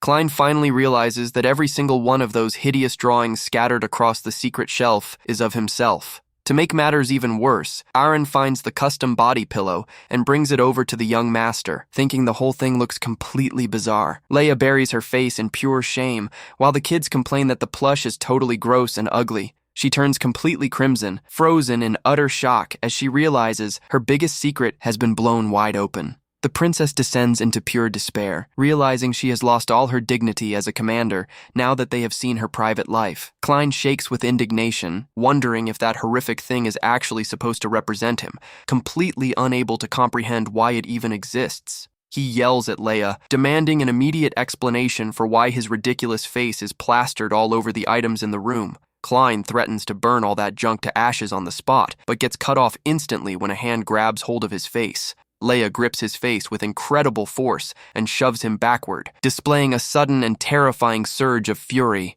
With tears of pure rage welling in her eyes, she screams at him never to dare insult Lord Archimond again. Klein goes dead silent, feeling his cheek burn from the bright red mark left behind by the force of her grip. His eyes go wide, completely unable to make heads or tails of what just happened. Meanwhile, heavy rain pours down over the Grand Duchess's massive, imposing castle. Inside the castle, Hector is seen collapsed on the floor, heavily bruised and groaning in deep pain. Hector wonders in utter despair why on earth he has to endure such a humiliating ordeal. He looks up in fear to see his mother, Helion, glaring down at him with an intensely cold and menacing stare. He still cannot comprehend why his own mother is treating him with such ruthless cruelty. The young heir begins choking, his legs flailing in the air as he desperately scrambles to break free. He gasps for air, begging that he cannot breathe, while Helion merely utters her son's name without an ounce of pity. Hector's eyes reflect pure, unadulterated terror as he stares at the terrifying figure of his mother standing right over him. Helion scolds him for drawing his blade right in front of the conservative faction and letting his emotions make him provoke someone he could not beat, only to be put in his place by Leia.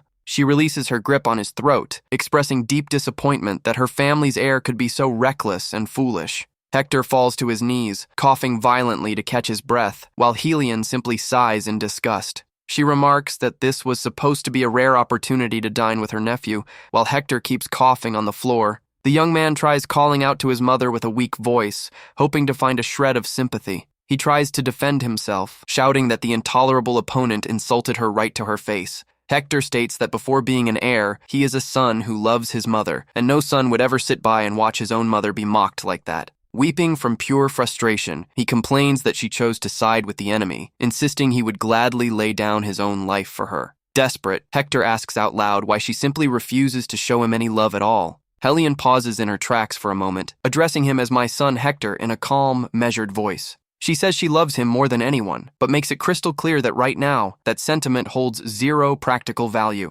She orders him to head out immediately to the fortress city of Garland in the southwest to oversee its defense for a while. Even though she frames it as a prime opportunity equivalent to a knight commander post, Hector realizes his mother has no real intention of helping him. He painfully realizes she is just trying to get rid of him by shipping him off as far away as possible. Knowing this, he chokes back his tears, says he understands, and tells himself he must become a far more useful son. With his heart completely shattered, the young man quietly withdraws from his mother's grand hall. The moment she is left alone in the massive, dimly lit chamber, the Grand Duchess commands the hidden presence to show itself. The elite knight Sanchez emerges from the shadows immediately upon being summoned by her. He bows with deep respect, asking if the Grand Duchess truly requires his services at this time. Helion gets straight to the point, ordering him to establish immediate contact with the fallen leaves. Sanchez is visibly taken aback upon hearing the group's name, and she coldly confirms it is precisely what he is thinking. She orders without hesitation that they put an absolute end to Klein, as well as the little maid who came along with him.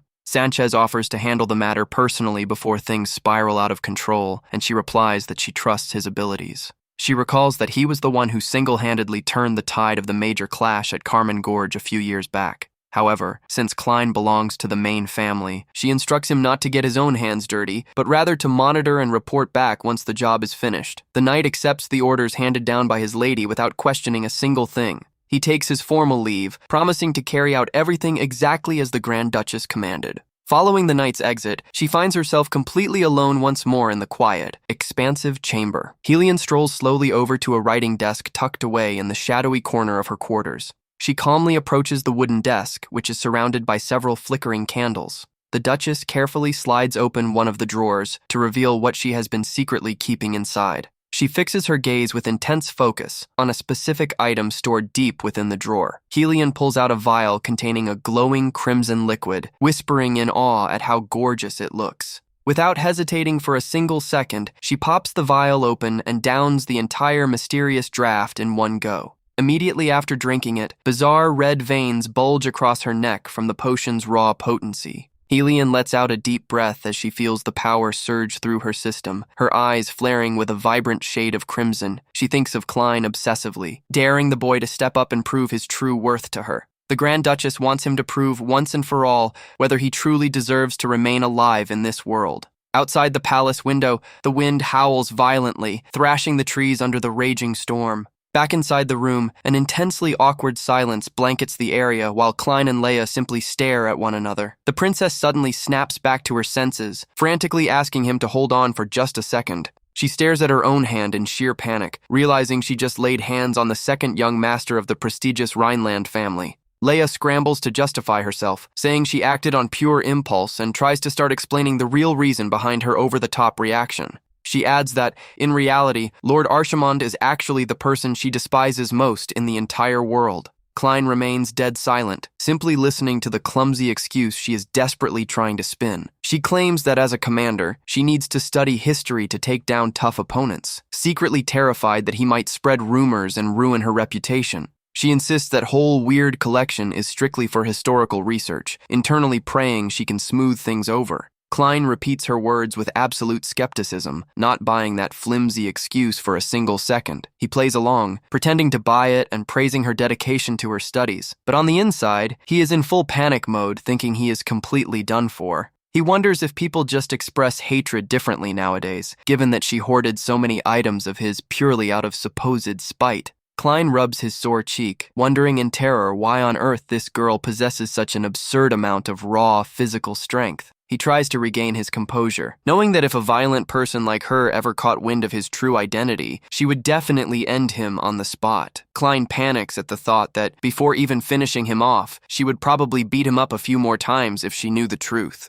Aaron insists the plush looks just like the young master, making both Klein and Leia scream at the exact same time, vehemently shooting down the comparison. Following their unison shout, absolute silence settles back over the room as the plush drops to the floor. Klein grabs Aaron's hand and decides to make a swift exit, remarking that staying here any longer is only going to shorten his lifespan. Before he can step through the door, Leia makes her final call, announcing that she agrees to accept the terms of the deal pitched earlier. She offers a sincere apology for striking him, admitting she ended up getting completely carried away in the heat of the moment. Leia confesses she cannot stop Helion on her own, and that she let her foolish pride get in the way of her plans for payback. Klein turns back toward her and starts to say they can hammer out the ideal terms for the arrangement together. However, she cuts him off out of nowhere, telling him to forget the whole thing and drop the proposal altogether. Leia explains that the cold, serious look he had on his face earlier continues to deeply unsettle her thoughts. She says he looked way too much like Helion, and that she has no desire to drag him into this mess if it means seeing that same hollow expression on him. Because of that, the princess suggests he avoid making any rushed calls at this very moment. She asks him to come talk to her only when he is genuinely ready to shoulder the full weight of the alliance's fallout. Leia feels her heart racing, thoroughly confused as to why he suddenly chose to handle things that way. She wonders if she just saw the silhouette of Lord Archimond overlapping with him, while Klein offers an apology. Klein takes his leave, saying he is heading out, while she tries to convince herself that the comparison makes zero sense. She recalls that he tried to use her pain against her just moments ago, but is caught off guard when he proposes a full alliance instead of a basic deal. Klein points out that she needs to reclaim House Polwyvern, and he needs to protect Rhineland, proving they genuinely need each other. Leia notes that sounds like a standard transaction, but Klein counters by explaining that transactions end in disadvantage, whereas an alliance is fundamentally different. He adds that in a genuine alliance, both partners must be able to trust each other with their very lives.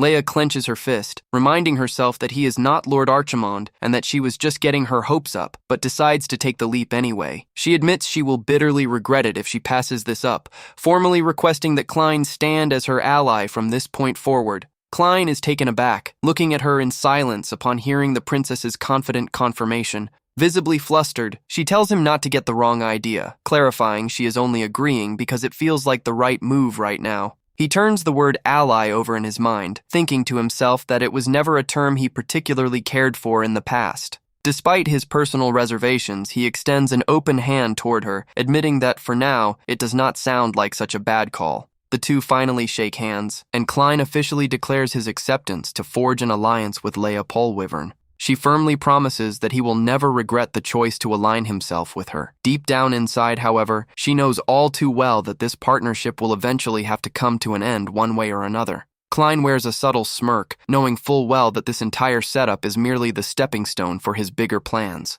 Elsewhere, in a pitch-black, damp underground space, rats scurry across the stone floor to the sounds of the night. The area reveals itself to be an ancient sewer or abandoned underground dungeon dripping with moisture. Suddenly, a heavy armored boot splashes down into the pooled water, signaling someone's arrival in this forgotten place. Sanchez walks through the dark, damp underground passages in a hood to carry out his lady's command. He continues pressing forward through the dark tunnels until he arrives in front of a massive, heavy iron door. Sanchez knocks firmly on the metal door to announce his presence at this mysterious location. He waits patiently as the large door slowly begins to creak open before him. He carefully extends his arm, preparing to slide an important item through the narrow opening in the door. He passes through a highly valuable gold coin, formally announcing that he is here to place an assassination contract. On the other side of the dark slit, the mysterious contact observes the gold coin in dead silence. A terrifying hand with long, razor-sharp claws reaches out from the darkness to take the offered payment. The mysterious creature asks what the target is, and Sanchez replies by ordering the elimination of the second young master of Rhineland. He coldly adds that the job must also cover taking care of the little maid who accompanies him. The small slot in the iron door suddenly snaps shut, plunging the space back into darkness. An elderly, bald guide points the way, asking the elite knight to follow him down the corridor. The old man explains that the strict rule for doing business with the fallen leaves is never making direct face-to-face contact. The old guide hands over a rolled-up scroll, stating that by using it, Sanchez will finally be linked directly with them. The elderly guide issues one final crucial warning, ordering him not to open his eyes under any circumstances during the process. A thick, dark, magical mist begins swirling around him, filling the entire room with an eerie aura. The spell activates completely, blanketing the elite knight in total, suffocating darkness. A mysterious voice echoing from the shadows announces they will now review all the specific details of the contract.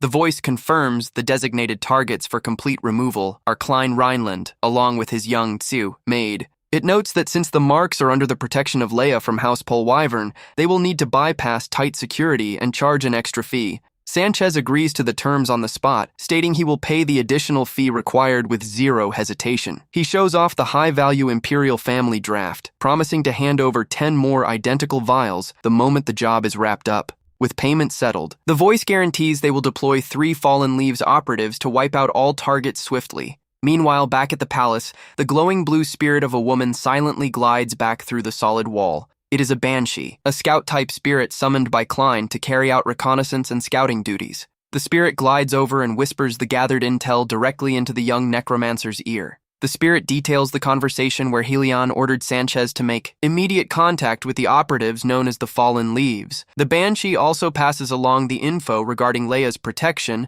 and the extra charge demanded by the operatives due to the night escort. The scout spirit repeats everything the night Sanchez confirmed and laid out to set up the ambush against them. Klein takes in the entire debriefing in total silence, resting thoughtfully in his large, luxurious armchair. He calmly pieces together that his aunt Helion has finally made her opening move against him and Aren. Under the pouring night rain, the 3 masked and lethal Fallen Leaves operatives are already gearing up for the hunt. Klein lets out a subtle smirk, wondering if he should bust out his necromancy for the first time in ages.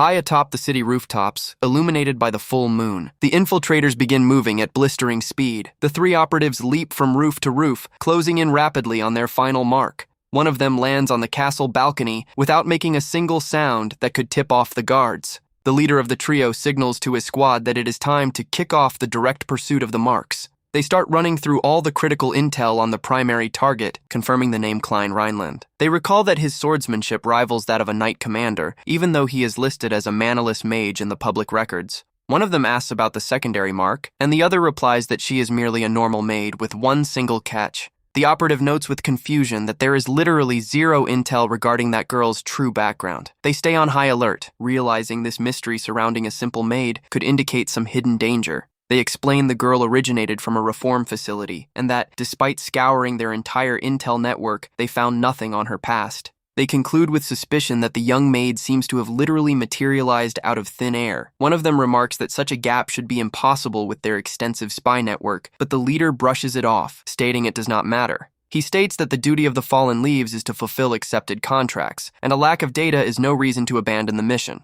The operative locks in with focused intent, reminding the crew that they stand to gain an exceptionally valuable reward for completing the job. The leader orders Delphin to handle the maid, receiving an immediate confirmation from his subordinate. They plan to move together to take out young Master Klein, but one of them suddenly tells everyone to hold on. The operative alerts the others, pointing out that the primary mark has finally stopped moving just ahead. Klein lets out a faint smile, muttering to himself that his aunt really is quite ruthless. He adds that she was actually being pretty sweet to him earlier, catching the hidden operatives off guard. He looks straight in their direction, remarking that he can hardly believe she actually called in the Fallen Leaves. The Fallen Leaves are known as an underground syndicate of operatives operating across the entire continent. They complete any contract at all costs under complete secrecy, with their greatest weapon being the personal intel of almost anyone in the world. The syndicate's massive surveillance network stretches seamlessly across all four cardinal directions of the continent. Word is that even if a nameless infant were abandoned in the middle of the ocean, their network could trace and locate the biological parents. The operatives' panic upon realizing their concealed position was completely sniffed out by the young man. With no time to waste, the leader orders everyone to push forward with the job and take down the mark as planned. Klein stays completely still and composed as a volley of dark explosives starts raining down in his direction. One of the projectiles slams into the stone pavement right near the young master's feet. An instant later, a massive, noisy burst of smoke completely blankets the entire combat zone. One of the operatives swiftly draws several sharp blades from his sleeves to keep the assault going. He hurls the daggers at high speed right through the thick smoke cloud left by the earlier blast. The projectiles strike the area with force, tearing heavy trails through the dark haze. The two attackers charge rapidly through the smokescreen to finish the job. Suddenly, a bright, sharp flash cuts through the dark haze to shut down their advance. The operatives are stunned to see their very own thrown daggers being effortlessly batted right back at them. A rapid flurry of sparks and clashes fills the air as the incoming strikes are completely turned away. Shaken by the impenetrable defense, the two operatives quickly backpedal to regroup. Klein taunts them, asking if they failed to predict the weapons coming back at them, leaving the enemy in shock. He wears a cheeky grin, noting he is the kind of guy who makes a habit of returning whatever he receives. He playfully quips that their amazing intel network seems to be missing basic personality profiles. Klein mentions that his aunt must have spent a fortune hiring them, pretending to worry about the Polwyvern household budget. He directs a lethal glare toward them, stating that if she genuinely wanted to finish him off, she should have sent an entire extra squad. One of the operatives warns the others that the kid knows who the client is, telling his comrades not to let the taunts get under their skin.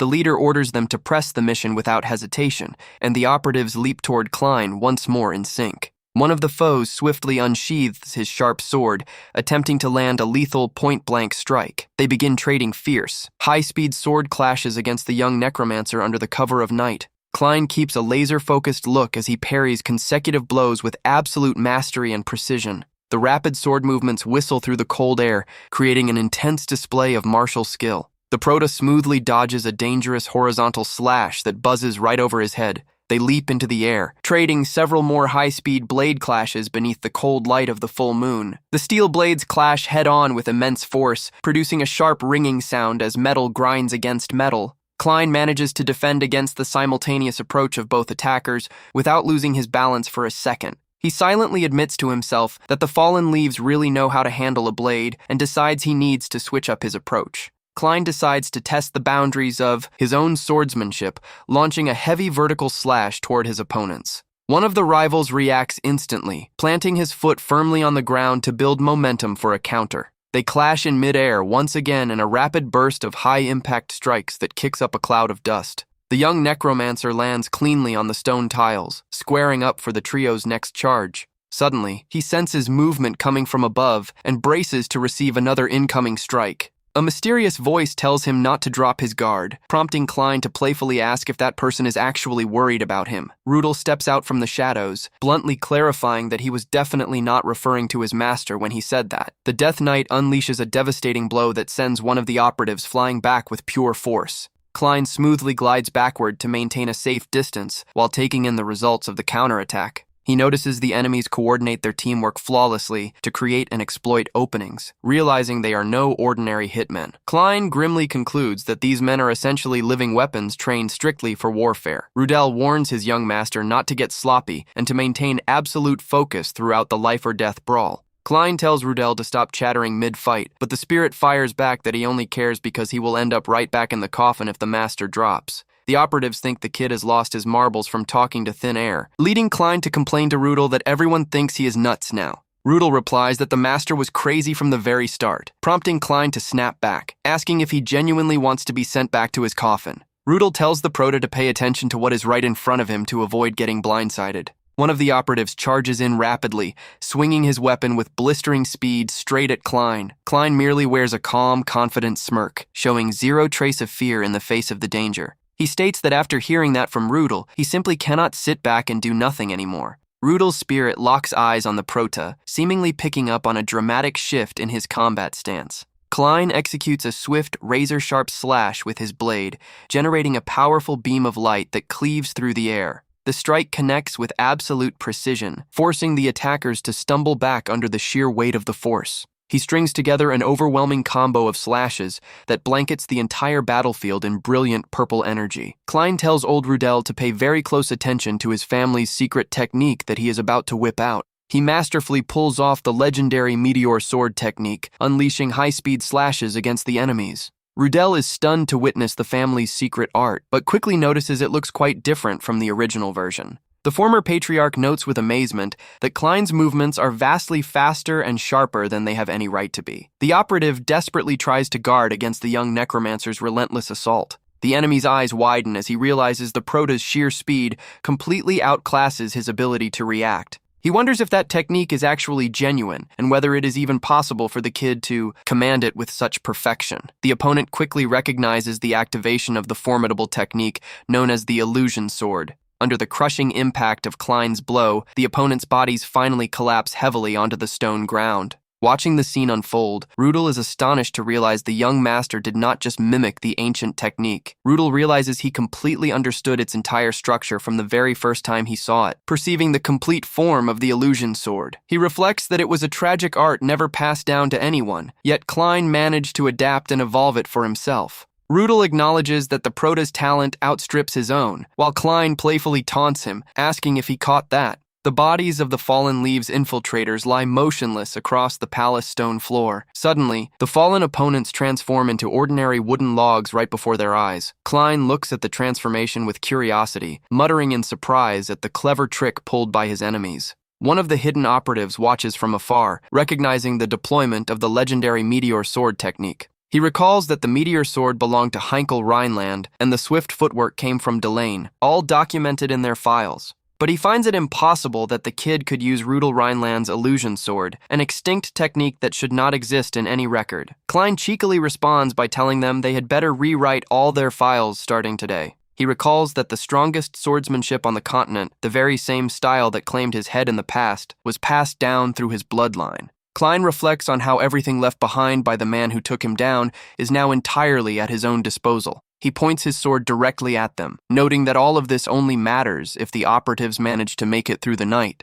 The trio's leader senses the danger and coldly informs his comrades that they are switching tactics immediately. He states that to stop a mere sword from blocking their offense, all they need to do is burn the entire area down to ash. Klein looks around as tiny magical sparks of fire begin flickering atop the castle's towering walls. The operatives continue pooling their magical reserves to prepare their coordinated area of effect spell. The leader channels all his focus into drawing out the massive firepower that is about to drop over the courtyard. The young necromancer stays alert to the dangerous buildup of mana concentrating all around the palace grounds. The fiery spell glyphs blaze brightly against the dark night, primed to unleash the devastating flames. Even facing the immense magical threat of blistering heat, the young man keeps a sharp, completely unfazed look. The enemy finally casts the concentrated spell, firing intense torrents of flame from his hand straight toward the ground. The other operative backs up the assault, launching his own blue flames to merge into the roaring firestorm. The two spells fuse into the devastating fire dragon formation technique, crashing down from the sky like a falling meteor. The palace courtyard takes a direct hit from a massive, deafening explosion of pure purple flames. The colossal pillar of fire violently expands outward, devouring everything caught in its path. The extreme heat produced by the magic quickly begins melting even the solid stone structures of the area. The two attackers watch from above as the courtyard is completely engulfed in a sea of blazing purple fire. One of them arrogantly claims those specialized flames can melt right through mana-forged steel. He adds that under such deadly heat, there is zero chance the young master could have made it out alive. The other celebrates the job's wrap-up, saying he will report the success to headquarters, but his partner tells him to hold on. The operative stares in disbelief as something impossible begins emerging from the center of the flames. An intense purple energy begins burning and expanding right through the blaze. A voice echoes from within the inferno, telling them not to jump to conclusions so quickly. Klein smirks, remarking that swordsmanship was really just a secondary trick he brought along for the ride. He reveals that this is his true calling, officially declaring the start of the hunt against the operatives. Klein emphasizes that his work as a necromancer is where his real expertise lies. Dozens of skeletons rise across the courtyard while the operatives watch from above. The skeletal figures begin roaring, ready to dive straight into battle. The operative realizes necromancy was nowhere to be found in their intel files and says they need to adjust their strategy. He picks up on something off about the whole scene, sensing that things are far from normal. He reflects that traditional necromancy involves raising physical remains as minions. For that reason, practitioners usually fight around prepared bodies or coffins, referring to the art as soul reclamation. However, since there are no corpses or cemeteries nearby, the entire setup makes zero sense to him. He notices the skeletons lack physical remains, concluding that Klein gave physical form to actual souls. The skeleton growls with its eyes glowing a sharp shade of crimson. The operative wonders if Klein forged contracts with souls to manifest spirits without needing corpses. He remembers that, according to the history books, only one necromancer was ever capable of doing that. While the operative is lost in thought over the legendary Archimond, Klein commands his forces to advance. The skeletal army charges forward straight toward the targets. The operatives drop down from the height straight into the approaching horde. One of the operatives readies his weapon to slice through the incoming skeletons. The pair lands on the moonlit courtyard and begins trading blows with the summoned creatures. The operative thinks that, at the end of the day, a skeleton is still just a skeleton. He dismissively concludes they all move and function the exact same way. He spins his chain weapon around, declaring all they need to do is smash them to pieces. The skeletons keep pressing forward relentlessly, armed with spears and swords. The warrior wields his chained weapon, getting ready to unleash a wide, sweeping strike. A devastating blow sweeps through the front line, shattering several skeletons in one go. The skeletal frames are blown to bits by the sheer force of the impact. Klein looks on at the scene, asking if their whole plan is just to crush everyone in a single sweep. He compliments the approach, calling it a pretty smart tactical move. But the operatives are caught off guard by chilling laughter echoing from the scattered fragments on the ground. Klein adds that the tactic would only work if they were dealing with ordinary skeletons. The fully reformed creatures quickly surround the two operatives in the courtyard. Stunned by the instant regeneration, they realize they have zero intel on the summon's actual abilities. Even so, he views this wild, unpredictable situation as a massive opportunity. The operative recalls that the core duty of the Fallen Leaves is to observe and record everything. He infuses his blade with energy, declaring that starting right now, they will write up a brand new file. Klein watches on with a cool expression as the enemy prepares for the next offensive. The operative lunges at top speed, delivering a rapid slash right through the air. A razor-sharp blue trail slices through the space straight toward the targets. He executes the fallen leaves formation sword style straight against the creatures. The precise slashes cleanly sever the skeleton in half in a fraction of a second.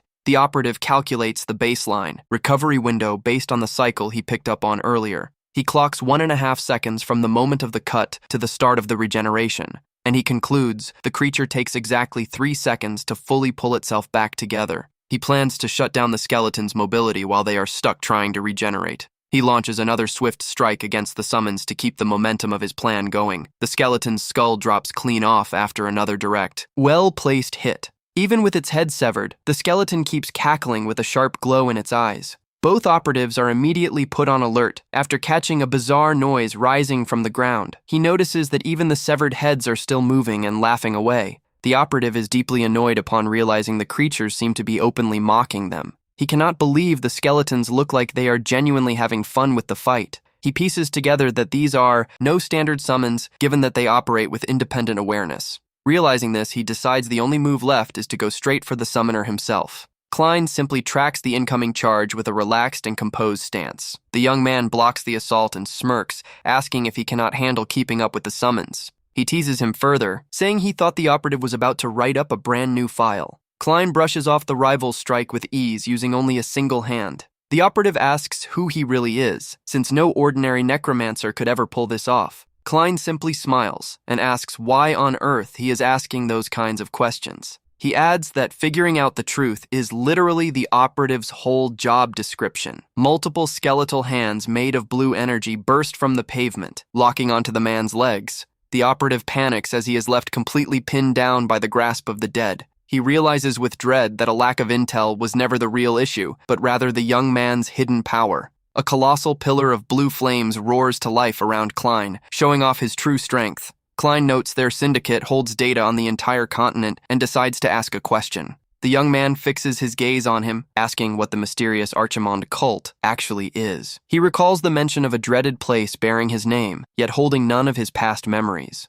Klein demands to know everything about who lives there and what they do, warning that the man's survival depends on it. He even offers the operative time to reach out to his higher-ups if he does not know the answer off the top of his head. Instead of giving an answer, the man simply lets out a mocking laugh at the offer. The operative scoffs at Klein, asking if he genuinely believes he is Archimond himself. The enemy claims they know everything, but warns that a simple young master stands no chance against them. He dares Klein to finish him off, shouting that whenever one leaf falls, another promptly takes its place. Klein just offers a sideways smirk, asking if that is really how things work. The Prota says it does not matter, and goes right back to channeling his intense spiritual mana. The operative jumps as he notices the bone fragments on the floor reacting to the magic. All the scattered bones start snapping together in midair, building up into a massive structure. The other operative looks up in total confusion, unable to grasp the sheer scale of the spell. He enters full panic mode, screaming in terror at what is rising right before his eyes. A massive bone golem manifests, radiating an immeasurable level of combat power. Klein tells him he does not need to talk right now, since he can just question him after he is gone. The operative can barely react as he sees the monster's giant fists coming right for him. He tries to ask what Klein meant by that at the exact split second of impact. The monster slams the ground with crushing force, sending out a violent shockwave. Dust and rubble slowly begin settling over the flattened impact zone. The final remaining operative stands frozen in pure shock after watching his partner get wiped out. He cannot wrap his head around what he just saw, wondering what on earth that creature is. Klein turns toward him with a cold stare, reminding him that there is still one more left to take care of. The night settles back into silence beneath the moon's glow as the skirmish wraps up. Rushed footsteps begin echoing across the palace rooftop with the arrival of backup. The Knight Commander steps up in shock upon spotting what is happening down in the courtyard. They are left speechless finding the young Master Klein standing right in the middle of the area. Klein glances out of the corner of his eye, deducing these are the knights dispatched by Princess Leia. He notes they arrived earlier than expected, while the troops stare in pure disbelief at the scene. The captured operative writhes in agony, completely wrapped in Klein's spiritual flames. The knight watches the scene in utter bewilderment, wondering if that is truly necromancy. The officer mentions he came under orders from Leia to clear the bodies, and Klein calmly gives the green light. Klein reflects that, having Heinkel's approval, there is no reason to hold back, only wishing he did not have to leave the souls restless. The guards move out carrying the remains of the infiltrators, while Klein stays behind alone in the courtyard, Tucked away in the shadows, Sanchez watches everything that just went down with sharp focus. Sanchez considers this extremely valuable intel, genuinely shocked that the manaless youth displayed such high-level sword skills. He is astonished to see Klein wield even the legendary illusion sword, contradicting literally everything they had on record about him. But to him, the most mind-blowing revelation of all was the use of necromancy. He knows that if the Archimond cult catches wind of Klein's necromancy, they will have the perfect excuse to make a move.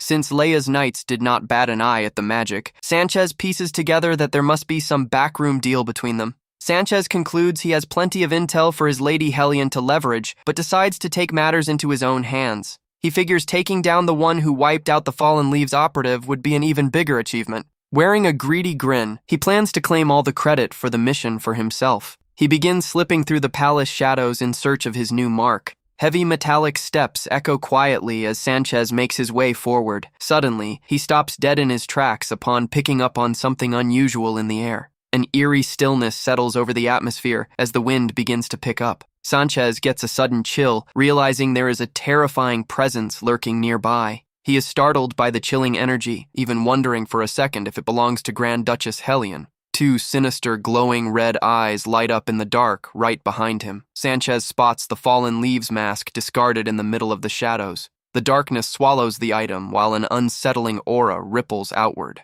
A mysterious object gets tossed right in front of Sanchez, piercing the gloom. The knight's eyes widen, gripped by a sudden wave of deep dread. Lying right at his feet is the severed head of the operative he hired. A figure wearing a maid uniform casually strolls forward and offers a greeting. Erin licks the blood from her hands, remarking that the other guy snapped way too easily. Flashing an unhinged smile, the girl asks if he will be able to keep her entertained a little longer. The moon hangs alone across the massive expanse of the dark sky. Meanwhile, Klein figures the other brawl is probably kicking off right about now. He hopes Erin takes it easy when tapping into her true strength. Sanchez stands completely paralyzed with tension as he stares at the little girl. He can hardly believe that this bloodthirsty monster is actually Klein's personal maid. He failed to pick up on any trace of her presence until she was already standing way too close. He catches the monstrous glow in her eyes and asks why on earth she took out the operative. Sanchez panics, seeing the girl laughing hysterically with her face smeared in blood. The knight senses immediate, lethal danger and goes on maximum alert. The wind rustles through the nearby trees, ramping up the creepy atmosphere of the place. Erin flashes a bizarre smile, asking if her young master is not completely incredible. Sanchez screams in pure desperation, deciding he needs to eliminate this threat immediately. He flares his entire mana output to the max in a desperate bid to save his own skin. A commanding voice orders him to freeze, instantly halting the warrior in his tracks. A massive, suffocating crimson aura covers the entire area right behind Sanchez. Aaron drools, warning that it will be tough to hold back if he keeps giving off such a mouth-watering scent. A swirling pool of bubbling crimson energy begins spreading across the ground. A colossal maw lined with razor-sharp fangs opens up, declaring that it is starving. Sanchez shivers in pure terror as he finds himself surrounded by monstrous teeth on every side. The voice repeats that it is hungry, leaving the knight paralyzed with absolute dread. Multiple demonic maws multiply, echoing that exact same insatiable hunger.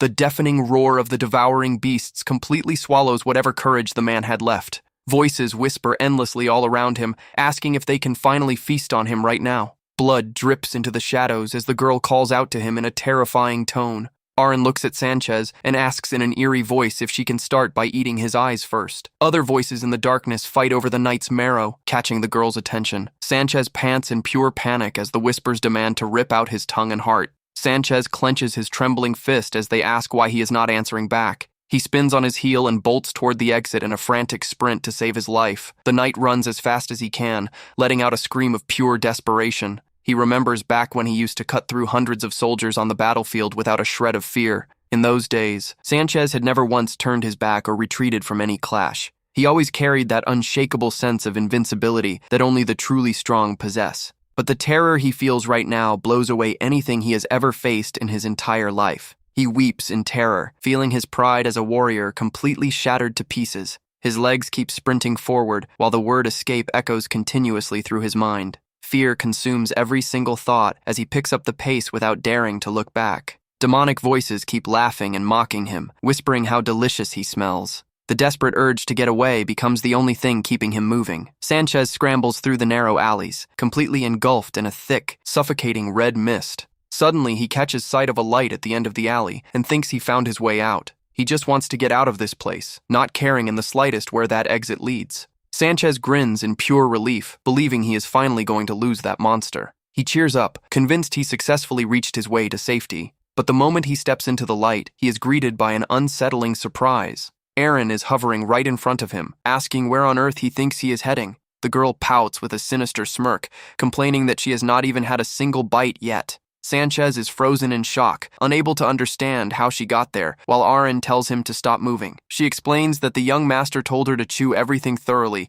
without letting anything go to waste. Sanchez's eyes go wide upon hearing her mention her master. He realizes Klein knew about the whole setup from the very start, even after being cast out from the family. Sanchez thought he was the one pulling the strings, but the entire thing was nothing more than an illusion. He understands with sheer horror that he was dancing in the palm of Klein's hand the whole time. A massive demonic maw clamps down brutally right over him. With zero strength left to fight back, Sanchez merely lets out one final, bitter laugh of defeat. He realizes Klein was simply waiting for him to take the bait, while Aaron gets ready to feast. Surrounded by razor-sharp fangs, he hears the girl ask if he is ready yet. Sanchez gives up entirely, letting his blade clatter to the ground without putting up any further fight. As the girl happily gets ready for her meal, the knight quietly mutters a plea for mercy. Aaron announces it is time to eat as a crimson strike cleanly slices through the darkness. The moon shines softly across the sky once more following the brutal end of the clash.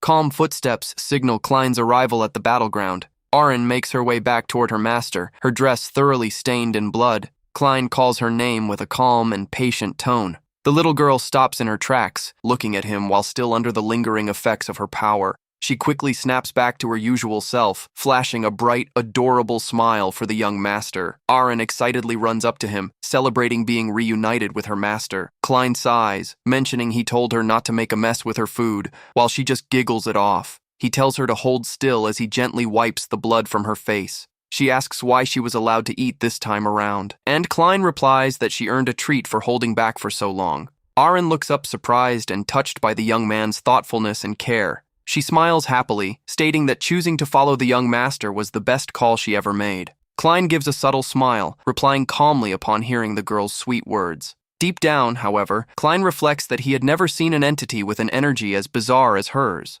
Rudel asks what on earth he is raising, but Klein brushes it off, saying she is just a kid. The spirit questions whether an ordinary kid would chew up and swallow a grown human without even blinking. Rudel claims that kind of power does not just show up naturally, asking if Klein was the one who created that thing too. Klein asks him not to hurt her feelings, explaining he brought her along from the place where he was locked up for 7 years. Rudel tries to wrap his head around what happened in a place capable of locking him away, but Klein tells him to focus on the present. Klein points out that Rudel's daughter tried to take his life, asking if she should not be held accountable for that. Elsewhere, an armed squad rides along the road in the middle of the dark night. Hector continues his journey, escorted by his troops toward his destination in exile. The young heir rides in silence, wearing a tense and brooding expression. The guard tries to cheer him up by talking up the new post, but Hector shuts down the attempt at comfort. He says he knows why Helion shipped him off, and that all he needs to do is take charge of Garland and make his return. He clenches his fist, swearing to prove his worth so that Klein never looks down on him again. Suddenly, a faint light glowing along the road catches Hector's attention. Hector asks what that is, and the guard looks in the same direction to explain. The soldier reveals it is the group of necromancers operating under the Empire. Judging by their cloaks and masks, he confirms they are operatives trained directly under the Emperor's command. The guard suggests searching them, but Hector decides to let it slide, knowing they are allied with his mother. Hector gets lost in thought, pondering the presence of those necromancers in the area. He concludes there is no reason for suspicion and lets both groups pass each other on the road. The hooded group keeps marching forward in silence with steady steps. The men continue advancing through the cold night mist. Suddenly, a muffled thud rings out from within the marching line. One of the members is quietly taken out without the others noticing a thing. A mysterious hand grabs the mask from the fallen man, taking his spot in the marching formation. And the one who pulled all of that off was Klein. If you want the next part, make sure to like and drop a comment.